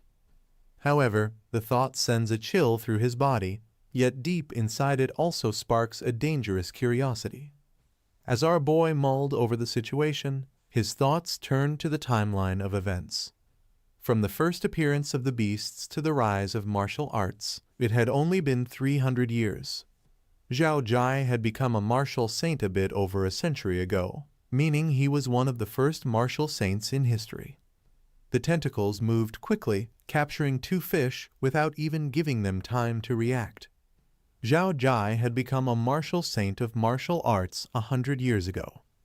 From the initial level of first-level warrior to the emergence of ninth-level warriors, only a period of 100 years had elapsed. When Lu Sheng had read about this in school books, it hadn't seemed like much at all, but now that he thought about it calmly, he realized that this process, from nothing to something, was too fast. He began imagining an army of men in the city. Even now, all routes from level 1 to level 9 had already been marked out by predecessors, and although the army would employ all its resources trying for a new level warrior to be born, they wouldn't achieve it even in 100 years, much less during those early days on the martial path when everything was arduous and difficult and progress groped forward through darkness. Lu Sheng didn't know what merits or abilities Zhao Jai possessed to reach level 9 within a century since martial arts began. The only explanation that made sense was external help. If a higher martial civilization had intervened, everything would fall into place. But then came the unsettling question: why would an advanced civilization bother helping a less developed one like Earth? As his tentacles instinctively grabbed another beast, Lu Sheng's mind connected the dots. Perhaps the invasion of the beasts was the starting point of it all. He pieced it together. Imagine a fragile technological civilization suddenly invaded by powerful creatures from another world, teetering on the brink of extinction. At that critical moment, a higher martial civilization swoops in, granting the weaker one just enough strength to defend itself and hold its own against the invaders. It felt like a scripted process, as if everything followed a calculated plan. Closing his eyes, Lu Sheng considered a chilling possibility. What if the battlefield of the beast's invasion was far larger than he had imagined? What if Earth was just a tiny corner of a massive war zone? And what if the advanced martial civilization that helped open the path for Earth's martial arts was already battling the invasion on a much larger scale? If his theory was correct, then what he'd seen so far was just the tip of the iceberg. Despite the grotesque state of his body, there was one silver lining. The body allowed him to instinctively hunt and feed on nearby beasts, constantly replenishing his energy. He could even feel the remnants of that powerful 10th level energy in his chest gradually being worn away. Normally, these mutated cells would disappear quickly, but perhaps due to the unique conditions of the deep sea abyss. Where the rules were much weaker, these cells hadn't died off. Lu Sheng couldn't help but marvel at the biological instincts of the mutated cells. Even without his control, they relentlessly hunted and devoured everything around them. With a wry smile, he thought of it as the ultimate AFK healing session. He closes his eyes and slips into the dream realm. During this time, he's been busy hunting down zombies and absorbing all of the memories. This is already the 3rd street he's cleared. He didn't even spare the 7th level grandmasters. And after some hard work, he had successfully absorbed the martial wills of 5 7th level and 3 8th level. After grinding away for a while, his martial wheel now holds 50 different martial wills. He wonders what happens when he reaches 100. Will there be some sort of transformation? Instead of keep grinding, he finds a quiet spot to meditate. His plan right now is to wait until his body heals up for a bit more. Then he can have his body return to normal and head back to the surface when he's ready. So he decided to take this time to check his personal information and the Fire Seed database. He calls for AI Yi, who floats into view. Soon, the information he's after pops up in front of him. He knows, especially when it's about the future, is more guesswork or fabrication than fact. But everything else is quite legit. Sitting cross-legged, he starts reviewing everything carefully. Right now, the most useful stuff is martial arts techniques, supplement recipes, and locations of resource points. But for the better stuff, like the higher levels of techniques, he'll need higher permission. Just then, something catches his eye.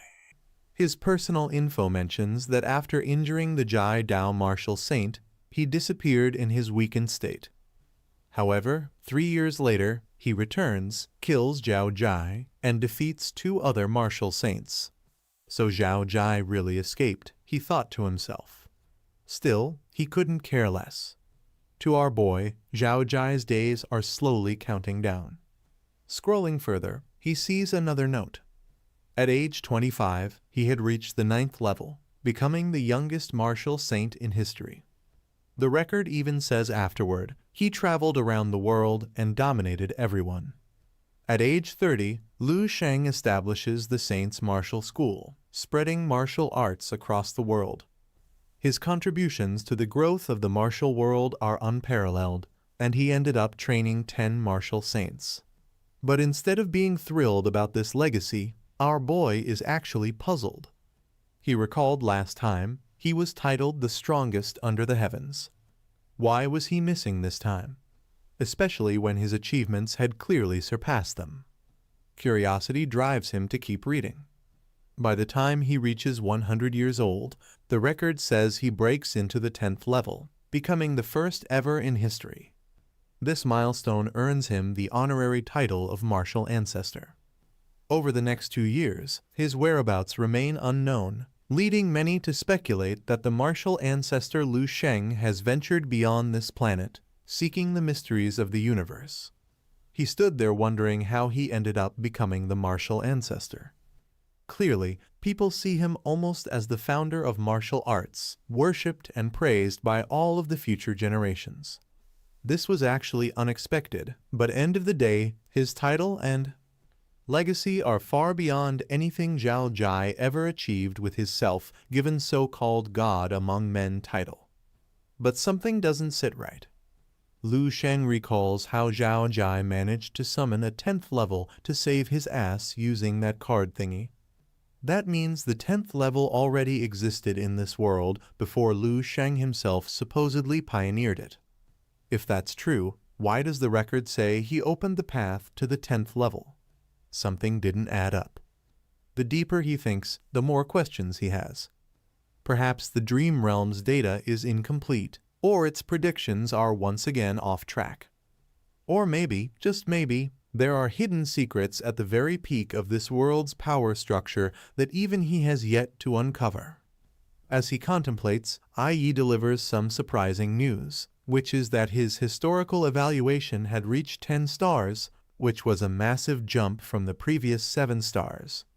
This not only means unlocking 9th level content, but also opening the door to 11th level as well. Overjoyed, he immediately orders IE to retrieve all the martial techniques available to him. Within moments, several techniques appear before him.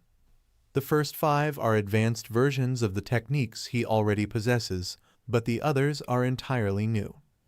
One catches his eye, which was called the 5-Season Fist. Its creator turned out to be the legendary Wang Yi once again. Intrigued, he begins reading.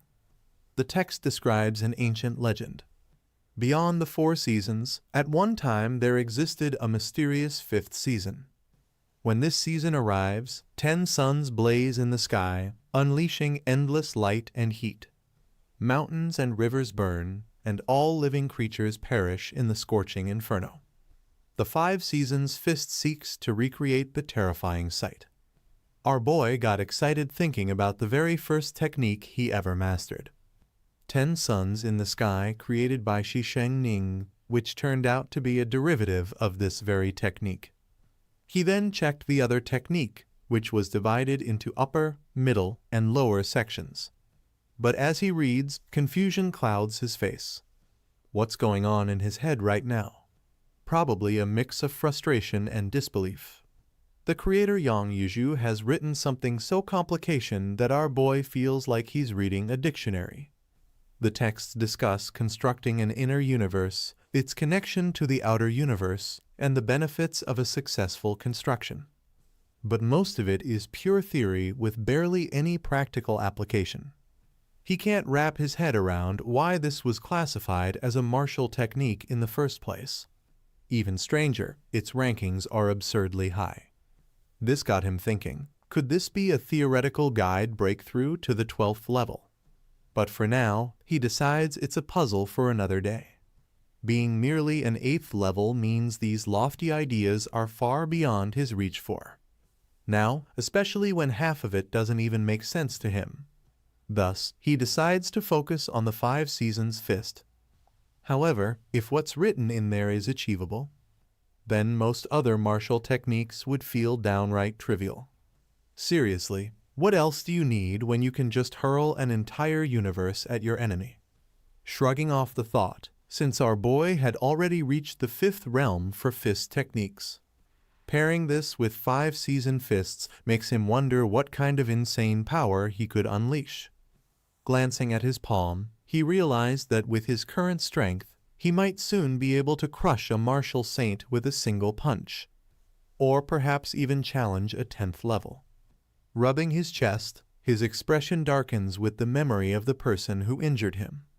The grudge still burns strong, and he silently vows that the next time they meet, he'll make sure the person doesn't walk away alive. Setting the technique aside, he asks AI Yi to pull up the complete details of the Fire Seed project. As expected, AI Yi denied the request, citing insufficient permissions. Liu Sheng isn't surprised. He figures it will take some time before he can unlock the Dream Realm's deepest secrets or learn what the Fire Seed project is really about. For now, though, his priority is becoming a martial saint. According to the texts, this requires perfectly merging his mind, body, and spirit into one. Once that's achieved, he'll need to connect with the forces of heaven and earth, forging his very own martial avatar. This is where the gap between martial saints becomes massive. The text then explains that the quality of one's martial avatar determines their strength. A low-tier avatar is less than 1 kilometer in height. The mid-tier stretches up to 5 kilometers, and the top tier goes beyond that. Thinking back to Zhao Jai's pitiful martial avatar, our boy estimates it didn't even hit 500 meters. He chuckles. No wonder that guy's such a joke. Rubbing his chin, thinking that with his nature's breathing and crystal meditation, he's confident his martial avatar will reach the top tier. Add to that his collection of techniques and martial wills, and he starts to wonder what kind of monstrous martial avatar would be born if he fused all these together into his perfect martial path. The thought sends a thrill down his spine, but he quickly reins it in. Closing the book, he reminds himself not to get ahead of things. Fusion isn't simple, as it requires patience and precision. The first step is to merge his body, mind, and spirit. And that's not going to be easy. Still, end of the day, even if he doesn't reach Martial Saint just yet, with the 5 Seasons Fist and his immortal cells, killing a Martial Saint would still be as easy as squashing a chicken. A month flew by quickly. During this time, he had been training his new martial techniques in the Dream Realm, achieving the beginner level. When he finally opened his eyes, he took a deep breath, feeling his body was now fully healed and his organs back to normal. Most importantly, he had completely expelled the lingering power of that 10th level from his wounds. However, to recover his psychic energy still needed more time. But he figured it was enough for now, and he was ready to leave. After double-checking his condition, he slowly stood up. The mutations on his body, he thought, would resolve themselves as soon as he left this place. Without the support of the beast's flesh and the cover of the cavern's black mist, they'd likely disappear on their own once the rule kicks in. As he began swimming upward, his tentacles suddenly grabbed onto something. His body came to a stop. And for some reason, for the first time, we get to see our boy's butt cheeks. Turning around, his pupils suddenly shrank. Was that thing back again? From the very start, he'd been aware that this underwater cavern, like the S-level cavern he'd encountered before, had a powerful consciousness lurking in its depths. And he knew for sure it was something outside of this world. And now it finally made its move. Clearly, it had waited to see how far his mutations would go, and now it wanted to keep him here. Realizing this, Liu Sheng grabbed the tentacle tightly and yanked it hard. The tentacle tore off, and the eyes on it, whether from pain or reluctance, actually started crying almost like the tentacle didn't want to leave this place. Liu Sheng glared at it, declaring that he was the owner of this body. However, he soon realized that the mutated cells in his body were growing more self-aware. Who knew what kind of trouble they'd cause if he stayed here any longer? Without wasting time, he swam upward as fast as he could.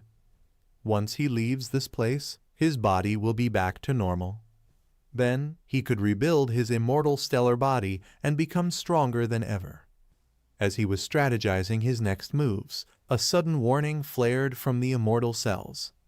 Turning to look back, he saw a massive shadow surging up from the depths of the cavern at terrifying speed.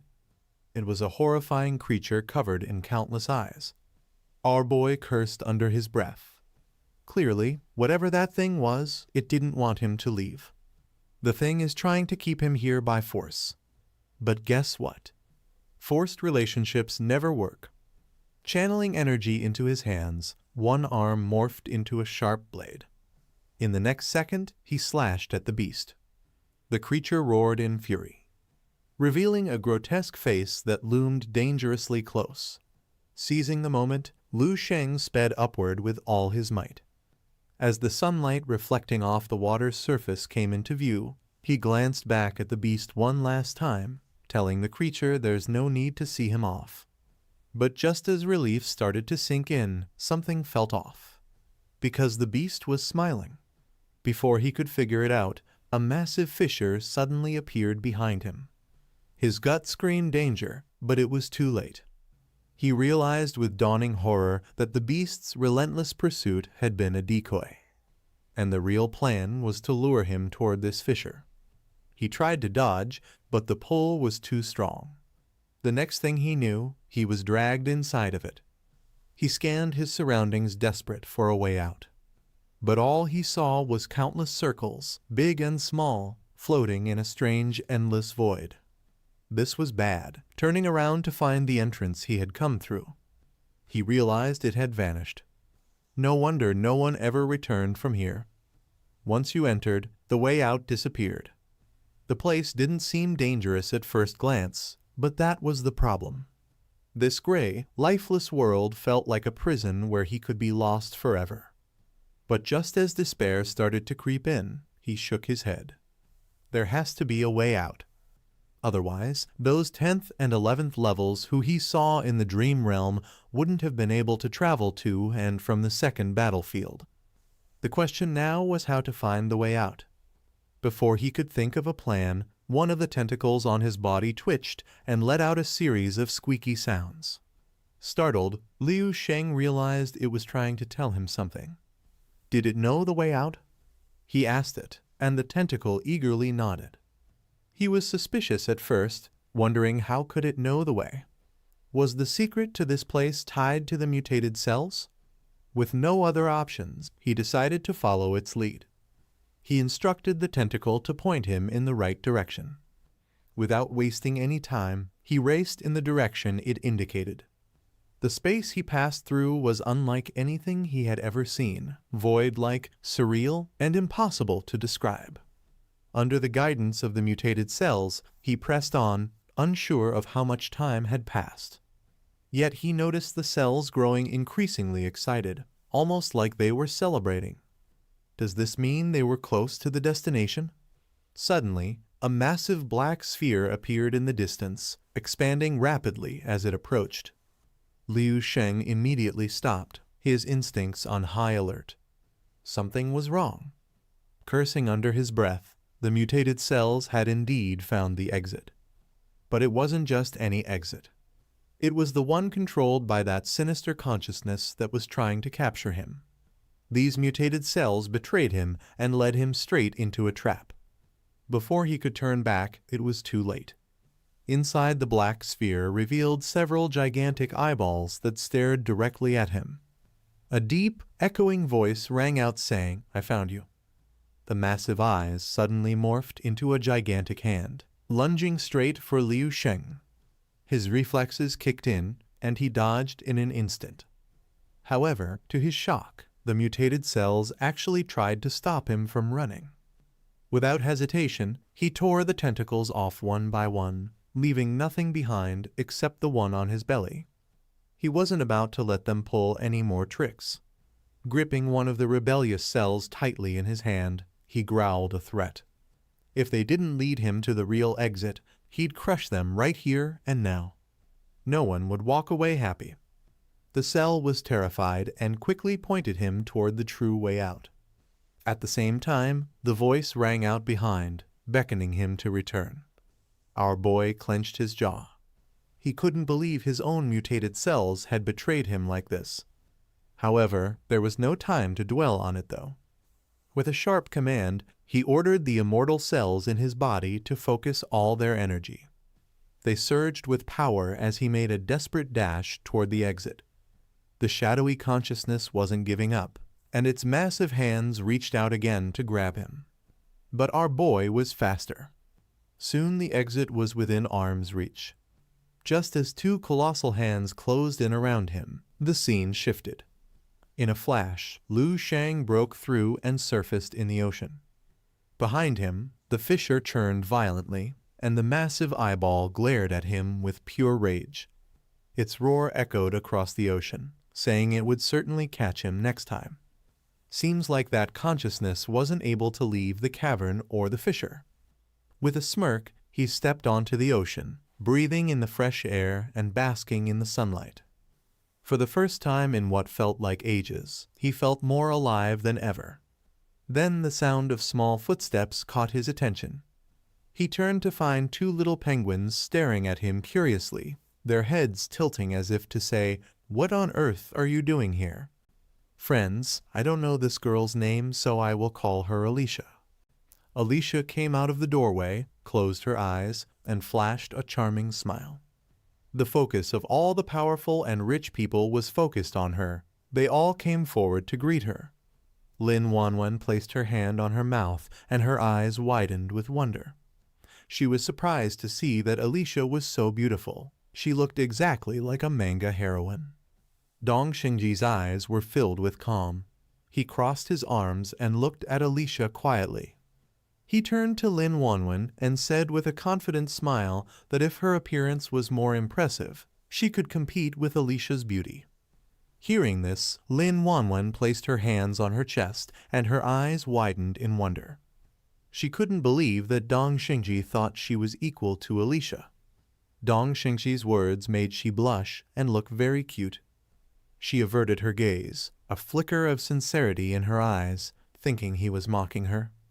Alicia, the daughter of the president of the World Martial Arts Association, carried a reputation that few could rival. In terms of status, influence, and beauty, she was in a league of her own far beyond comparison.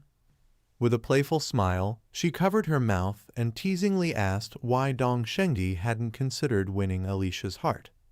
Given his talent as a rising star of the Eastern Dragon Kingdom, she believed he had the capability to attract someone of her caliber.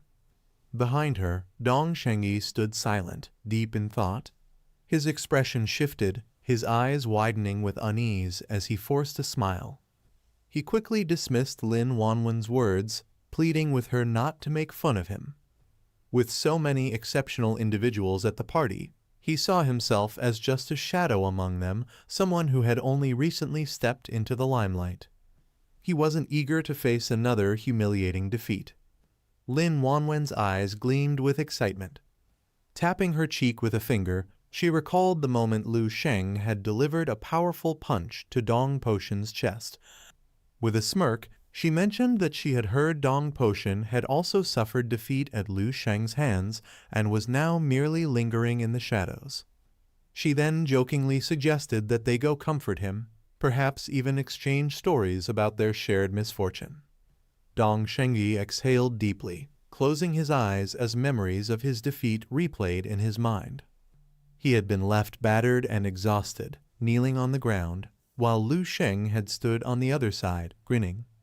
Within the Dong family, there were two remarkable talents, both of whom had suffered crushing defeats at the hands of the same man, their future brother-in-law. To Dong Shengyi, fate was merciless, and he had to admit that if there was any man truly worthy of his sister, it could only be Lu Sheng. Meanwhile, at the grand banquet, the marshals of the army were enjoying their feast. The Western marshal lifted his glass, a knowing smile forming on his lips. Seated beside him, the Northern marshal, in high spirits, raised his own glass. They clinked their drinks together in celebration. The Western marshal took a sip, then turned to his companions with a confident look. He remarked that the daughter of Cumberland, the president of the World Martial Arts Association, possessed both extraordinary lineage and talent. Her beauty and prestige made her a fitting match for the future god of war. He then posed a question: should they send someone to negotiate on the matter? Nearby, Alicia was surrounded by admirers, yet the Northern marshal's attention remained fixed on her. His eyes sparkled with interest, and soon the central marshal also took notice. Smiling, the central marshal acknowledged that it was a matter worth considering. After all, one could never have too many wedding gifts. However, as he closed his eyes, his expression turned serious. He then stated that he disagreed with them. In his view, their great nation was home to billions, and there was no shortage of exceptional women who could stand beside their god of war. Blindly admiring foreigners, he believed, was a meaningless gesture. Hearing this, the Western marshal's eyes filled with admiration. With a grin, he nodded in agreement. There was no reason to let Cumberland, that man from the Leon Kingdom, gain the upper hand. Besides, if he remembered correctly, Liu Sheng already had his sights set on a woman from the Dong family. The Northern marshal chuckled, lifting his glass once more. Deciding to steer the conversation away from such matters, they all raised their drinks and toasted again. Not long after, Alicia found herself sitting at a table beside a woman with chestnut-colored hair. Her eyes, filled with fatigue, drifted toward the floor. Resting her head on one hand, she let out a quiet sigh, regretting her decision to attend the party. The woman beside her extended a hand, watching her closely before offering a warm smile.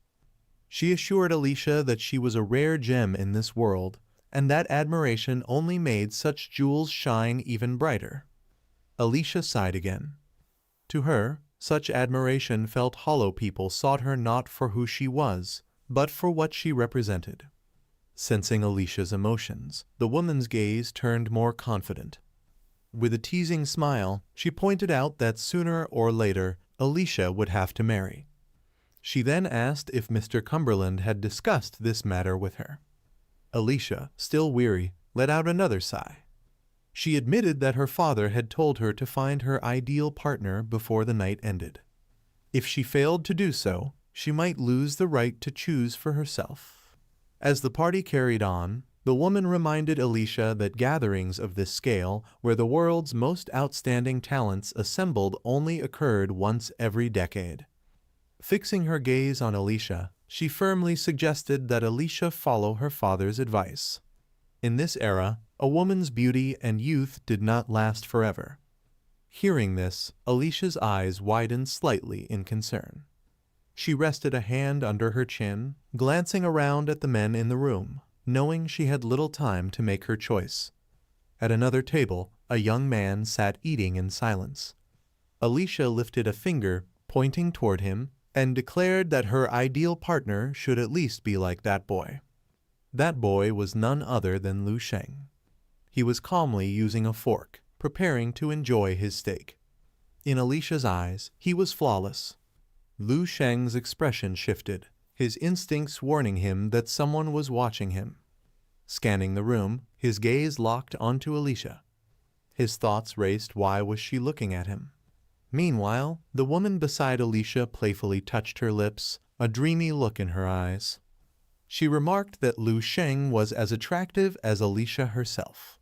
Then, with a mischievous smile, she said that if Alicia wasn't interested in him, she might as well take her chances. Alicia's eyes widened, her face heating up.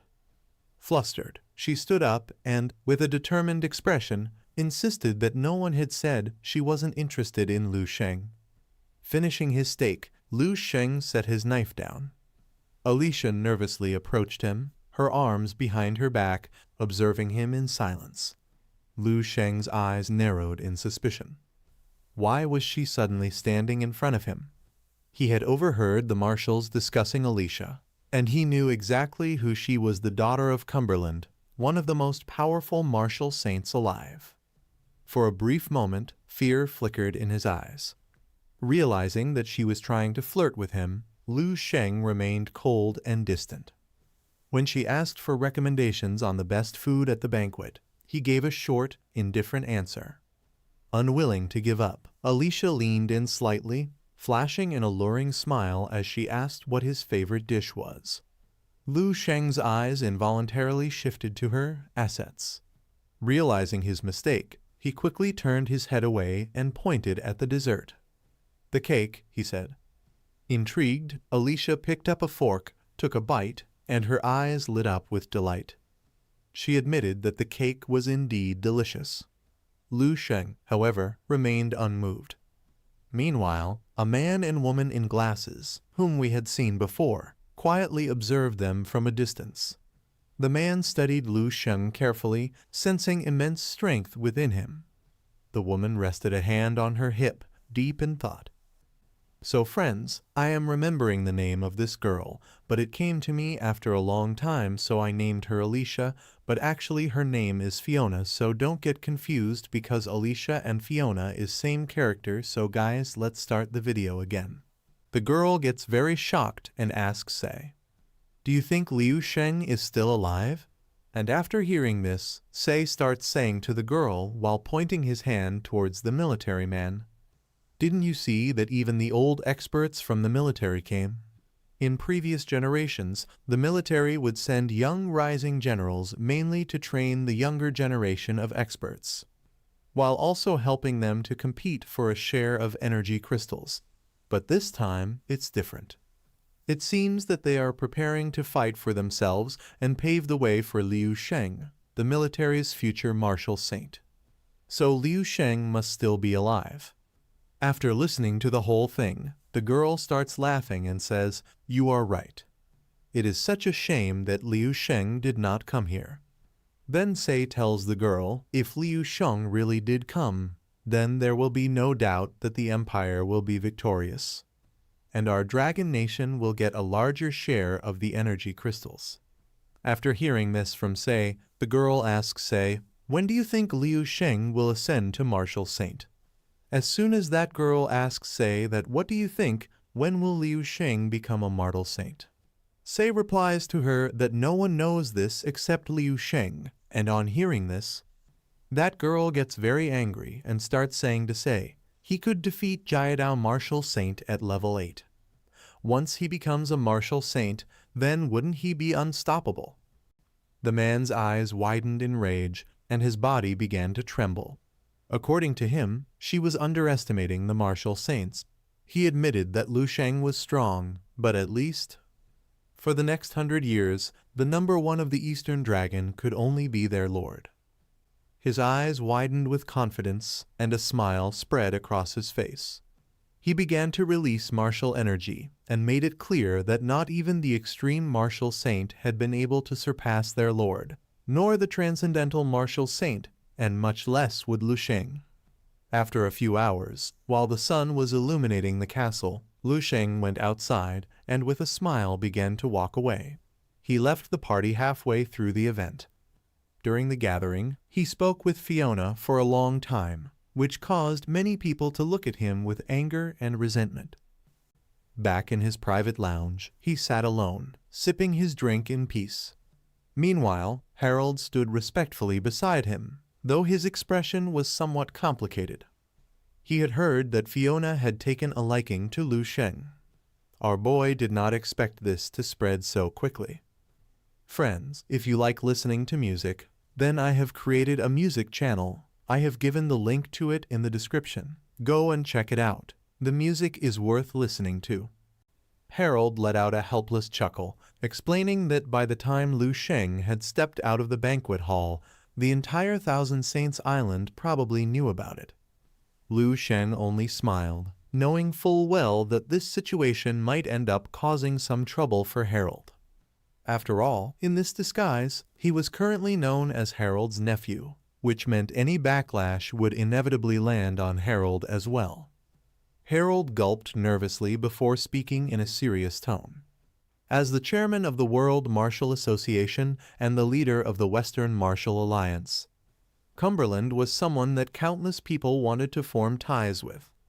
Having his daughter favor Lu Sheng wasn't something people would take lightly. Harold admitted that Lu Sheng was simply too dazzling. With that much attention on him, he was bound to become a target. By now, he could tell that Harold had probably been pressured by a group of martial saints. Setting down his drink, Lu Sheng patted Harold's chest reassuringly and told him not to worry. With a smirk, he tells him that Daddy will take care of things tomorrow and that he'll make sure to settle the score properly. The next day arrived swiftly. Following behind Harold, Lu Sheng casually took in his surroundings. Harold introduces the place as the center of Thousand Saints Island, surrounded by 30 towers, each one representing one martial saint. This time, 22 martial saints had come to participate in the tournament. With that, he respectfully informed our boy that he needed to head up. Our boy gave a simple nod. The moment Harold left, Lu Sheng felt a ridiculous number of eyes locking onto him. Some were merely observing, but plenty carried killing intent. Rather than feeling concerned, he found it interesting. If he were just Harold's sidekick, he would have probably been erased from existence on the spot. Meanwhile, a man turned to Fiona and asked if that was the one she had taken an interest in. Fiona nodded, calmly explaining that this person had everything she was looking for. Her father, Cumberland, was far from pleased. He stated bluntly that choosing a partner shouldn't be based on looks alone. While the person's strength wasn't bad, he was still Harold's nephew. And Loop Seal, however, didn't exactly have the best reputation. Their overall strength was nothing remarkable either. Cumberland's made it clear that Fiona needed to choose someone else. Fiona opened her mouth to argue, but her father cut her off, telling her to stay quiet. The tournament was about to begin, and for all they knew, the boy might not even survive the event. The rules were quickly displayed on the giant screen. Of course, Liu Sheng had already heard Harold explain them before. Phase 1 was a large-scale battle royale, where great grandmasters would compete for energy crystals participants could fight, steal, and eventually turn it over in the end. Phase 2 was a duel. In the end, the combined score of both phases would determine the final martial saint faction rankings. However, he wasn't interested in points. He was far more focused on one thing, which was how to make all 22 martial saints go after him all at once. After all, that was the only way to get the pressure he needed. And just like that, an idea struck him.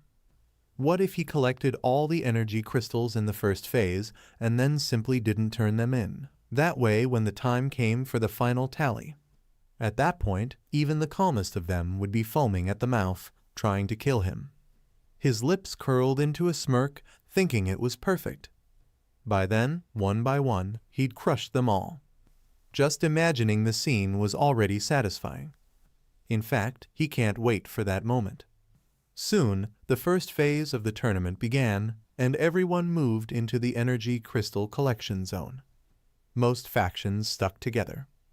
However, when people noticed that Liu Sheng had chosen to act alone, many were left wondering, was he fearless or just an idiot? Over at the Transcendent Martial School, one elderly man led the group, splitting the teams between himself and Dong Shangji. Meanwhile, over in the military faction, the marshals had also joined the hunt. As some of the top great grandmasters, they were already discussing a strategy. And by strategy, they meant robbery. They thought, why waste time gathering when you can just steal from others? After some very serious deliberation, They eventually settled on a plan which was to gather first, rob later. The General Stars couldn't help but think these aren't military heroes. These are just a bunch of old military thugs. Meanwhile, on the other side, glancing at the map and using his psychic energy, he quickly knew exactly where all the energy crystals were. Just as he was deciding how to proceed, he noticed there were people following him, but he wasn't in a rush to deal with them. Instead, with a single leap, he vanished from their sight. One of them said he couldn't be hiding forever, while scoffing that a mere nobody had no right to even look at Fiona. Even worse, they would make sure he didn't leave alive. Meanwhile, on the tower, someone asked, why was Dark Star and Dark Demon Society absent? Nobody seemed to have an answer, but one person sneered that Harold lucked out. Without those two factions interfering, Loop Seal would get a bigger share. Then, turning to Harold, he taunted him, warning that eating too much at once could make him choke. Harold didn't bother responding. He just thought to himself that the two they were talking about were already fish food, and all of them will be next. Nearby, Wanwen turned to her mother, asking why everyone seemed to be gunning for Harold. Lin Zhengyu explained it's because everyone wanted to be Cumberland's son-in-law, but not everyone was qualified. Wanwen wondered if having a martial saint backing wasn't enough. Her mother shook her head. If it were just any regular martial saint, then maybe. But this was Cumberland, one of the top 5 strongest beings in the world. Harold, on the other hand, was at the bottom. Wanwen found that a little disappointing. After all, the guy was kind of good-looking. Then, suddenly, she leaned in closer to her mother and whispered, "What if it were her? Would her mother qualify?" Her mother blinked, not quite processing the question at first, until Wanwen told her that she had literally encouraged her senior brother to flirt with Fiona before. Before she could say another word, she was smacked on the head. Her mother then warned her to never have such ridiculous thoughts again. At this moment, our boy had already plunged 8,000 meters deep. The device in his hand had locked onto the energy crystals. According to Fireseed's resource database, energy crystals were formed when a planet's core energy leaked to the surface and crystallized. They were a form of renewable resource, but overharvesting caused them to deplete faster, which was why they were only gathered once every 10 years. But he didn't care about any of that. Using his psychic energy, he effortlessly collected an absurd amount of crystals. And, of course, he had zero intention of turning them in. After all, his real goal wasn't some pointless score, it was provocation. If he could ignite the greed of those martial saints, if he could make them truly desperate, then, and only then, would they come at him with everything they had, and that was exactly what he needed. As he watched the growing pile of crystals, a twisted smile spread across his face. Hopefully, those martial saints would at least entertain him for a bit. A deep crack split the sea apart, causing the water to surge downward into the abyss. Seconds later, a figure slowly descended into the cascading waves, his polished black boots barely making a ripple. It was none other than Lu Sheng. He carried a large sack filled with energy crystals over his shoulder. His eyes gleamed with excitement, and a satisfied smile formed on his lips. With minimal effort, he had gathered over 100 kilograms of energy crystals. The sheer abundance of resources on this planet was beyond his expectations. His gaze shifted downward, and his smirk deepened. It was time to move on to the next stage of his plan. Reaching out, he unleashed his mental energy. Gradually, a vast invisible net spread across the entire island, reaching even its most concealed corners. As Lu Sheng observed the expanding web, his expression shifted to one of surprise. The moment he absorbed the energy crystals, his perception had undergone a tremendous change. His vision became sharper, and his reflection now appeared as a glowing amethyst figure. His mental power had skyrocketed, and although he wasn't completely certain if he had stepped into level 9, he knew without a doubt that he had far surpassed level 8 in both quantity and quality. He was no longer the same as before. Meanwhile, on another part of the island, surrounded by palm trees and patches of grass, a group of people moved calmly, each carrying sacks of energy crystals. A man, cigarette in hand, crouched down and turned to the woman beside him, his expression curious. "How much did you collect?" he asked. The woman placed her sack on the ground, reaching in to inspect its contents.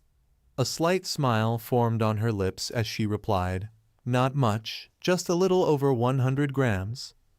Behind her, the rest of the team stood clad in sharp suits. A long-haired young man, gripping his own bag, placed a hand over his chest, his gaze sincere. "I barely reached 100 grams, he admitted. Another man, holding his sack tightly, shifted his attention to the captain.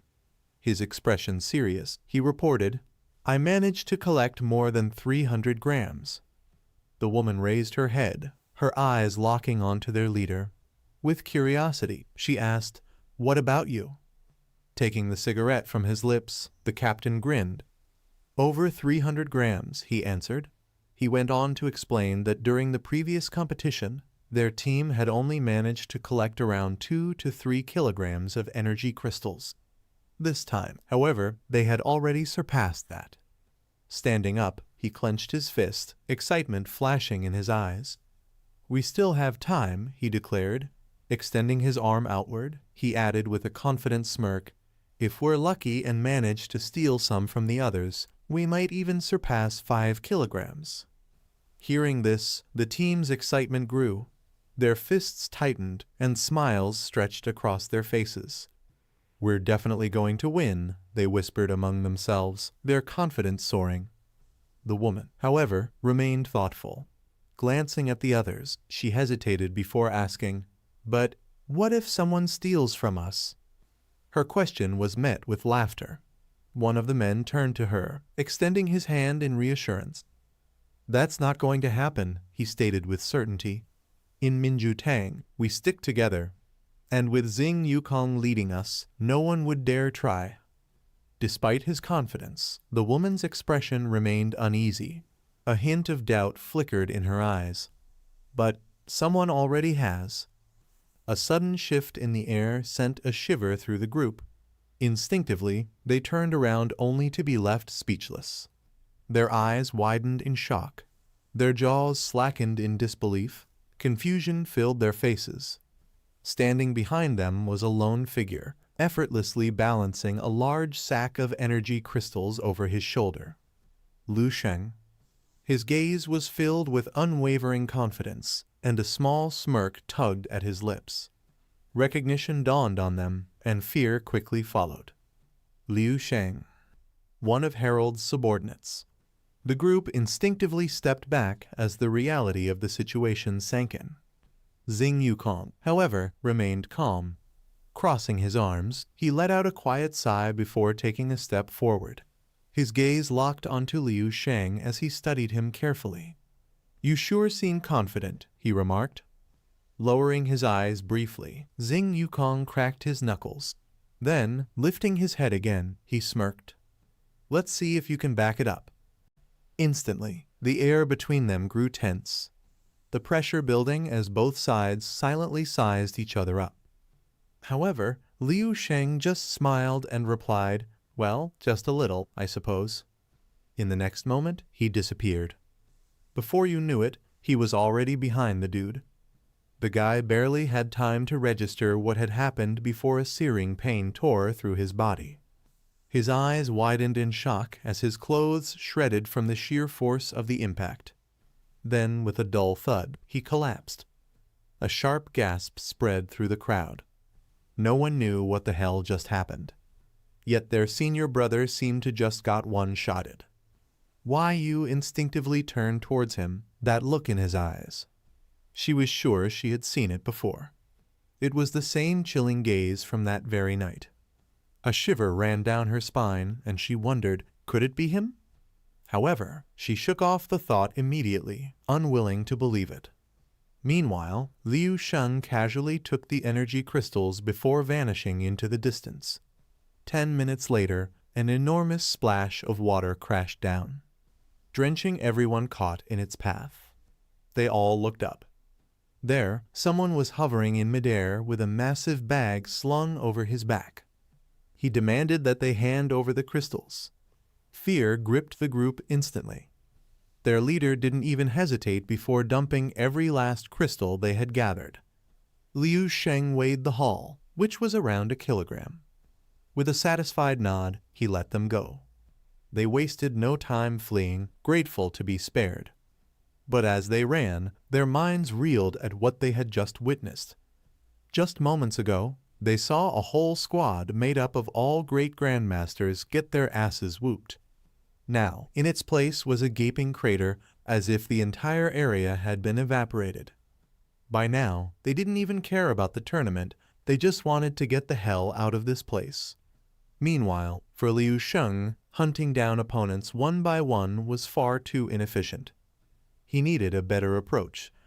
Then an idea struck. Why chase them when he could make them come to him? A plan already forming in his mind, he raised his hand and all of the energy crystals floated into the air, slowly pressing together, merging into a single massive crystal.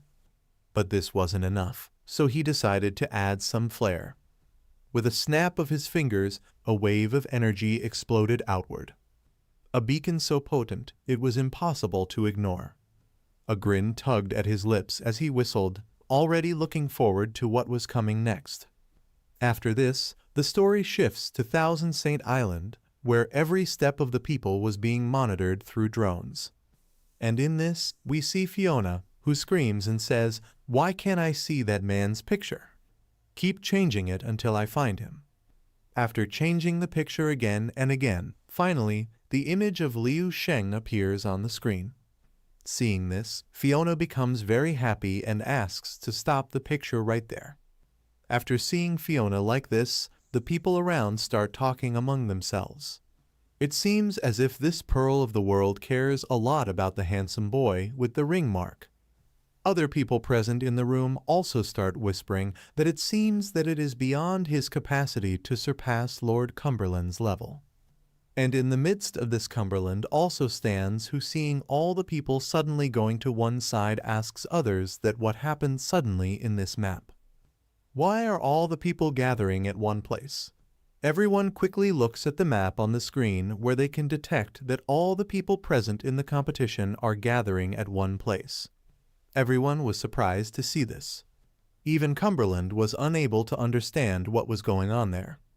However, I think we should rewind a bit. The martial saints had gathered, their eyes fixed on the massive screen. All attention shifted to Tan Jiongyi as someone pointed out one of his top disciples, someone who had ranked in the top 10 of the last tournament. Tan Jiongyi stroked his beard, looking rather pleased by the compliments. Lin Jiongyi, watching the screen, remembered the guy from a decade ago. Back then, he had been slightly weaker than Tang Jai, but his talent and instincts were exceptional.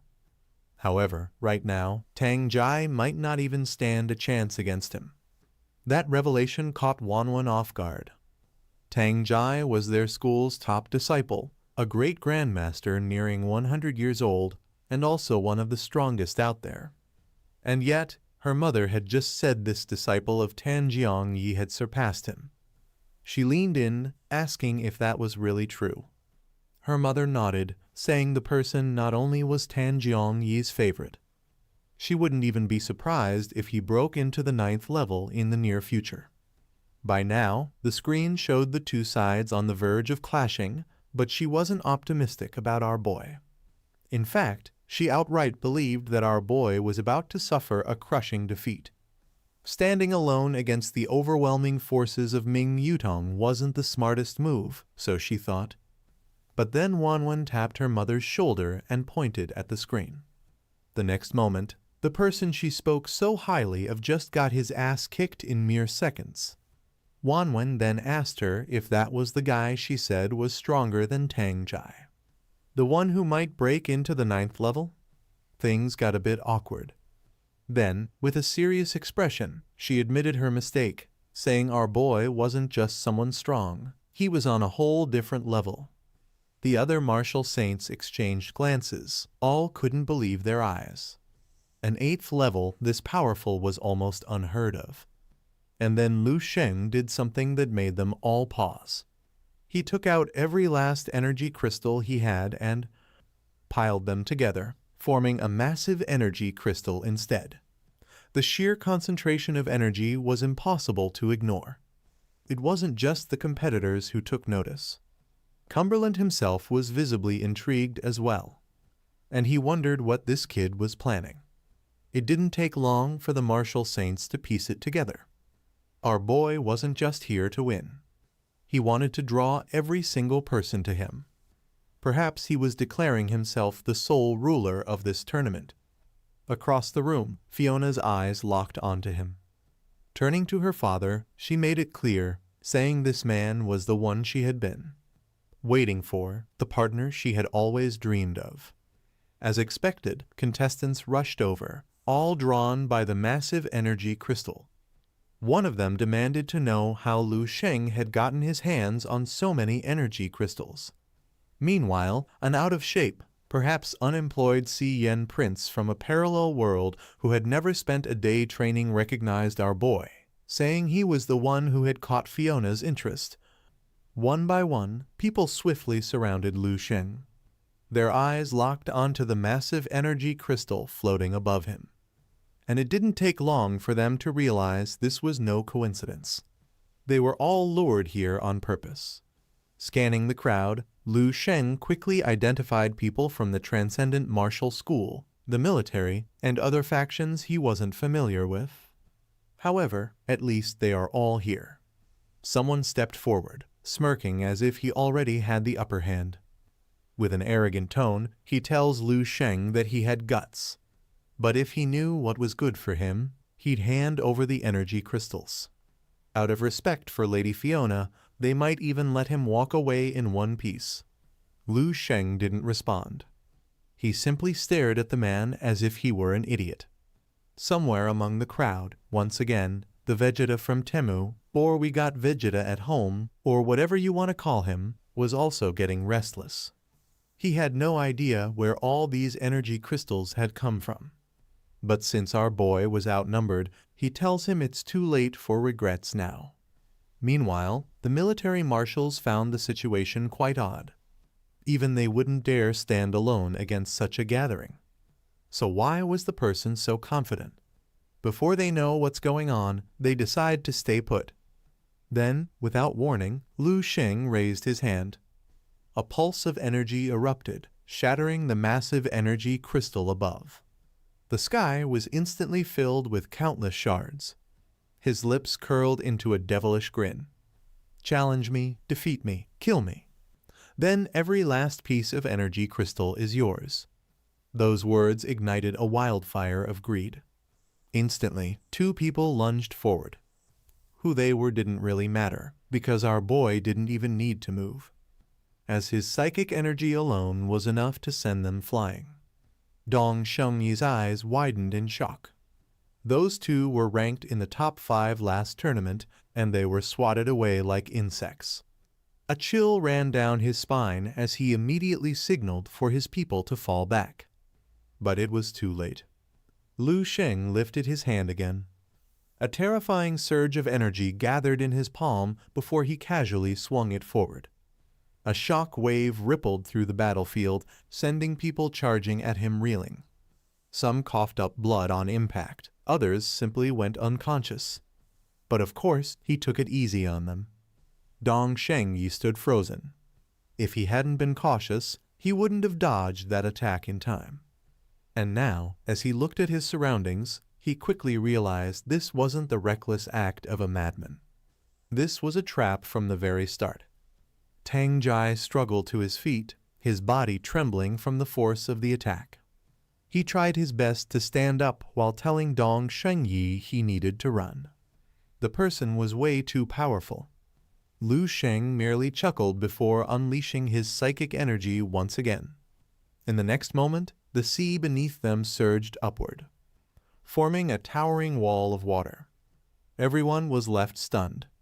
This wasn't just impressive. It was something even martial saints might not be capable of.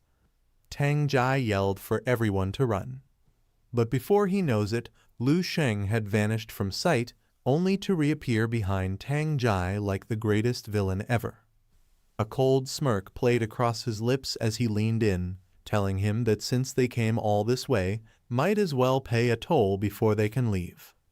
Just as Dong Shengyi was about to save his senior brother, Tang Jai made his choice. Summoning the last of his strength, he shouted at Dong Shengyi to run and he'd buy him time. Lu Sheng's hand landed lightly on Tang Jai's head and he questioned, who exactly gave him that confidence?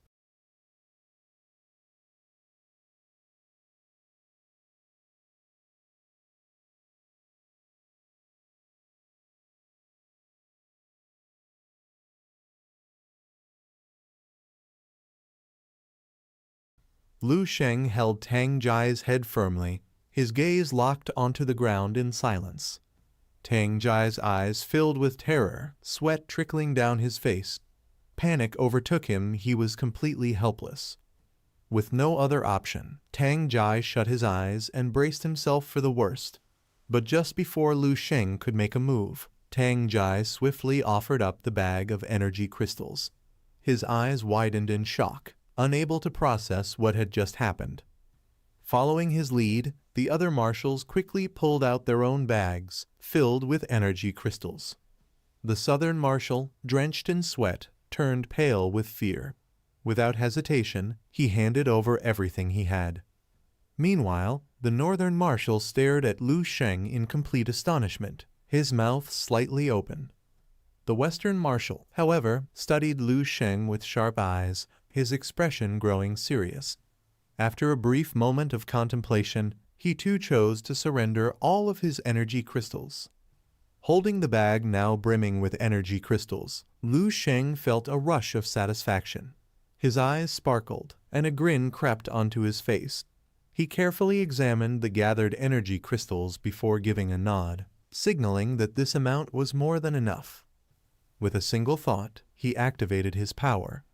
The energy crystals floated out of the warrior's bags and drifted toward the massive energy crystal. As it radiated an intense light, Lu Sheng's gaze remained fixed on it, his excitement growing.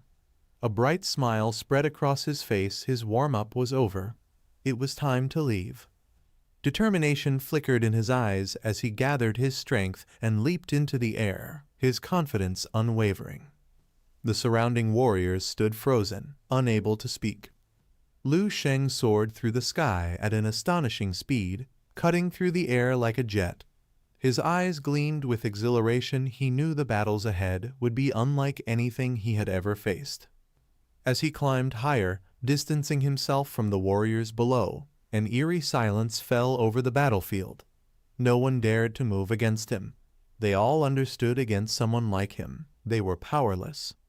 Their expressions ranged from shock to rage, disbelief washing over them as they realized they had survived simply by handing over their energy crystals.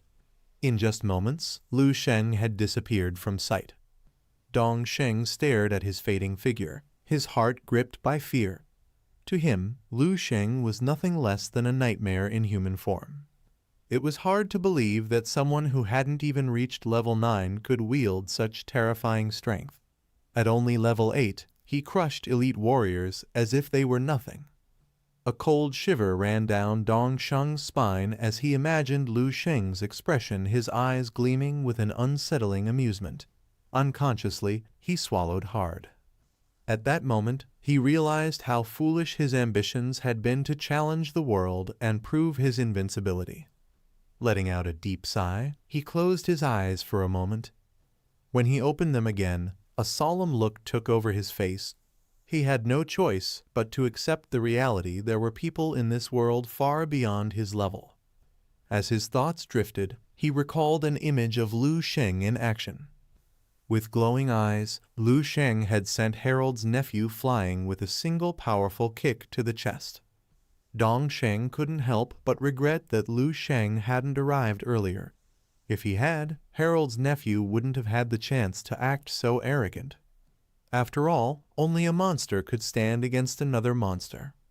The southern marshal stood frozen, his mouth slightly open in disbelief, his shock mirroring the others.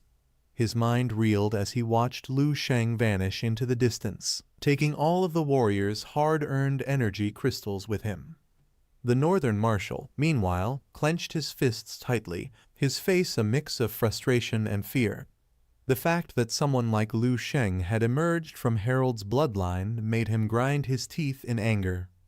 With a bitter expression, he muttered through gritted teeth that if Lu Sheng had been here from the beginning, Harold's nephew wouldn't have dared to act so arrogant.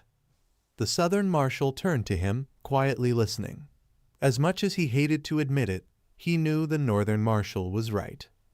Clenching his fists, he growled that no matter how powerful Harold's nephew was, he was just an arrogant loudmouth who would never have the courage to provoke a true martial saint like Lu Sheng. The northern marshal stepped forward, resting a firm hand on his shoulder.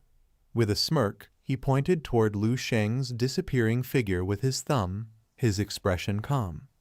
Then, he revealed something unexpected before arriving here. He had already prepared for the worst. As a precaution, he had hidden some energy crystals elsewhere. Unlike the others, who had lost everything, they still had reserves. The southern marshal let out a slow breath, his frustration easing slightly. He fell into deep thought as the surrounding warriors, their fists clenched, wandered around aimlessly, struggling to accept what had just happened. In the end, the marshals had been lucky. Despite the brutal beating they had endured, their injuries were minor, just a few scratches at worst. Realizing they had survived an encounter with a monster, they decided to celebrate with drinks. Above them, the sun shone brightly. Somewhere on the island, the tower of martial saints stood tall.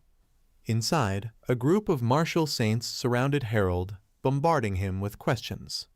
Is Lu Sheng really your nephew? What the hell is going on? Harold stood there with his arms crossed, silent. Cumberland's eyes gleamed with curiosity. Stepping forward, he extended a hand toward Harold and, with a suspicious look, asked what exactly was wrong with his nephew. The sound of Cumberland's voice snapped Harold out of his thoughts. Turning around, he wore a serious expression. In front of them, a large screen displayed live footage of Lu Sheng, showing his every move. Cumberland narrowed his eyes. Lu Sheng hadn't even reached level 9, yet his power far surpassed all level 8 warriors. This isn't just talent, Cumberland stated firmly. Another martial saint, wearing a wide-brimmed hat, watched the screen in deep thought. With a genuine tone, he admitted that Lu Sheng might one day stand alongside martial saints. Nearby, a bearded martial saint glanced at Harold, a mocking smile on his face. It's hard to believe that a genius of this level actually came from your family, he sneered. Harold, however, refused to react. He remained silent, his face unreadable. Meanwhile, Fiona's eyes sparkled with admiration. Clasping her hands together, she turned to her father, excitement glowing on her face. "Father, I want to marry him," she declared. Cumberland's expression twisted in confusion. He stared at his daughter, momentarily speechless. Finally, he crossed his arms and shut his eyes.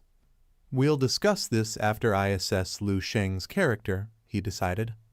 Fiona beamed, delighted by her father's words. As she rejoiced, Jiang Yu, another martial saint, kept her gaze fixed on the screen.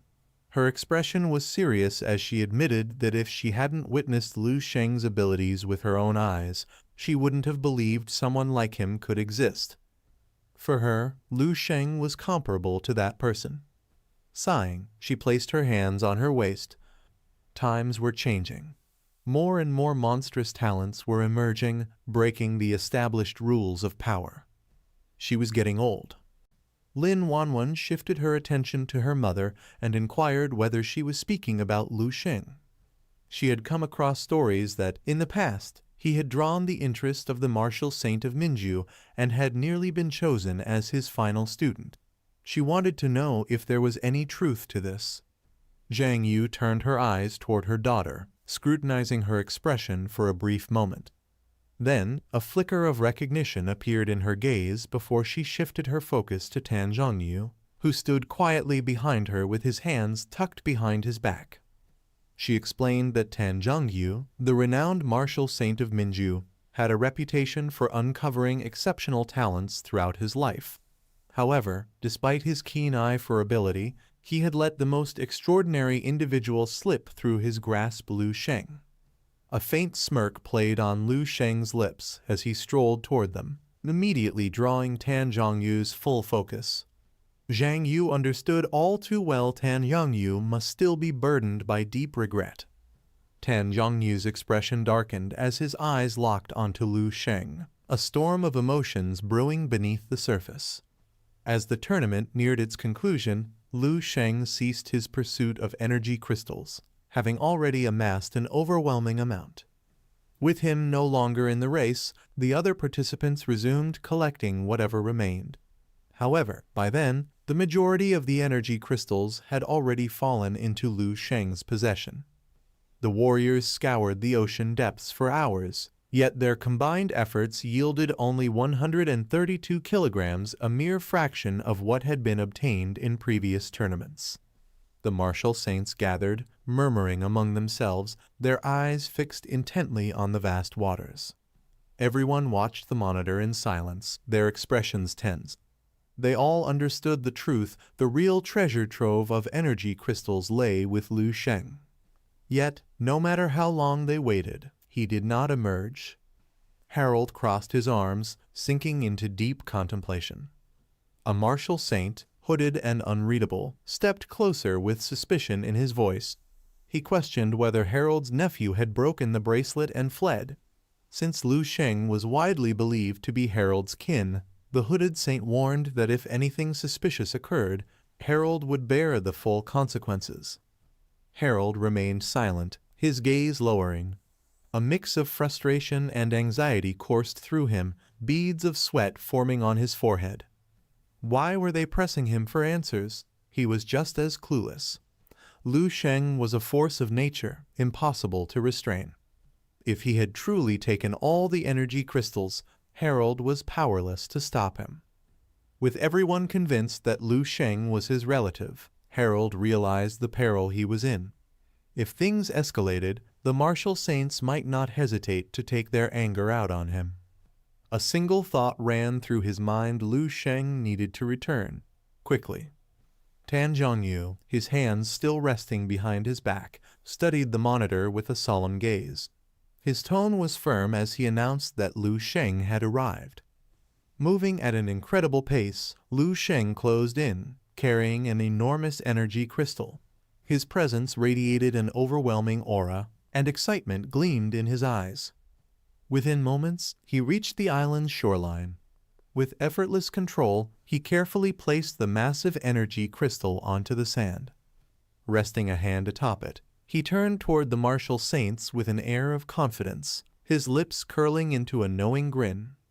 The martial saint's eyes widened in astonishment at the sight of such a colossal crystal. The tournament's host, a bespectacled man, stepped forward. Placing a hand against the crystal, he smiled and made the official announcement: Lu Sheng had gathered a staggering total of 545 kilograms. The martial saints remained fixated on the crystal, their hands instinctively clenching into fists. They could hardly contain their excitement. Cumberland's expression turned serious as he examined Lu Sheng. He commended him for collecting such an impressive quantity of energy crystals. This time, the total amount gathered had far exceeded expectations, over 500 kilograms, marking a drastic increase compared to past tournaments. It was clear that the martial saints would receive a significantly larger share than ever before. Satisfaction flickered in Cumberland's eyes. With a warm smile, he acknowledged that Lu Sheng's exceptional performance was undeniable. Victory and glory were now solely his. Cumberland then requested Lu Sheng's name, declaring that his achievement was remarkable enough to be remembered by all present. Fiona's gaze sparkled with admiration. Placing a hand over her heart, she wore a look of sheer joy, making it abundantly clear Lu Sheng was the man she wished to marry. Cumberland's attention shifted to his daughter. He studied her silently, momentarily at a loss for words. At last, he declared that only Lu Sheng was worthy of possessing the most treasured jewel of his family. Lu Sheng lowered his gaze, lost in deep thought. A well-built martial saint, his arms crossed over his chest, trembled with rage. He now understood Lu Sheng's rise would be unimpeded. No one would be able to stand in his way. Another martial saint, clad in a wide-brimmed hat and a white mask, clenched his fists, bitterness filling his chest. When he had achieved the rank of Grand Master, he had never been granted such reverence. With a composed expression, Lu Sheng turned to Cumberland and addressed him respectfully. Before introducing himself, he stated that he had a simple question he wished to have answered. His gaze held an unwavering confidence, and with a subtle smirk, he inquired whether the esteemed martial saints could provide him with an explanation. Cumberland's eyes narrowed, his interest piqued. His expression turned serious as he focused on Lu Sheng. Gesturing for him to speak freely, he assured Lu Sheng that he could voice his thoughts without hesitation. Placing a hand over his chest, Lu Sheng dipped his head slightly in a gesture of respect and expressed his appreciation. The sky had begun to darken. After taking a brief pause to organize his thoughts, he finally posed his question. With an icy tone, he asked how could the so-called martial saints be so utterly incompetent. A heavy silence blanketed the surroundings. Harold and Fiona's faces drained of color, their expressions frozen in shock and dread. Meanwhile, Cumberland, Tan Jiangyu, and Jiang Yu were left momentarily speechless, their jaws slightly slackened. Lu Sheng's gaze turned sharper, his smirk widening as he continued. He challenged them directly, questioning how they dared to sit atop their ivory towers while calling themselves martial saints. Before starting the video, I would like to say one thing that daily manhwas are misusing the YouTube copyright system. Daily manhwas, so I would like to say just one thing to him: go to hell. Cumberland's expression twisted in fury, his eyes narrowing dangerously. His voice boomed across the island as he demanded, "What kind of nonsense is this? Do you even understand what you're saying?" Instead of responding, Lu Sheng threw his head back and let out a maniacal laugh, his voice echoing like a madman's across the battlefield. Then, without hesitation, he reached up and tore away the disguise he had been wearing all this time. At that very moment, his true form was revealed. Lin Zhengju's breath caught in her throat as she beheld his real identity. A thought flashed through her mind like lightning. So, it's him. With a slow, deliberate turn, Lu Sheng faced the people in the tower and let a smirk tug at the corners of his lips. His hands began to glow, pulsating with a golden aura. He had no intention of wasting a single second. Glancing at the stunned crowd, he made his declaration. "My first move is to wipe out this tower."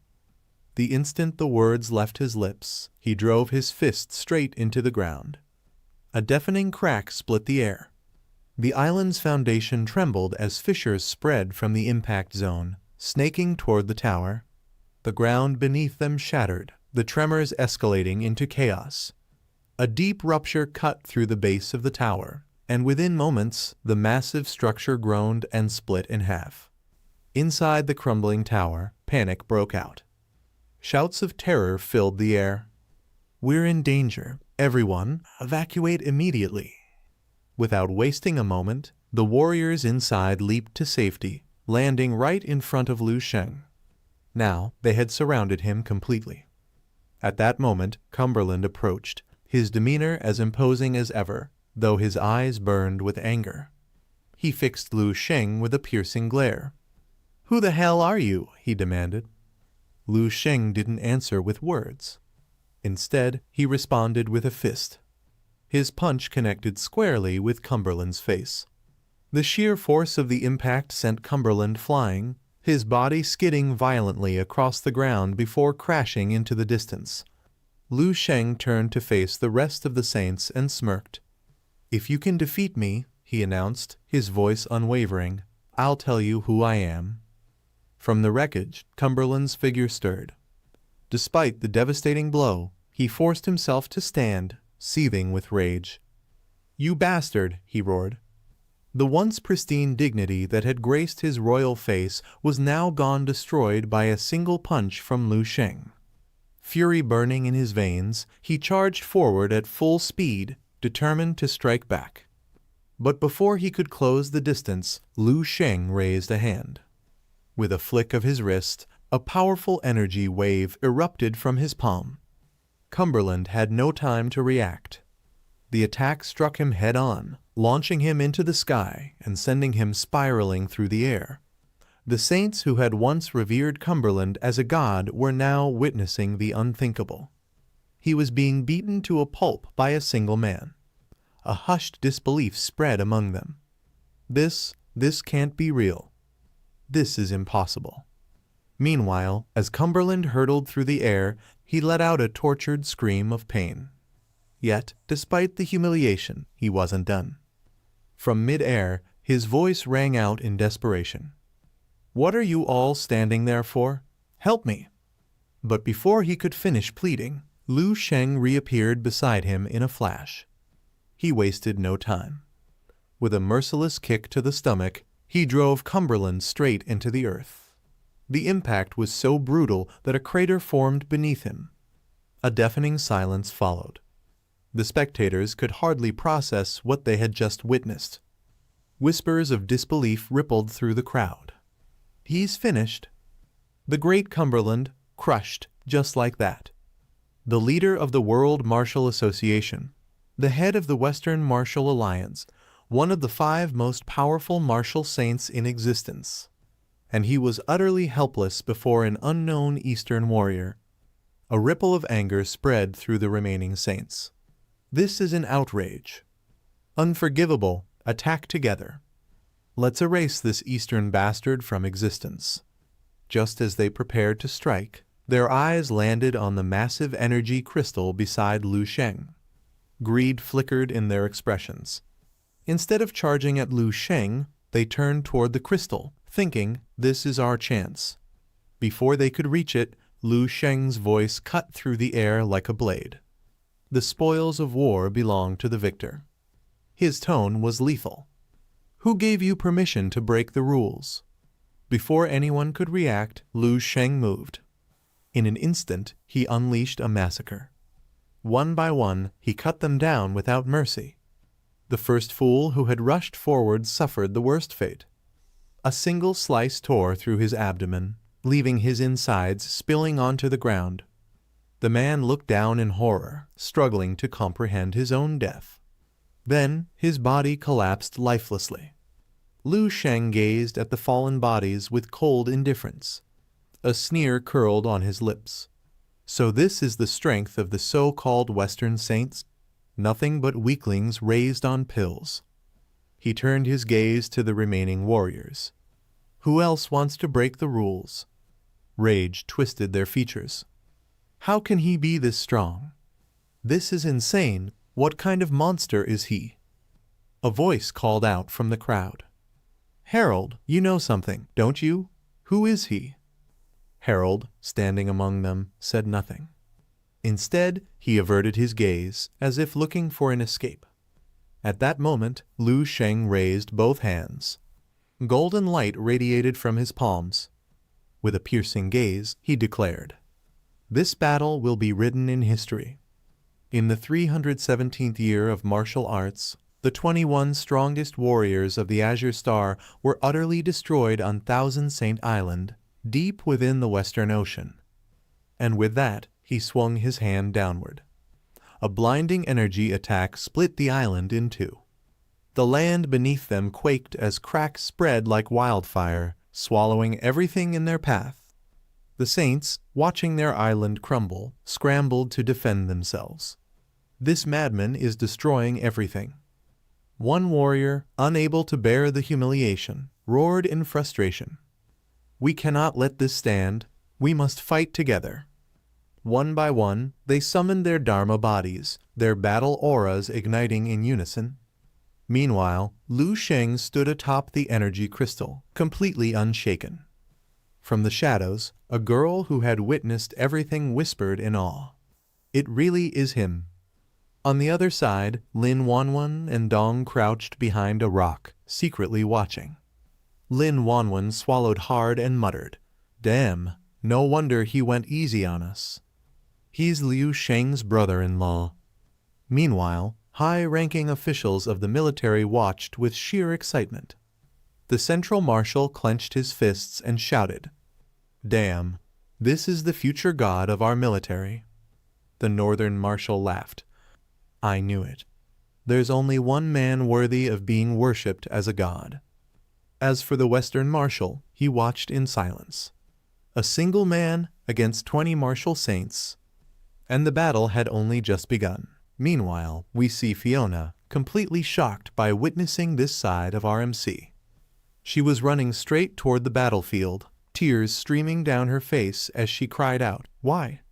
Why did the man I set my heart on suddenly change his appearance, beat up my father, and then take on all the martial saints? Why?" Just as she was about to rush further, a young woman appeared, grabbing Fiona and pulling her away, urgently warning her, "Princess, don't go there. It's too dangerous. We must leave this place at once." On the other side, RMC stood completely ready for battle, calm and composed atop the energy crystal. His aura radiated absolute confidence. At that moment, Tan Zhongyu stepped forward, standing before him, ready to fight. Seeing him, RMC chuckled and said, "T's been a long time, Tan Martial Saint. Are you still holding back? If you don't reveal your true form, how will you ever understand the pain of fighting at full strength? I have beaten your projections countless times in the 7th Martial Saint Tower. Now I finally have the chance to beat you in person." Tan Zhongyu, who was floating in the air, was watching RMC's insolence with anger. Immediately, he drew his sword and activated the sword energy on it. Pointing the sword toward RMC, he launched it at him. His attack was so powerful that the entire sky was glowing at this moment. The people standing below were watching Tan Zhongyu's sword attack as the entire sky was glowing due to its energy. Among them, Lin Zhengyu stood and said, "Tan Zhongyu has finally made his move. With the invisible slashes, this is his ultimate technique." Tan Zhongyu launched a swift sword strike at Liu Sheng, yet his movement was so imperceptible that no one present could comprehend what had just transpired. It was as if his attack had never happened at all. At that moment, Lin Wanwen's mother gasped, her voice trembling as she declared, "There's no doubt he put everything he had into that attack." A wave of concern washed over her as she considered the terrifying possibility. Had Tan Zhongyu reached such an advanced level that even the very act of his strike was beyond their perception? The martial saint's expression darkened with fury, his eyes burning with intense hatred. His patience snapped, and he resolved to retaliate. Summoning his most fearsome technique, cutting the sky, he let his rage erupt. Lightning crackled around him, surging like a violent storm, while an immense force gathered above. A terrifying energy descended from the heavens, streaking toward Liu Sheng with overwhelming speed. Yet, instead of flinching or attempting to evade, Liu Sheng simply watched his opponent with a knowing smile. Though unseen by the others, he could sense something powerful approaching.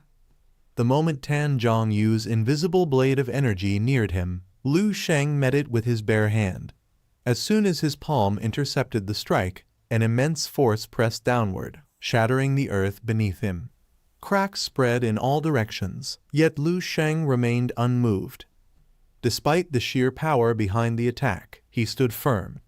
Then, with an effortless motion, he crushed the invisible sword's energy in an instant.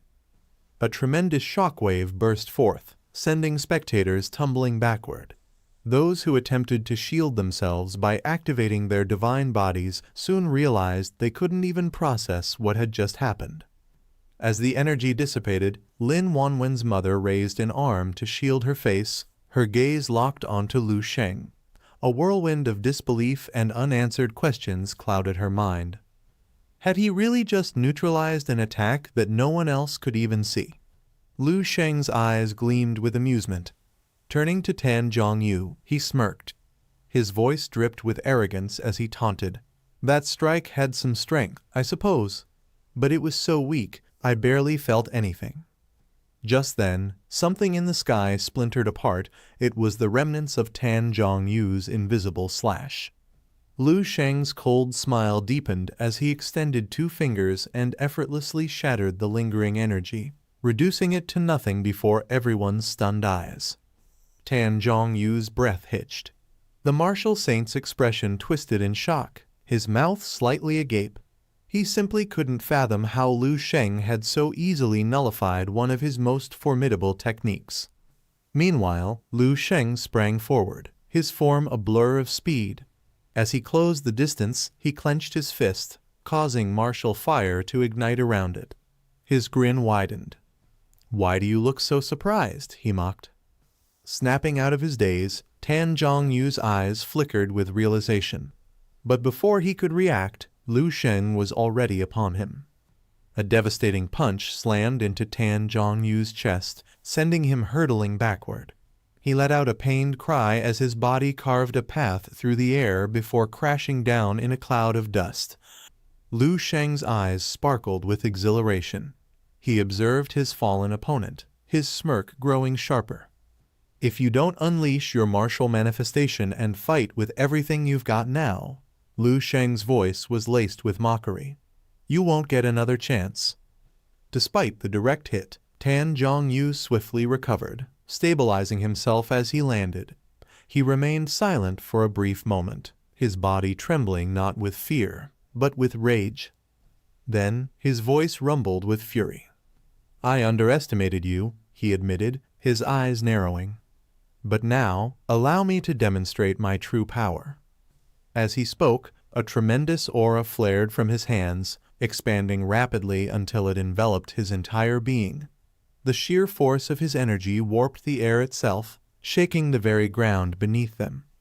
A suffocating pressure filled the battlefield as Tan Zhongyu unleashed his full strength. The world around them seemed to tremble in response. Then, with a thunderous roar, his voice echoed through the sky. "My name is Tan Zhongyu, the master of magical power." A hushed awe fell over the spectators.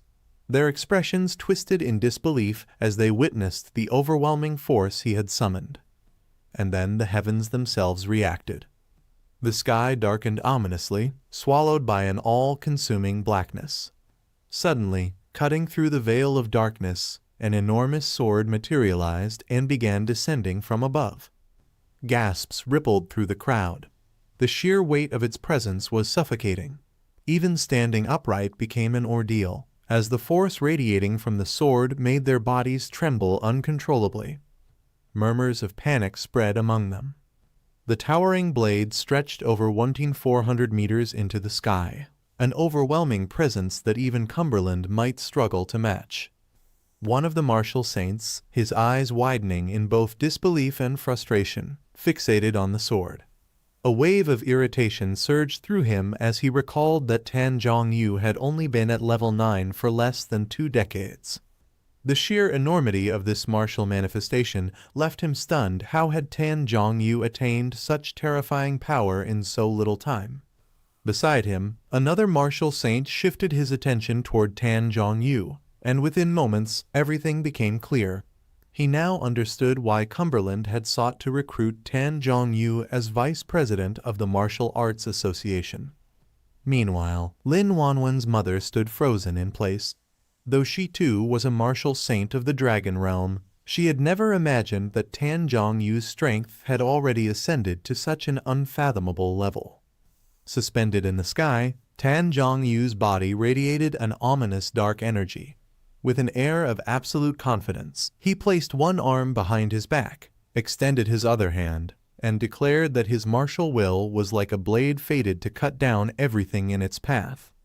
On the ground below, Lu Sheng stood motionless, his hands tucked casually into his pockets. He said nothing, simply gazing downward in complete silence. Watching him, Tan Zhongyu smirked and raised his hand skyward, manipulating the massive martial sword with ease. His voice carried a hint of amusement as he revealed that he understood Lu Sheng's strategy, using the martial saints as stepping stones to grow stronger. Instead of anger, gratitude flickered in Tan Zhongyu's eyes. He admitted that after this battle, he would undoubtedly surpass all others. With a swift motion of his hand, he commanded the sword to strike, signaling the end of their duel. A terrifying surge of malevolent energy exploded from the blade as it descended toward Lu Sheng. For most warriors, this would have been the moment of surrender, a realization that resistance was futile against Tan Zhongyu's overwhelming might. But Lu Sheng was different. As the colossal blade closed in, he remained still, unfazed, not even lifting a finger to react. The battlefield trembled. Floating debris swirled through the air, yet Lu Sheng simply watched Tan Zhongyu, his lips curving into a smirk. Mocking his opponent, he remarked that he had once witnessed a blade flash 10,000 times brighter than the one before him. His eyes burned with excitement. Clenching his fist, he activated his martial cells, his gaze sharpening with intensity. He had made his decision he would use the legendary technique, 5 fists. The moment the martial sword collided with Lu Sheng, a deafening shockwave tore through the land, unleashing a devastating explosion of energy. The sheer impact caused the ground to rupture and crumble, sending tremors across the battlefield. The weaker martial saints were thrown off their feet, while the stronger ones raised their arms in defense, shielding themselves from the force of the blast. Disbelief spread among the spectators. None could fathom that Tan Zhongyu wielded such monstrous strength. The energy rippled outward, consuming everything in its path. Lin Wanwen's mother, standing nearby, instinctively raised her arms to shield her face from the blinding flash. She clenched her teeth, her heart pounding with anxiety. Had Lu Sheng been defeated? Seconds passed. The dust finally began to settle. As the smoke cleared, a shocking sight emerged. Lu Sheng stood completely unharmed, his fist pressed firmly against the tip of the martial sword. Focusing his power, he gathered immense energy into his fist, triggering thunder to crackle and dance around him. Even though the martial sword was an elite technique, it was no match for Lu Sheng's raw strength. With a single counterattack, he sent fractures running along the blade's surface. A heartbeat later, the most powerful technique of Tan Zhongyu, the martial saint, shattered into countless fragments, its remains raining down onto the battlefield. From within the broken blade, Tan Zhongyu, his robes tattered and his body covered in scratches, emerged, his face twisted with confusion. How could Lu Sheng be this powerful? Lu Sheng offered no explanation. Tan Zhongyu's eyes rolled back, his face drained of color. A violent cough racked his body, and blood splattered from his mouth as he cursed Lu Sheng under his breath. Then his body went limp. His unconscious form plummeted from the sky, crashing into the ocean below with a thunderous splash. By now, the sun had long since set. Standing at the shore, Lu Sheng turned toward the water, watching in silence. His eyes gleamed with unrestrained joy. Then he turned back, his lips curling into a smirk. Did Tan Zhongyu really think he was worthy of using the martial saints to strengthen himself? Not far away, the remaining martial saints were left frozen in stunned silence. Their gazes locked onto Lu Sheng, their minds struggling to process what they had just witnessed. Shock, disbelief, and a hint of fear flickered across their faces. Tan Zhongyu had fallen. Lu Sheng's feet barely touched the ground as he descended toward them. With measured steps, he approached the group. "Prepare yourselves," he ordered, his voice filled with authority. The martial saints exchanged uncertain glances before slowly rising to their feet. They watched him cautiously, their expressions unreadable. Lu Sheng's eyes gleamed with arrogance. A slow, mocking smile stretched across his face. His piercing gaze swept over them, and with a low chuckle, he made his intentions clear. He wouldn't let them just stand by and spectate. Without warning, the muscle-bound martial saint erupted with fury. In the blink of an eye, he materialized behind Lu Sheng, leapt into the air, and with a fierce glare prepared to strike. "Don't get ahead of yourself," he growled. "We are martial saints too." But Lu Sheng had anticipated this. A smirk tugged at the corner of his lips. The fish had taken the bait. Just before the attack could land, Lu Sheng shifted his gaze downward, then, with a swift uppercut, he slammed his fist into the martial saint's chin. The impact sent his opponent soaring backward, his body spiraling uncontrollably through the air. Excitement flickered in Lu Sheng's eyes. Turning to the remaining martial saints, he smiled and declared, "Let's get started. I'll be giving you all a proper beating." Without hesitation, he lunged forward. Grabbing one martial saint by the collar, he swung him around like a rag doll. Then, with a powerful punch, he sent another crashing violently into the ground. Despite their prestigious titles, these so-called martial saints were nothing but playthings before Lu Sheng, a true monster among men. Lu Sheng moved toward the military faction, and an eerie silence filled the air. No one spoke. Surprisingly, it was Lu Sheng who broke the quiet first. He asked if he could leave with them later. The central marshal hesitated for a moment before quickly agreeing. Of course, he could. Inside, the marshal was ecstatic. After 2 centuries of relentless effort and patience, they had finally struck cosmic gold. Just then, someone staggered toward Lu Sheng, calling his name. He turned and saw Cumberland, who seemed to struggle to find the right words. Cumberland acknowledged Lu Sheng's immense strength. There was no doubt about that. But he voiced his concern that hoarding all the energy crystals might lead to catastrophe. Not just for Lu Sheng, but potentially for the entire planet. He urged Lu Sheng to reconsider. Lu Sheng simply cast him an indifferent glance before replying. If the guide truly wanted him, then the guide should come find him personally. He reassured Cumberland that when the time came, there would be no consequences for them. Cumberland stood frozen. He opened his mouth as if to say something, but ultimately held back. Still, a chilling thought crept into his mind. What was Lu Sheng really planning? Surely not. But this was the man they had all been speaking about. Meanwhile, the martial saints watched as Lu Sheng strode away, the massive energy crystals hovering beside him. In their world, strength was the ultimate authority. And at that moment, Lu Sheng no longer seemed like an ordinary man, he resembled a god. No one had ever reached such heights before, and no one knew if it would ever happen again. Hours later, the military was prepared. Fighter jets and transport planes were lined up, ready for departure. Then, a voice called out from behind. Lu Sheng turned and saw Fiona running toward him. She hesitated a few steps away, then finally spoke, revealing something that had clearly been on her mind. She wanted to know his real name, the one he had never shared with her.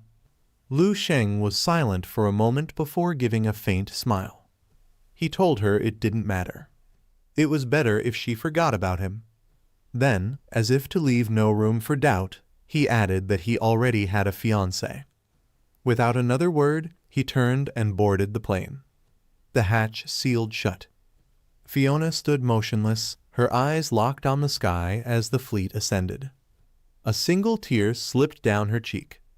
At some point, Cumberland had stepped up beside her. He tried to console her, telling her it was best to forget him. They were never meant to be. Fiona didn't respond right away. But then, with newfound determination, she turned to her father and declared that she knew what she had to do.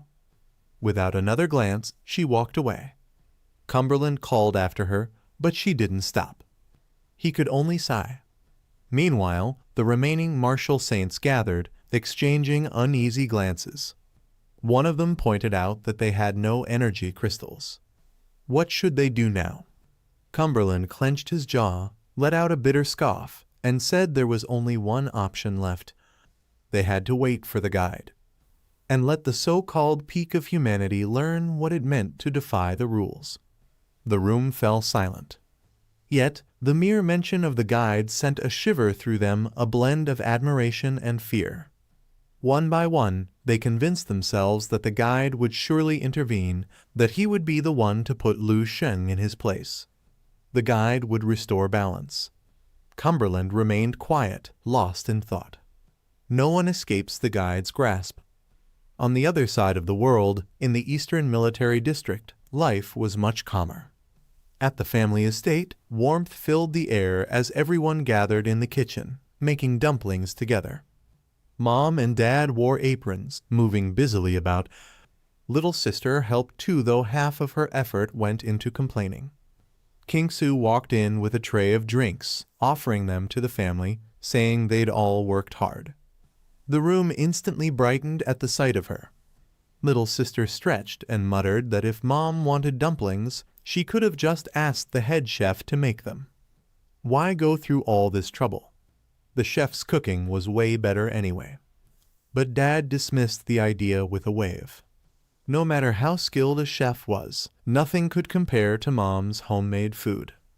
To him, her cooking was unbeatable.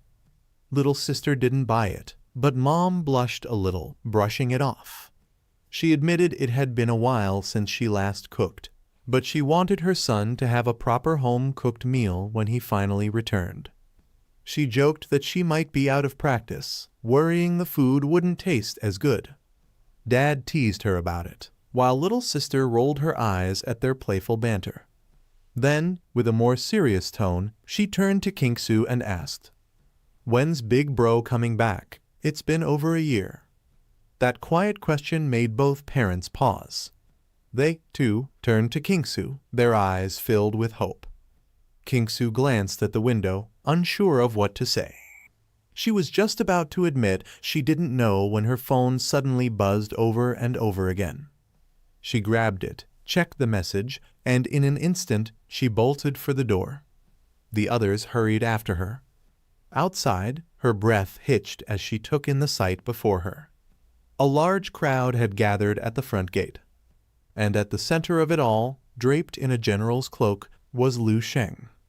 He smiled. "I'm home." Kingsu ran straight to him, wrapping her arms around him tightly.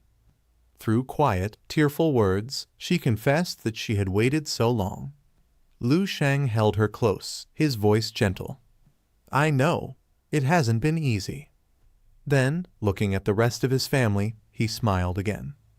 "I'm back." Dad beamed with pride, while Mom's eyes shimmered with unshed tears. Even little sister couldn't hold back her emotions. Mom kept repeating, "As long as you're back." Little sister, trying to mask her own tears, half laughed and scolded him for taking so long. She demanded to know where her present was. Before long, Lu Sheng was sitting with them, sleeves rolled up, helping make dumplings just like old times.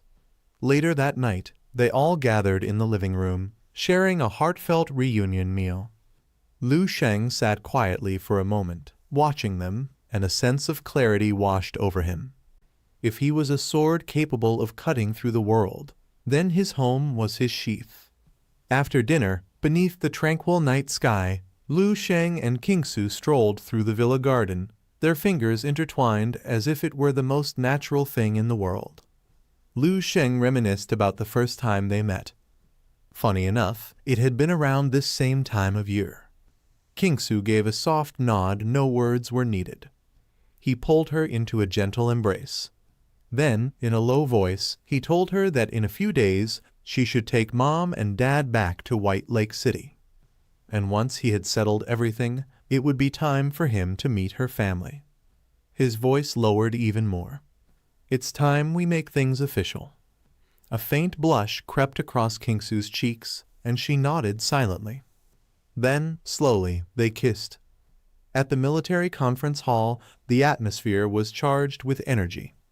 Every top-ranking officer was in attendance, their eyes fixed on the giant screen playing footage from Lu Sheng's battle on Thousand Saints Island. The tension in the room was electric. Then, the central marshal rose from his seat, his expression solemn but his eyes alight with conviction. He declared that this day would be marked in history. After 200 years, their dream had become a reality. But there was more. Lu Sheng had given him a final instruction, one that shocked the entire room. He had ordered the introduction of a new body refinement technique across the military. The other marshals were stunned. None of them had heard of this. And if Lu Sheng was the one pushing for it, what kind of monstrous technique could it be? The screen displayed a recording of a robot executing a precise and deliberate slap through the air, generating a powerful shockwave. It then swiftly turned and unleashed a forceful kick, which similarly sent a shockwave rippling outward.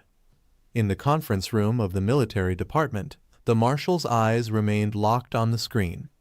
Their astonished expressions and gaping mouths revealed their disbelief at the sheer strength of Lu Sheng's body refinement technique. One of the marshals, overwhelmed with emotion, broke into a delighted smile. He explained that although the robot's movements appeared simple, merely watching and mentally simulating them sparked countless ideas and inspirations. The mustached marshal clenched his fist, unable to contain his excitement. The officer seated next to him braced his hands on the table before standing up, his gaze bright with amazement, a grin spreading across his face. Just as the previous marshal had mentioned, he, too, felt as if a new path had opened before him, a revelation that illuminated his understanding of the martial path. It was as though an entirely new world had been unveiled. The marshals, consumed by exhilaration, tightened their fists in celebration. With Lu Sheng's body refinement technique, they realized their strength would reach unprecedented levels. At the center of their gathering, the marshal of the Central District observed the unfolding reactions. Rising from his seat, he fell into deep contemplation. Yet, as he witnessed their enthusiasm, his gaze softened with tranquility. Stroking his beard, a confident smile emerged on his face. He was certain that they now comprehended the true magnitude of Lu Sheng's technique. Though seemingly straightforward, once practiced, its extraordinary potential became apparent. The robot placed its hand over its chest and greeted everyone with a friendly smile. At that moment, the Central District Marshal paused the video. With a confident expression, he gestured toward the screen with his thumb and revealed their test results. The data showed that Lu Sheng's technique was at least 5 times more effective than the 24 body refinement forms currently used by the Army. More astonishingly, it unlocked human potential to a degree 100 times greater than before. Upon hearing this, the marshals sprang to their feet, fists clenched, eyes ablaze with exhilaration. This technique wasn't just an improvement, it was a revolutionary tool that would usher in a new era in martial development. The mustached marshal's thoughts drifted to the limitless possibilities, envisioning a mountain of gold coins. His eyes glistened with sheer delight, realizing that this refinement technique was an invaluable treasure for the military, truly a gift from the heavens. He imagined himself engulfed in martial flames, acknowledging that only someone who had attained the pinnacle of the martial path, someone like Lu Sheng, could have conceived such a profound technique. As excitement filled the room, one of the marshals raised his hand and coughed. The Central District Marshal and the others turned toward him, their expressions shifting to curiosity. Fixing his gaze on the Central District Marshal, the raised hand officer extended his arm forward, a look of apprehension clouding his face. In a hesitant yet serious tone, he posed a crucial question: should such an invaluable technique truly be integrated across the entire army? Fear flickered in his eyes as he elaborated. If the method became widespread, there was a risk it could leak beyond their ranks. If that were to happen, by the time they attempted damage control, it might already be too late. The Central District Marshal clasped his hands behind his back, his eyes briefly shutting as he let out a composed breath. With a serene smile, he responded, the generosity behind this technique was a testament to the noble spirit of a true martial saint. Revealing that Lu Sheng had already made his intentions clear, the marshal stated, "This technique was created to benefit the entire world." A hush fell over the room. The marshals, momentarily stunned, exchanged silent glances. One of them closed his eyes and solemnly admitted that, despite living over a century, he had wasted his years in comparison. Lu Sheng alone possessed a heart vast as the cosmos, a vision spanning the galactic river itself. Not only was he superior in martial prowess, but his foresight eclipsed even the wisdom of other martial saints. The Central District Marshal extended his hand, his voice firm. They were on the brink of witnessing history. With his fist clenched, eyes gleaming, and a triumphant smile gracing his lips, he declared that the dawn of a new age, one forged by the god of war, had arrived. The room erupted in cheers, the energy palpable. Meanwhile, at a military camp in the eastern region where helicopters and military vehicles lined the area, a soldier balanced on a single finger, performing handstand push-ups. His breath was labored, and beneath him, a pool of sweat glistened.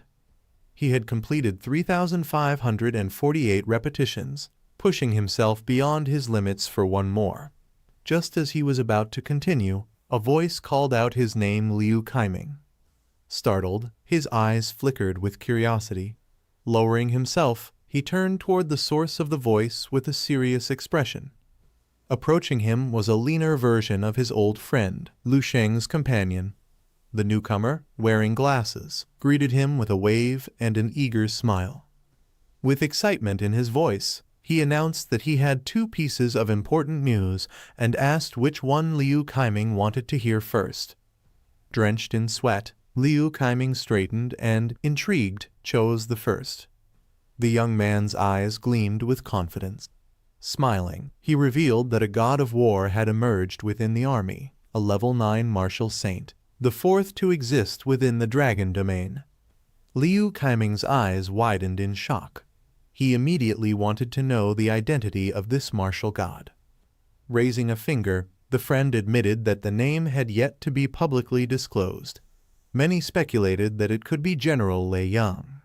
Lu Sheng, however, had vanished in Binhai a year ago, and since then, no one had heard from him. Because of this, he found the theory unlikely.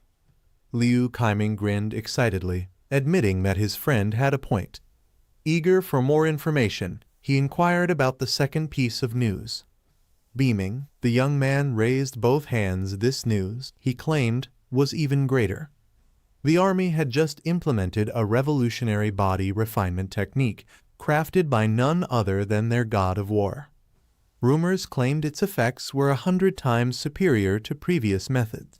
Holding up a USB drive, his face shone with excitement as he explained that soldiers across multiple regions had shattered their martial bottlenecks within hours of practicing it.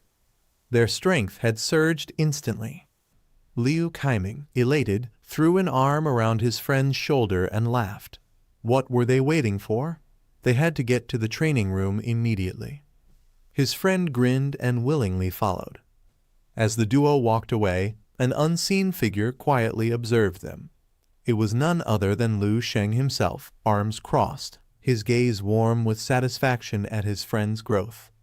A soldier wearing glasses approached and respectfully bowed before speaking.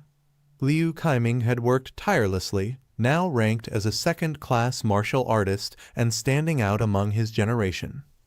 Per Lu Sheng's previous orders, high-risk missions had been kept out of his path. With a composed expression, Lu Sheng instructed the soldier to continue providing resources to Liu Kaiming but discreetly, without his knowledge. The soldier acknowledged the command. Lu Sheng shut his eyes briefly before turning away, a small smile lingering on his lips.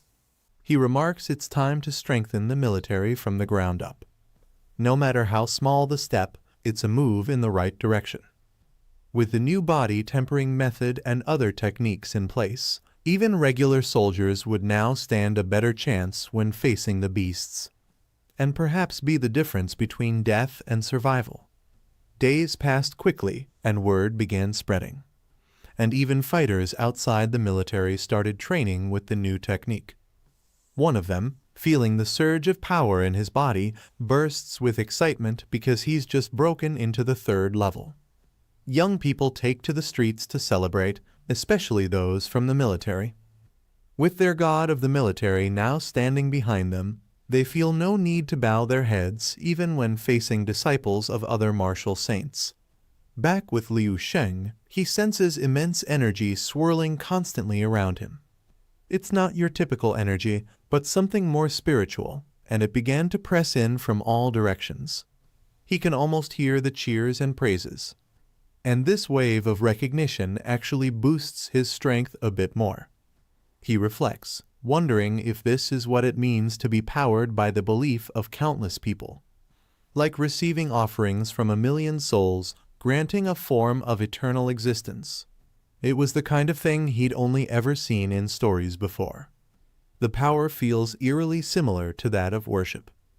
And this very power is almost like a divine ability tied to rebirth and renewal, sort of like what Zhao Jai had. But he doesn't believe he should become a god. Instead, he sees himself becoming a symbol. He remarks that, "I am martial arts, and martial arts are me." And when he becomes strong enough, every person across the world, and perhaps even the universe who follows the path of martial arts, will naturally become his follower.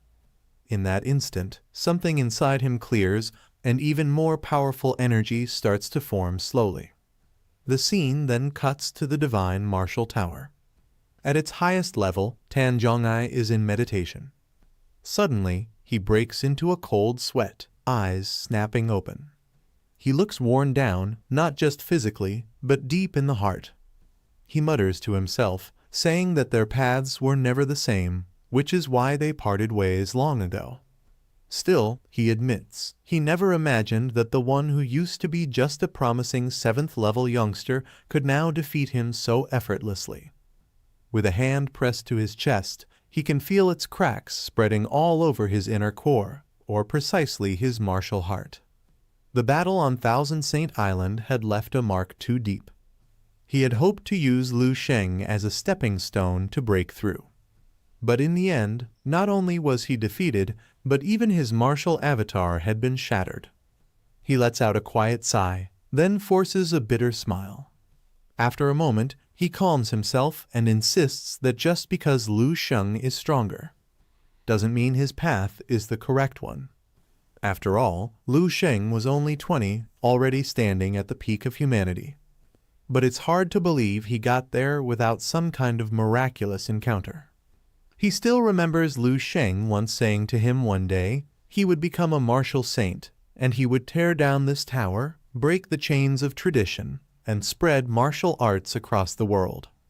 Thinking about that now, he bursts into laughter and thinks it's ridiculous. He refuses to believe Liu Sheng would actually give away all his hard-earned techniques for free. Getting to his feet slowly, he feels much lighter. He remarks that right now, Liu Sheng is stronger, so it seems like his path is right. But he tells himself if the day comes when he surpasses Liu Sheng, then it'll be his path that's truly correct. Clenching his fist, he declares that Liu Sheng's time is running out anyway. He calls him reckless for stealing all those energy crystals. And he's convinced that once the guide appears, he will be walking straight into death. Suddenly, a man rushes in and kneels down saying he has some update on Liu Sheng. Tan Zhongyu tells him to speak. And when he hears that Liu Sheng is promoting a new body tempering method and new martial techniques within the military, he spins around in shock, not trusting his own ears. The man goes on to explain it's not just that. Liu Sheng has also made his techniques public, and anyone outside of the military who wants to learn can also follow along. And then the footage begins playing on a large screen. Tan Zhongyu stares at the video, his whole body trembling. He can't believe Liu Sheng would really give them away so openly. He stares, feeling a bit dazed. Suddenly, his knees buckle, and he drops to the ground. He mutters to himself, struggling to find the words. A heart is this vast. It goes beyond just being impressive.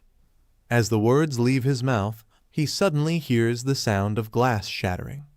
It's not from the screen, rather was his martial heart. He stays there, slumped on the ground, feeling defeated.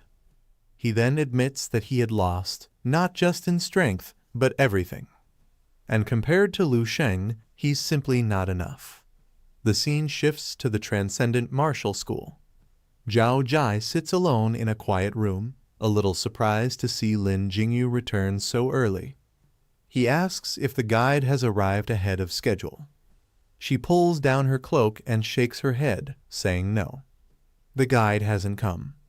Zhao Jai grows anxious and asks why she's back then. What about the spirit-nurturing elixir? Unless, does she have some? But again, she shakes her head and tells him it's not about that, and tells him someone wanted to see him. Zhao Jai tries to guess who it could be, maybe Tan Zhongyu.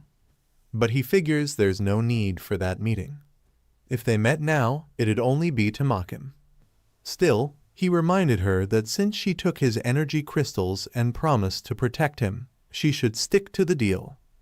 However, he still wanted to know what Tan Zhongyu wanted from him.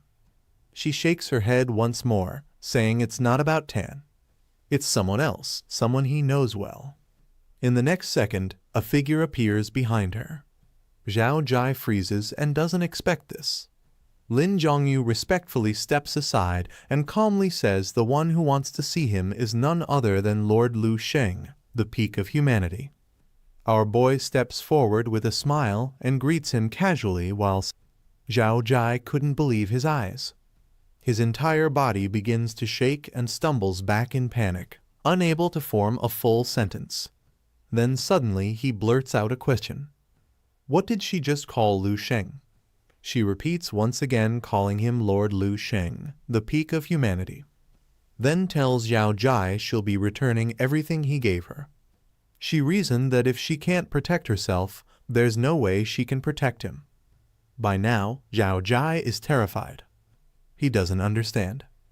Why would a martial saint would call someone Lord and address him with such a title?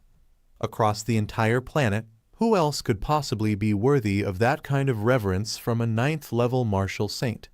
He scrambles for answers, but no one comes to mind. Only one possibility remains, the guide who is at the 10th level. He stammers, barely able to speak, and asks, "Have you already reached the 10th level?"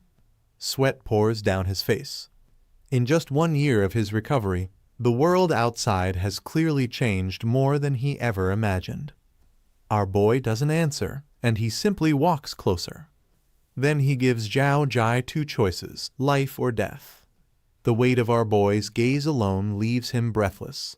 He can't think, can't speak, and his mind goes blank. Seeing no answer, Lu Sheng decides for him. He places a hand on his head. Within seconds, Zhao Jai's eyes go dull, and his body collapses backward. Lin Zhongyu bows deeply, thanking Lu Sheng for sparing his life. But our boy just turns away and says there's no need for thanks. To him, Zhao Jai is barely more than a dead man already. Turns out, our boy didn't kill him. But he erased most of Zhao Jai's memories and replaced them with new ones.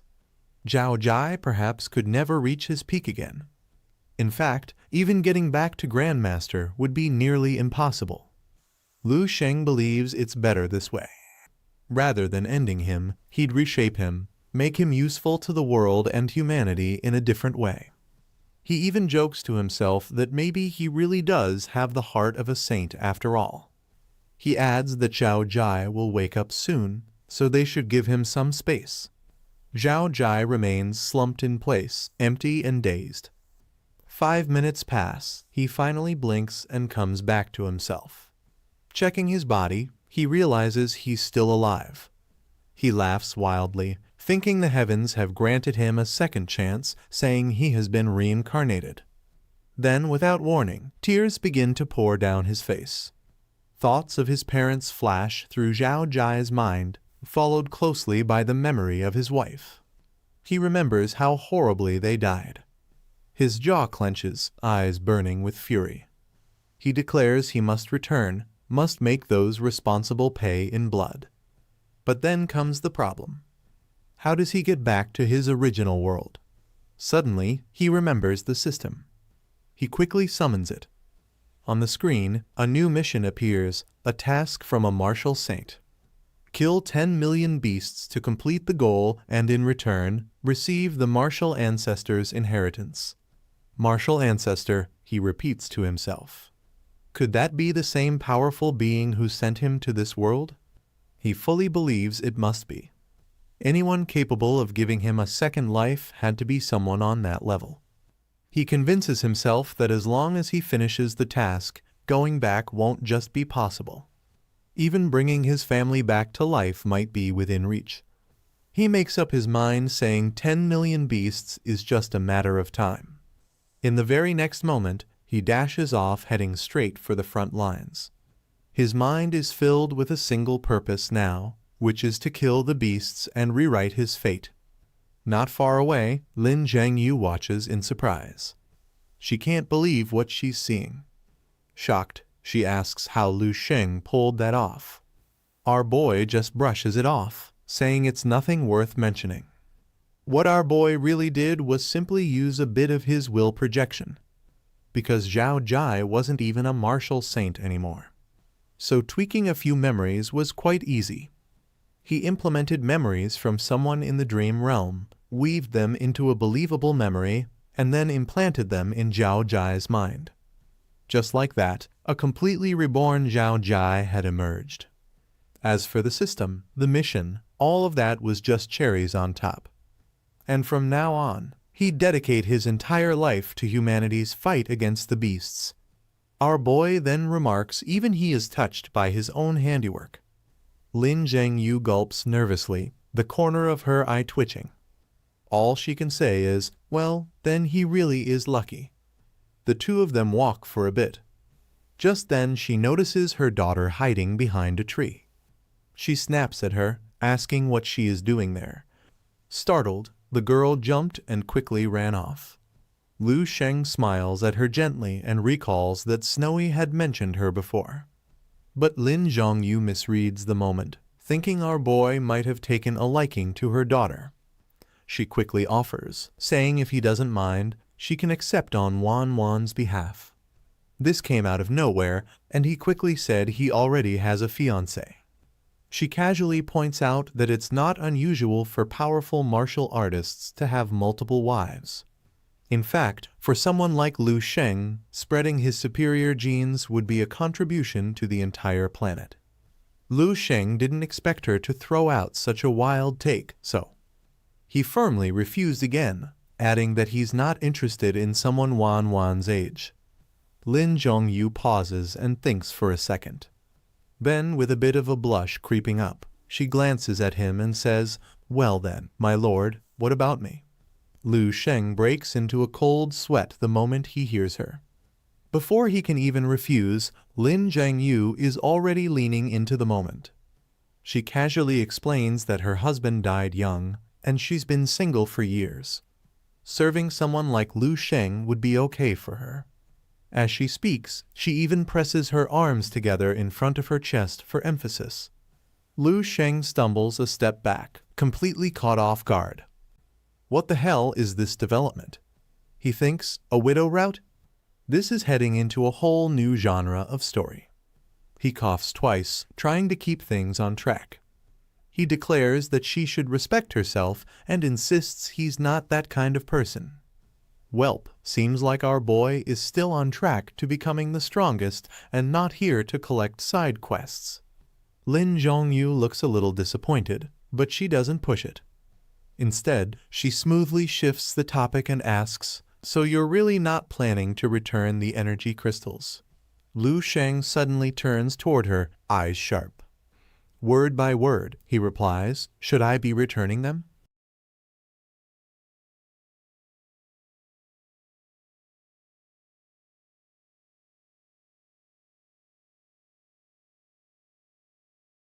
Zheng Yu's eyes shimmered faintly, a melancholic glint reflecting in her expression.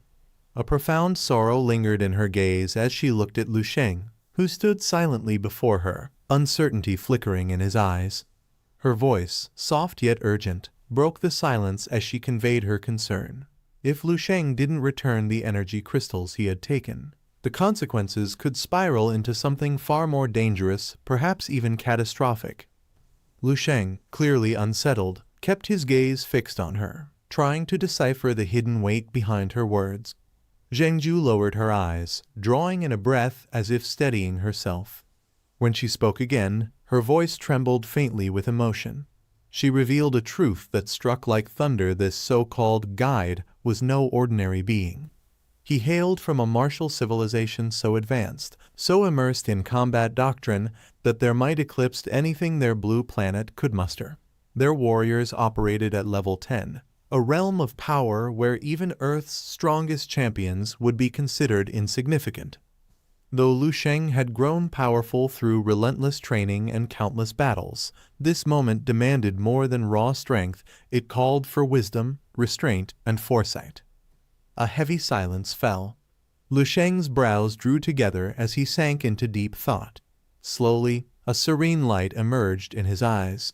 Raising one hand thoughtfully, he looked at Zhengju anew, realizing the vast knowledge she held not only about the guide, but also about the mysterious, war-forged civilization from which he came. He asked her quietly, almost reverently, if she would share more. Zhengju's expression softened with a blend of affection and hesitation. A faint blush colored her cheeks. Brushing a stray strand of hair from her face, she glanced down and smiled gently. "It's not particularly impressive," she said. "I've simply lived long enough. And time is a teacher greater than any master." With a graceful motion, she lifted a single finger, summoning her system interface. A glowing, translucent window materialized in front of them, data swirling in celestial patterns. Lu Sheng's eyes widened, unable to look away. The projection first revealed Earth, the blue planet nestled in the celestial serpent star system, officially classified as a level 1 resource star. Then, the display zoomed outward to reveal a distant world bathed in an orange glow and pulsing with volatile energy. Zhengju identified it as a battle planet, the origin of beings like the guide. Lu Sheng, his curiosity now ignited, asked if such classifications were universally recognized among advanced civilizations. Zhengju nodded solemnly. Each planet, she explained, was categorized based on its properties, energy resources, life forms, and technological advancement. Earth, while blessed with life and raw potential, possessed only modest energy reserves, justifying its low classification. The display zoomed in on the battle planet, depicting a chaotic landscape on the brink of galactic warfare. It resembled Earth's own cavern rifts, but magnified 1,000-fold.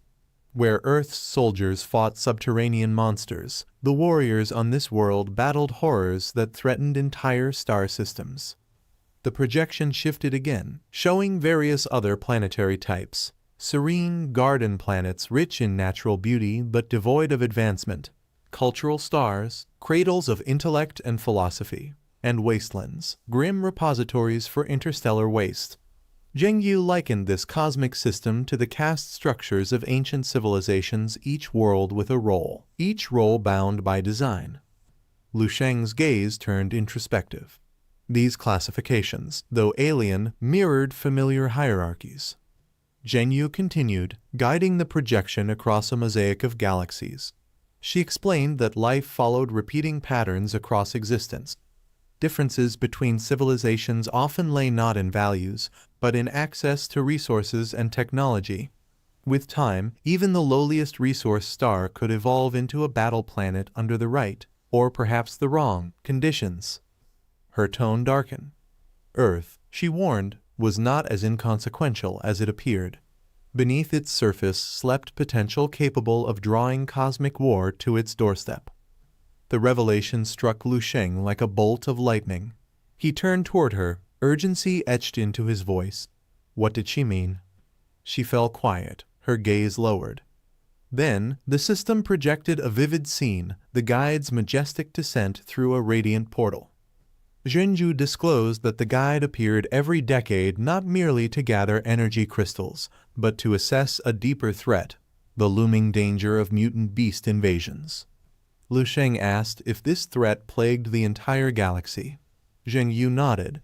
All advanced civilizations were locked in a desperate, endless effort to contain these monsters.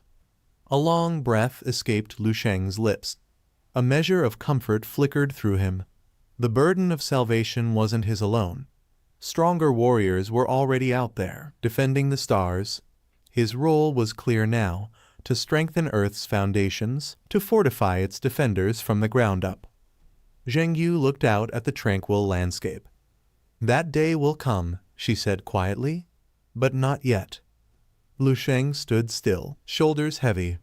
Zheng Yu clasped her hands and smiled with a kind of quiet hope. "I only wish to grow old in a time of peace." Her words stunned Lu Sheng. He frowned, his voice edged with frustration. Promises made in peace often become chains in war. Zheng Yu flinched, surprised by his tone. But Lu Sheng, regaining his composure, diverted the conversation. "Have you ever thought about leaving this planet?" Her eyes sparkled with wistful wonder. Placing a hand gently over her heart, she looked to the sky. "No. What I long for isn't glory or the stars, it's family, peace, love." Her path as a warrior had taken her far, but now she wished for simpler things. She smiled and extended a hand toward the nearby lake. Then, with a note of warning, she added, "But if you truly plan to leave, do not provoke the guide. Without advanced spacecraft or protective tech, none of us can yet survive the void between stars." Lu Sheng nodded solemnly. Strength alone could not conquer the cosmos. To endure the vacuum of space, one would need to be level 10, perhaps even higher. As they walked across a bridge bathed in the hues of twilight, Zheng Yu shared stories of the guide's civilization spaceships, artificial planets, and massive engines that reshaped entire systems. Then her tone shifted, becoming playful. "So, have you ever thought of rekindling things with Lin Wanwen?" Lu Sheng's face reddened. Scratching his head, he laughed awkwardly. "I'd have to ask Snowy first." Images of smiling women filled his thoughts, Dong Qingsu, Lin Wanwen, others. But then came the image of them crying. His heart settled. The monogamy, he decided, was enough. A few days later, he attended a grand feast prepared by Dong Qingsu and the closest companions. The table overflowed with vibrant dishes. Familiar faces Lin Wanwen, Dong Shengyi, and more gathered in joy. Lu Sheng playfully rested his hands on Dong Shengji's shoulders, making the man tense up, while Lin Wanwen chuckled in amusement. But that night, back at his mansion, Lu Sheng froze. Standing before the dream space interface, dozens of red warning panels flashed before his eyes. His access was still locked at level 10, no real data about space. Then it clicked. The system was hiding something. He reviewed Zheng Yu's revelations again. Suddenly, everything fit together. The system had been concealing the full truth. One prediction burned into view: a battle with the guide in October. It would be brutal. He would be injured, but not killed. 3 years after that, he'd reach level 9. Excitement surged through him. That pressure, that challenge, he welcomed it. The guide's overwhelming strength would become his crucible. But then another screen appeared. Dreamspace showed his death age 28 during a catastrophe named the War of Destruction. Earth would fall. His heart sank. Panic seized him. He frantically searched the logs. The data was consistent. The timeline unchanging. Clenching his fists, fury and dread collided inside him. A mistake had been made, or perhaps a truth long ignored. He remembered the monstrous being he once sensed beneath the sea. Could that be the root of it all? For a moment, he cursed Zheng Yu for awakening this nightmare. But then he breathed deeply. He had 8 years. 8 years to change fate. Even if he couldn't win, he would survive and protect those he loved. As the morning sun rose, Lu Sheng stood tall, his eyes ablaze with purpose. He would not retreat. He would not surrender. He would ascend beyond destiny itself. 7 days later. Lu Sheng and Dong Qingsu each carry a travel bag, waving goodbye to her parents before getting into the car. From a distance, her mother sighs. They just got home, and now they're off again. Her father wraps an arm around her shoulder with a soft smile. They're heading to Dong Qingsu's place. She's a wonderful girl. Maybe it's time he settled down. The two hold hands and Dong Kingsu quietly asks our boy if he's nervous. He gives a small smile and replies that the question should really be aimed at her father. Because honestly, he thinks the one who's really nervous is him. The scene then shifts to Dong Kingsu's house, where her father holds a cup of coffee in one hand and a newspaper in the other. He takes a sip, only to get a mouthful of powder. He gets mad at himself for forgetting to add water. His wife asks if he's half asleep, questioning whoever drinks coffee powder straight. She pours in the hot water, while he quietly admits that, even as a grandmaster, he's nervous. She asks why he's so worked up, saying it's just a visit from their future son-in-law. But now, with him acting like this, even she starts to feel a little nervous too. The old man gives a bitter laugh, shaking his head. He mutters that his wife just doesn't get it, and says Lu Sheng isn't some ordinary young man. He's the god of the military, the peak of humanity, and the kind of person who crushed martial saints like they were nothing. Every title and every achievement he holds could make anyone's heart race. And yet, all of that belonged to just one man. His wife, sitting beside him, wonders out loud why someone so legendary would fall for their daughter. She admits the last few days felt like a blur, like she's been living in a dream. The old man reflects, saying he always thought having two sons was his life's proudest achievement. But turns out, the real honor was raising Dong Kingsu, their lovely little girl. She touches her cheek with a smile, joking that maybe they were just lucky. Maybe they are blessed by their ancestors. She adds that how Dong Kingsu also takes after her. But the old man grumbles under his breath that if she really did, that'd be trouble. Then the phone on the table buzzes. It's a message from Dong Kingsu, saying they'll land in 3 minutes. The couple suddenly panics, fumbling to get ready. The old man feels the pressure, saying they need to alert everyone downstairs that Lu Sheng isn't just a son-in-law. He's someone to be treated like royalty. But his wife brings up another concern, pointing out that both the Qin and Wang families caught wind of the visit, and they're apparently heading to the airport too. She asks if that's all right. Should they be told to turn back? The old man quickly throws on his coat, waving off the idea. He explained that those families had already contacted him in advance. And since they're all old family friends saying it should be fine, then his wife nods and goes off to change her outfit as well. As the scene shifts to the airport, the plane touches down slowly. Rows of military officers stand at attention, all in uniform, all the while looking a bit nervous. However, everything's already been arranged. And as the plane doors open, Lu Sheng steps out holding Dong Kingsu's hand. Right in front of them are countless soldiers standing tall with the same face, literally. As one, they salute and shout, welcoming him and saying the cars are ready. Our boy looks at the scene and figures they're planning to clear the way for him all the way to their destination. He remembers when he first started training in martial arts, how he used to admire the powerful and the way they were treated, thinking they were like stars, always surrounded by crowds, always respected. And he used to think it was cool. But now, with strength and status both at their peak, he finds himself avoiding that flashy spotlight. He declares deep down that the higher up you are, the more distant life starts to feel, and he doesn't want to lose the small joys of just being a regular person. Dong Kingsu notices his mood and offers to go ahead on their own. He gives a light smile and agrees, saying she knows him well, that he's never liked grand entrances. Then, in a flash, he wraps an arm around her and the two of them vanish on the spot. Everyone at the airport freezes. Then chaos hits as they start shouting, shocked at where he went.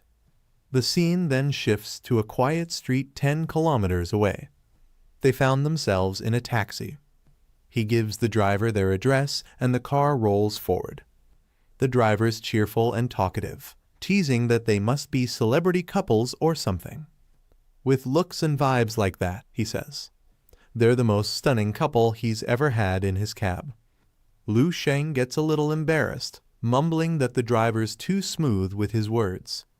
Then he leans in and whispers to Dong Qingsu, telling her to remember to tip the driver extra later, which makes her blush too. Half an hour passes. The cab finally pulls up, only to stop short. The road ahead is blocked, and a security line has been set up. Even the driver looks a little stunned seeing thousands of people packing the place. The driver glances at the blocked road and asks if some big shot is expected. Then he wonders aloud if they will even be allowed through. Lu Sheng hands him the money and casually replies that it's fine, saying they'll sneak in. The driver laughs as he takes the money, joking they better not get caught and wishing them luck. Still, deep down, he figures the two must be from some powerful family. People like them probably lived around here anyway. At the side entrance, a crowd had already gathered. The two both feel it's a bit much, and our boy jokes that even meeting a future father-in-law turns into a public spectacle. That's when they spot Qin standing under a tree, smoking. The moment the two suddenly appear behind him, Qin jumps in surprise, only to quickly break into a smile. Lu Sheng lets out a mock huff and says he's fining Qin 10 hours of military posture for not saluting a top general. Qin protests, saying Lu Sheng's being ridiculous, and reminds him who helped him chase after Dong Qingsu in the first place. Lu Sheng steps forward, reaches out and says, "It's been a while, Instructor Qin." Qin pauses for a second and realizes it's the same old Lu Sheng. He also reached out while repeating, "Long time no see, Lu Sheng." Then he asks if the two came back because of the latest news. Lu Sheng raises an eyebrow, asking what news he's talking about. Qin's surprised they haven't heard.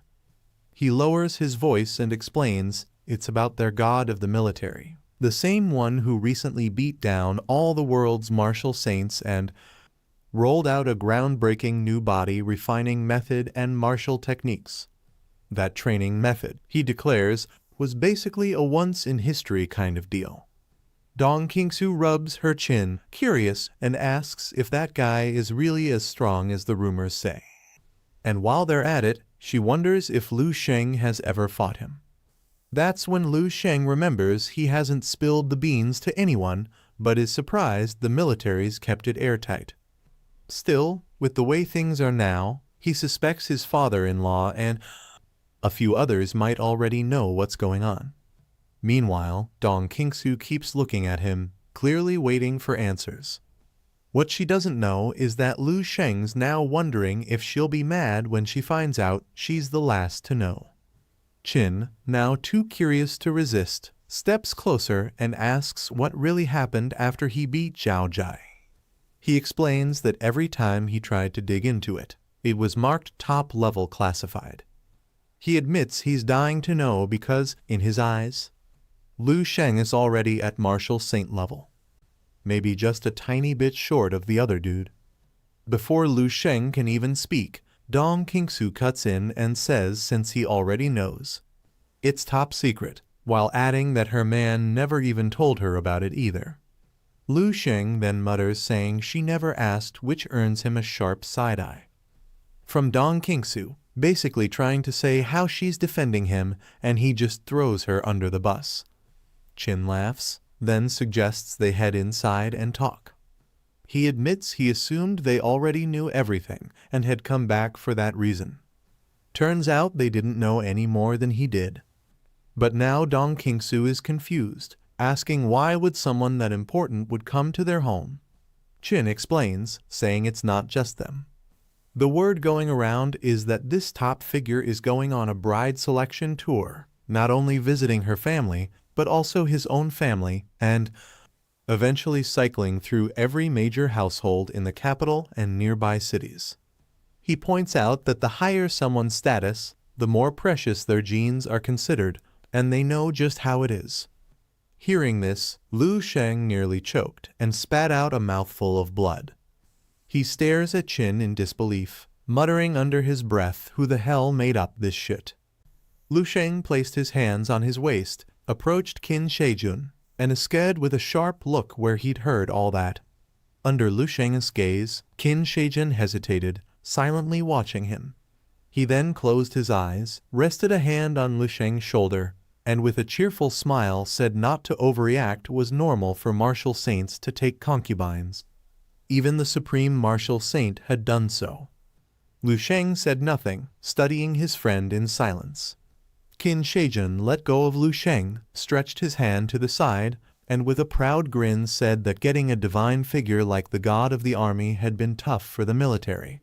Lu Sheng and Dong Qingsu focused on him, eyes wide in surprise. According to him, if the god of the army didn't take 17 or 18 wives and have at least 100 kids, the high command would be furious. His eyes gleamed with pride. Wrapping his arm around Lu Sheng's neck, he teased that the god of the army was still young and full of energy. He even bet 17 or 18 wives wouldn't be enough. Lu Sheng blushed, looked down, and stayed quiet. Qin Shijun, raising a finger, confidently said the god of the army would have over 20 wives. Lu Sheng stared at his finger, stunned and confused. Qin Shijun pointed at the sky and claimed he'd father at least 100 children. Baobai looked down, silent. Lu Sheng gently punched Qin Shijun's head, telling him to stop spreading nonsense. Qin Shijun howled in fake pain, rubbing a bump and insisting it wasn't he a rumor. But he stopped, muttering Lu Sheng wouldn't he understand. Lu Sheng crossed his arms, confused. Dong Qingsu stayed lost in thought. Qin Shijun rubbed his chin, glanced at her, and smiled, telling Lu Sheng to hide Dong Qingsu well once the god of the army arrived. Lu Sheng closed his eyes and thought deeply. Qin Shijun stepped closer, observing him curiously, then said that if the god of the army noticed Dong Qingsu, there'd be trouble. Her eyes dimmed in sadness. She put her hands on Lu Sheng's shoulders, agreeing in her heart. Lu Sheng snapped out of his thoughts, confused by her touch. He rubbed his head, clearly puzzled. Lu Sheng, Dong Qingsu, and Qin Shijun all turned to stare at him. Then someone appeared behind them, 3 men. One had a shaved head and eyed Lu Sheng. The blond man locked eyes with Dong Qingsu and smiled. The brown-haired man greeted Qin Shijun, saying it had been a while. Lu Sheng looked at Qin Shijun, unsure who they were. Fear flickered in Shijun's eyes as he lowered his head and said the brown-haired man was his older brother. Bad news, especially since someone annoying had come with him. The brother lit up at the sight of Dong Qingsu and said it had been ages since her martial arts university graduation. Dong Qingsu raised her head, deep in thought, then smiled and greeted Qin Shijun. He and Lu Sheng exchanged respectful smiles. The eyes gleamed. Qin Shijun then introduced Lu Sheng as Dong Qingsu's boyfriend and general of the Eastern Military Command, and the older man as Qin Shijun. Stunned, Qin Shijun reached to shake Lu Sheng's hand, amazed someone so young was already a general. Before they could shake, someone gasped Wang Yao. Hearing Dong Qingsu had a boyfriend, he stepped forward, glaring at Lu Sheng. Calm as ever, Lu Sheng didn't flinch. Qin Shijun watched Wang Yao silently. Dong Qingsu's eyes widened in fear. Wang Yao grabbed Lu Sheng's shoulder and angrily asked since when she had a boyfriend. Her eyes full of fear, she said nervously it wasn't his business. Wang Yao smirked, then raged. He said he'd loved her for 25 years. How could she say it wasn't his concern? Dong Qingsu's fear faded, her confidence returned. Before anything escalated, Qin Shijun stepped in, exuding a strong aura. He told Wang Yao to quit the drama. No one liked him, and maybe he'd gone crazy abroad. Wang Yao clenched his fists and released martial energy, ready to fight. Qin Shijun accepted, eager to test Wang Yao's foreign training. They were about to clash when Qin Shijun again stepped in, aura flaring, and told them to stop. They obeyed. Qin Shijun turned to Lu Sheng, saluted, and apologized. He asked Dong Qingsu to take Lu Sheng to the mansion. Furious but composed, she did so. Wang Yao fumed, but Qin Shiyang blocked him, warning him not to act rashly. Wang Yao muttered that Lu Sheng was nothing. Wang Yao, was disciple of a martial saint, trained by the legendary pink swordsman of the Eagle Empire. His brothers were elite level 8s. Wang Yao turned and ran off, swearing revenge. Qin Shiyang watched helplessly, knowing Wang Yao didn't realize Lu Sheng had defeated martial master Zhao Jia. If he caused trouble now, he'd risk offending the god of war, something no family could afford. He bowed to Lu Sheng and sincerely apologized. Lu Sheng, angry, admitted it was his own fault for not taking things seriously. Now he understood why power needed to be shown. It kept fools away. Dong Qingsu and Qin Shiyang looked at him, stunned. Lu Sheng said nothing. Moments later, Wang Yao returned, pointing at Lu Sheng, accusing him of stealing his woman. A group of men stood behind him. A muscular man stepped forward, curious who dared touch his people. Lu Sheng stood calmly, arms crossed. The man and others saw Lu Sheng and paled, trembling. They dropped to their knees in fear. The muscular man begged for mercy. Wang Yao stared, stunned, asking his brother what was going on. Lu Sheng took a step. The brother dropped to his knees, sweating in terror. Lu Sheng looked at the ground and said he wouldn't hold back. Golden martial energy flared. Lu Sheng's martial spirit emerged, first 10 meters, then 100, then 1,000. They looked like ants beneath it. It reached space. Dong Qingsu blushed, stunned. Wang Yao wept in fear. The others stood and saluted. Black clouds filled the sky. Dong Qingsu's parents watched from the mansion window. Her father froze. Her mother covered her mouth. He realized the god of war had arrived. Her mother gasped. Qin Shiyang's jaw dropped. Wrapped in golden energy, Lu Sheng floated down. Dong Qingsu stared, overwhelmed. He took her hand and said he'd always wanted to tell her he was the god of war, but hadn't found the right time. He feared she wouldn't accept it. She blushed, smiled, and asked if the god of war was really her boyfriend. Hey friends! If you're excited to watch the next chapter, I've added the video link in the description. Go check it out. Also, I've launched a brand new channel just for this content, so don't forget to subscribe and show some love. Your support means the world. Soon, the group made their way to the front entrance, where the 3 heads of their families were already standing in anticipation. Even though she had heard it just moments ago, Dong Qingsu still struggled to process the fact that her own father had addressed her boyfriend as the god of military. Lu Sheng greeted his future father-in-law with a calm, effortless smile. "There's no need for all the formality," he said gently. "Let's talk inside." Hearing that, the old man was practically ecstatic. His delight was so intense that it looked like the color of his hair had actually changed. Meanwhile, the other 2 family heads struggled to conceal their envy. One of them quietly thought to himself, "Old Wu really hit the jackpot this time." This son-in-law of his, he was about to send their family soaring into the stratosphere. It was only then that the crowd truly understood what was going on. Whispers turned into sharp gasps as more and more people began realizing who they were looking at: the legend himself. He wasn't just some powerhouse, he was the #1 martial saint in the world. Many were stunned at how young he looked. A few recognized Qingsu too and whispered to one another, her family just struck gold. Among the crowd, a number of girls had come hoping to test their luck. Some were now squeezing forward, eyes locked onto Lu Sheng. They figured if a girl like Dong Qingsu, who's not even goddess tier, could catch his eye, then why couldn't they? Elbows started flying as people shoved their way closer. Some scoffed in disbelief. "Seriously? You think you've got a shot?" But someone else shot back. "You never know unless you try. Big shots have weird tastes sometimes." Off to the side, Qin blinked at the whole mess unfolding in front of him. He muttered, "Wait a sec, wasn't Lu Sheng just a top general?" Then he burst out laughing. Man always finds a way to flip the table. A warm sense of pride swelled inside him. Nearby, Xiaojun watched his younger brother beam with admiration. He quietly marveled at how Qin had somehow ended up forming such a close bond with someone like Lu Shang. Feeling cocky, Qin thumped his chest and told Xiaojun not to worry. "Don't stress, bro. I'll take care of you from now on."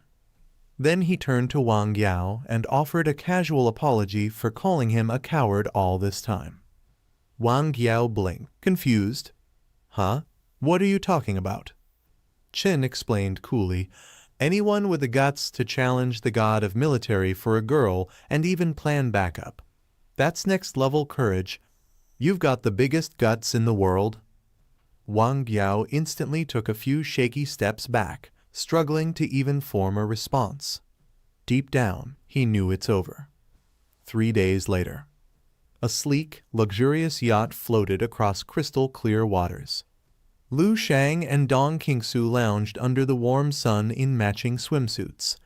Lu Shang turned to her and asked, "Let's say a guy's poor, no money, no backing, but the girl's dad, a great grandmaster. How's he supposed to get approval?" He took a sip from his drink and leaned back with a smug grin. "Simple," he said. "Just become a martial saint." Qingsu rolled her eyes and shook her head.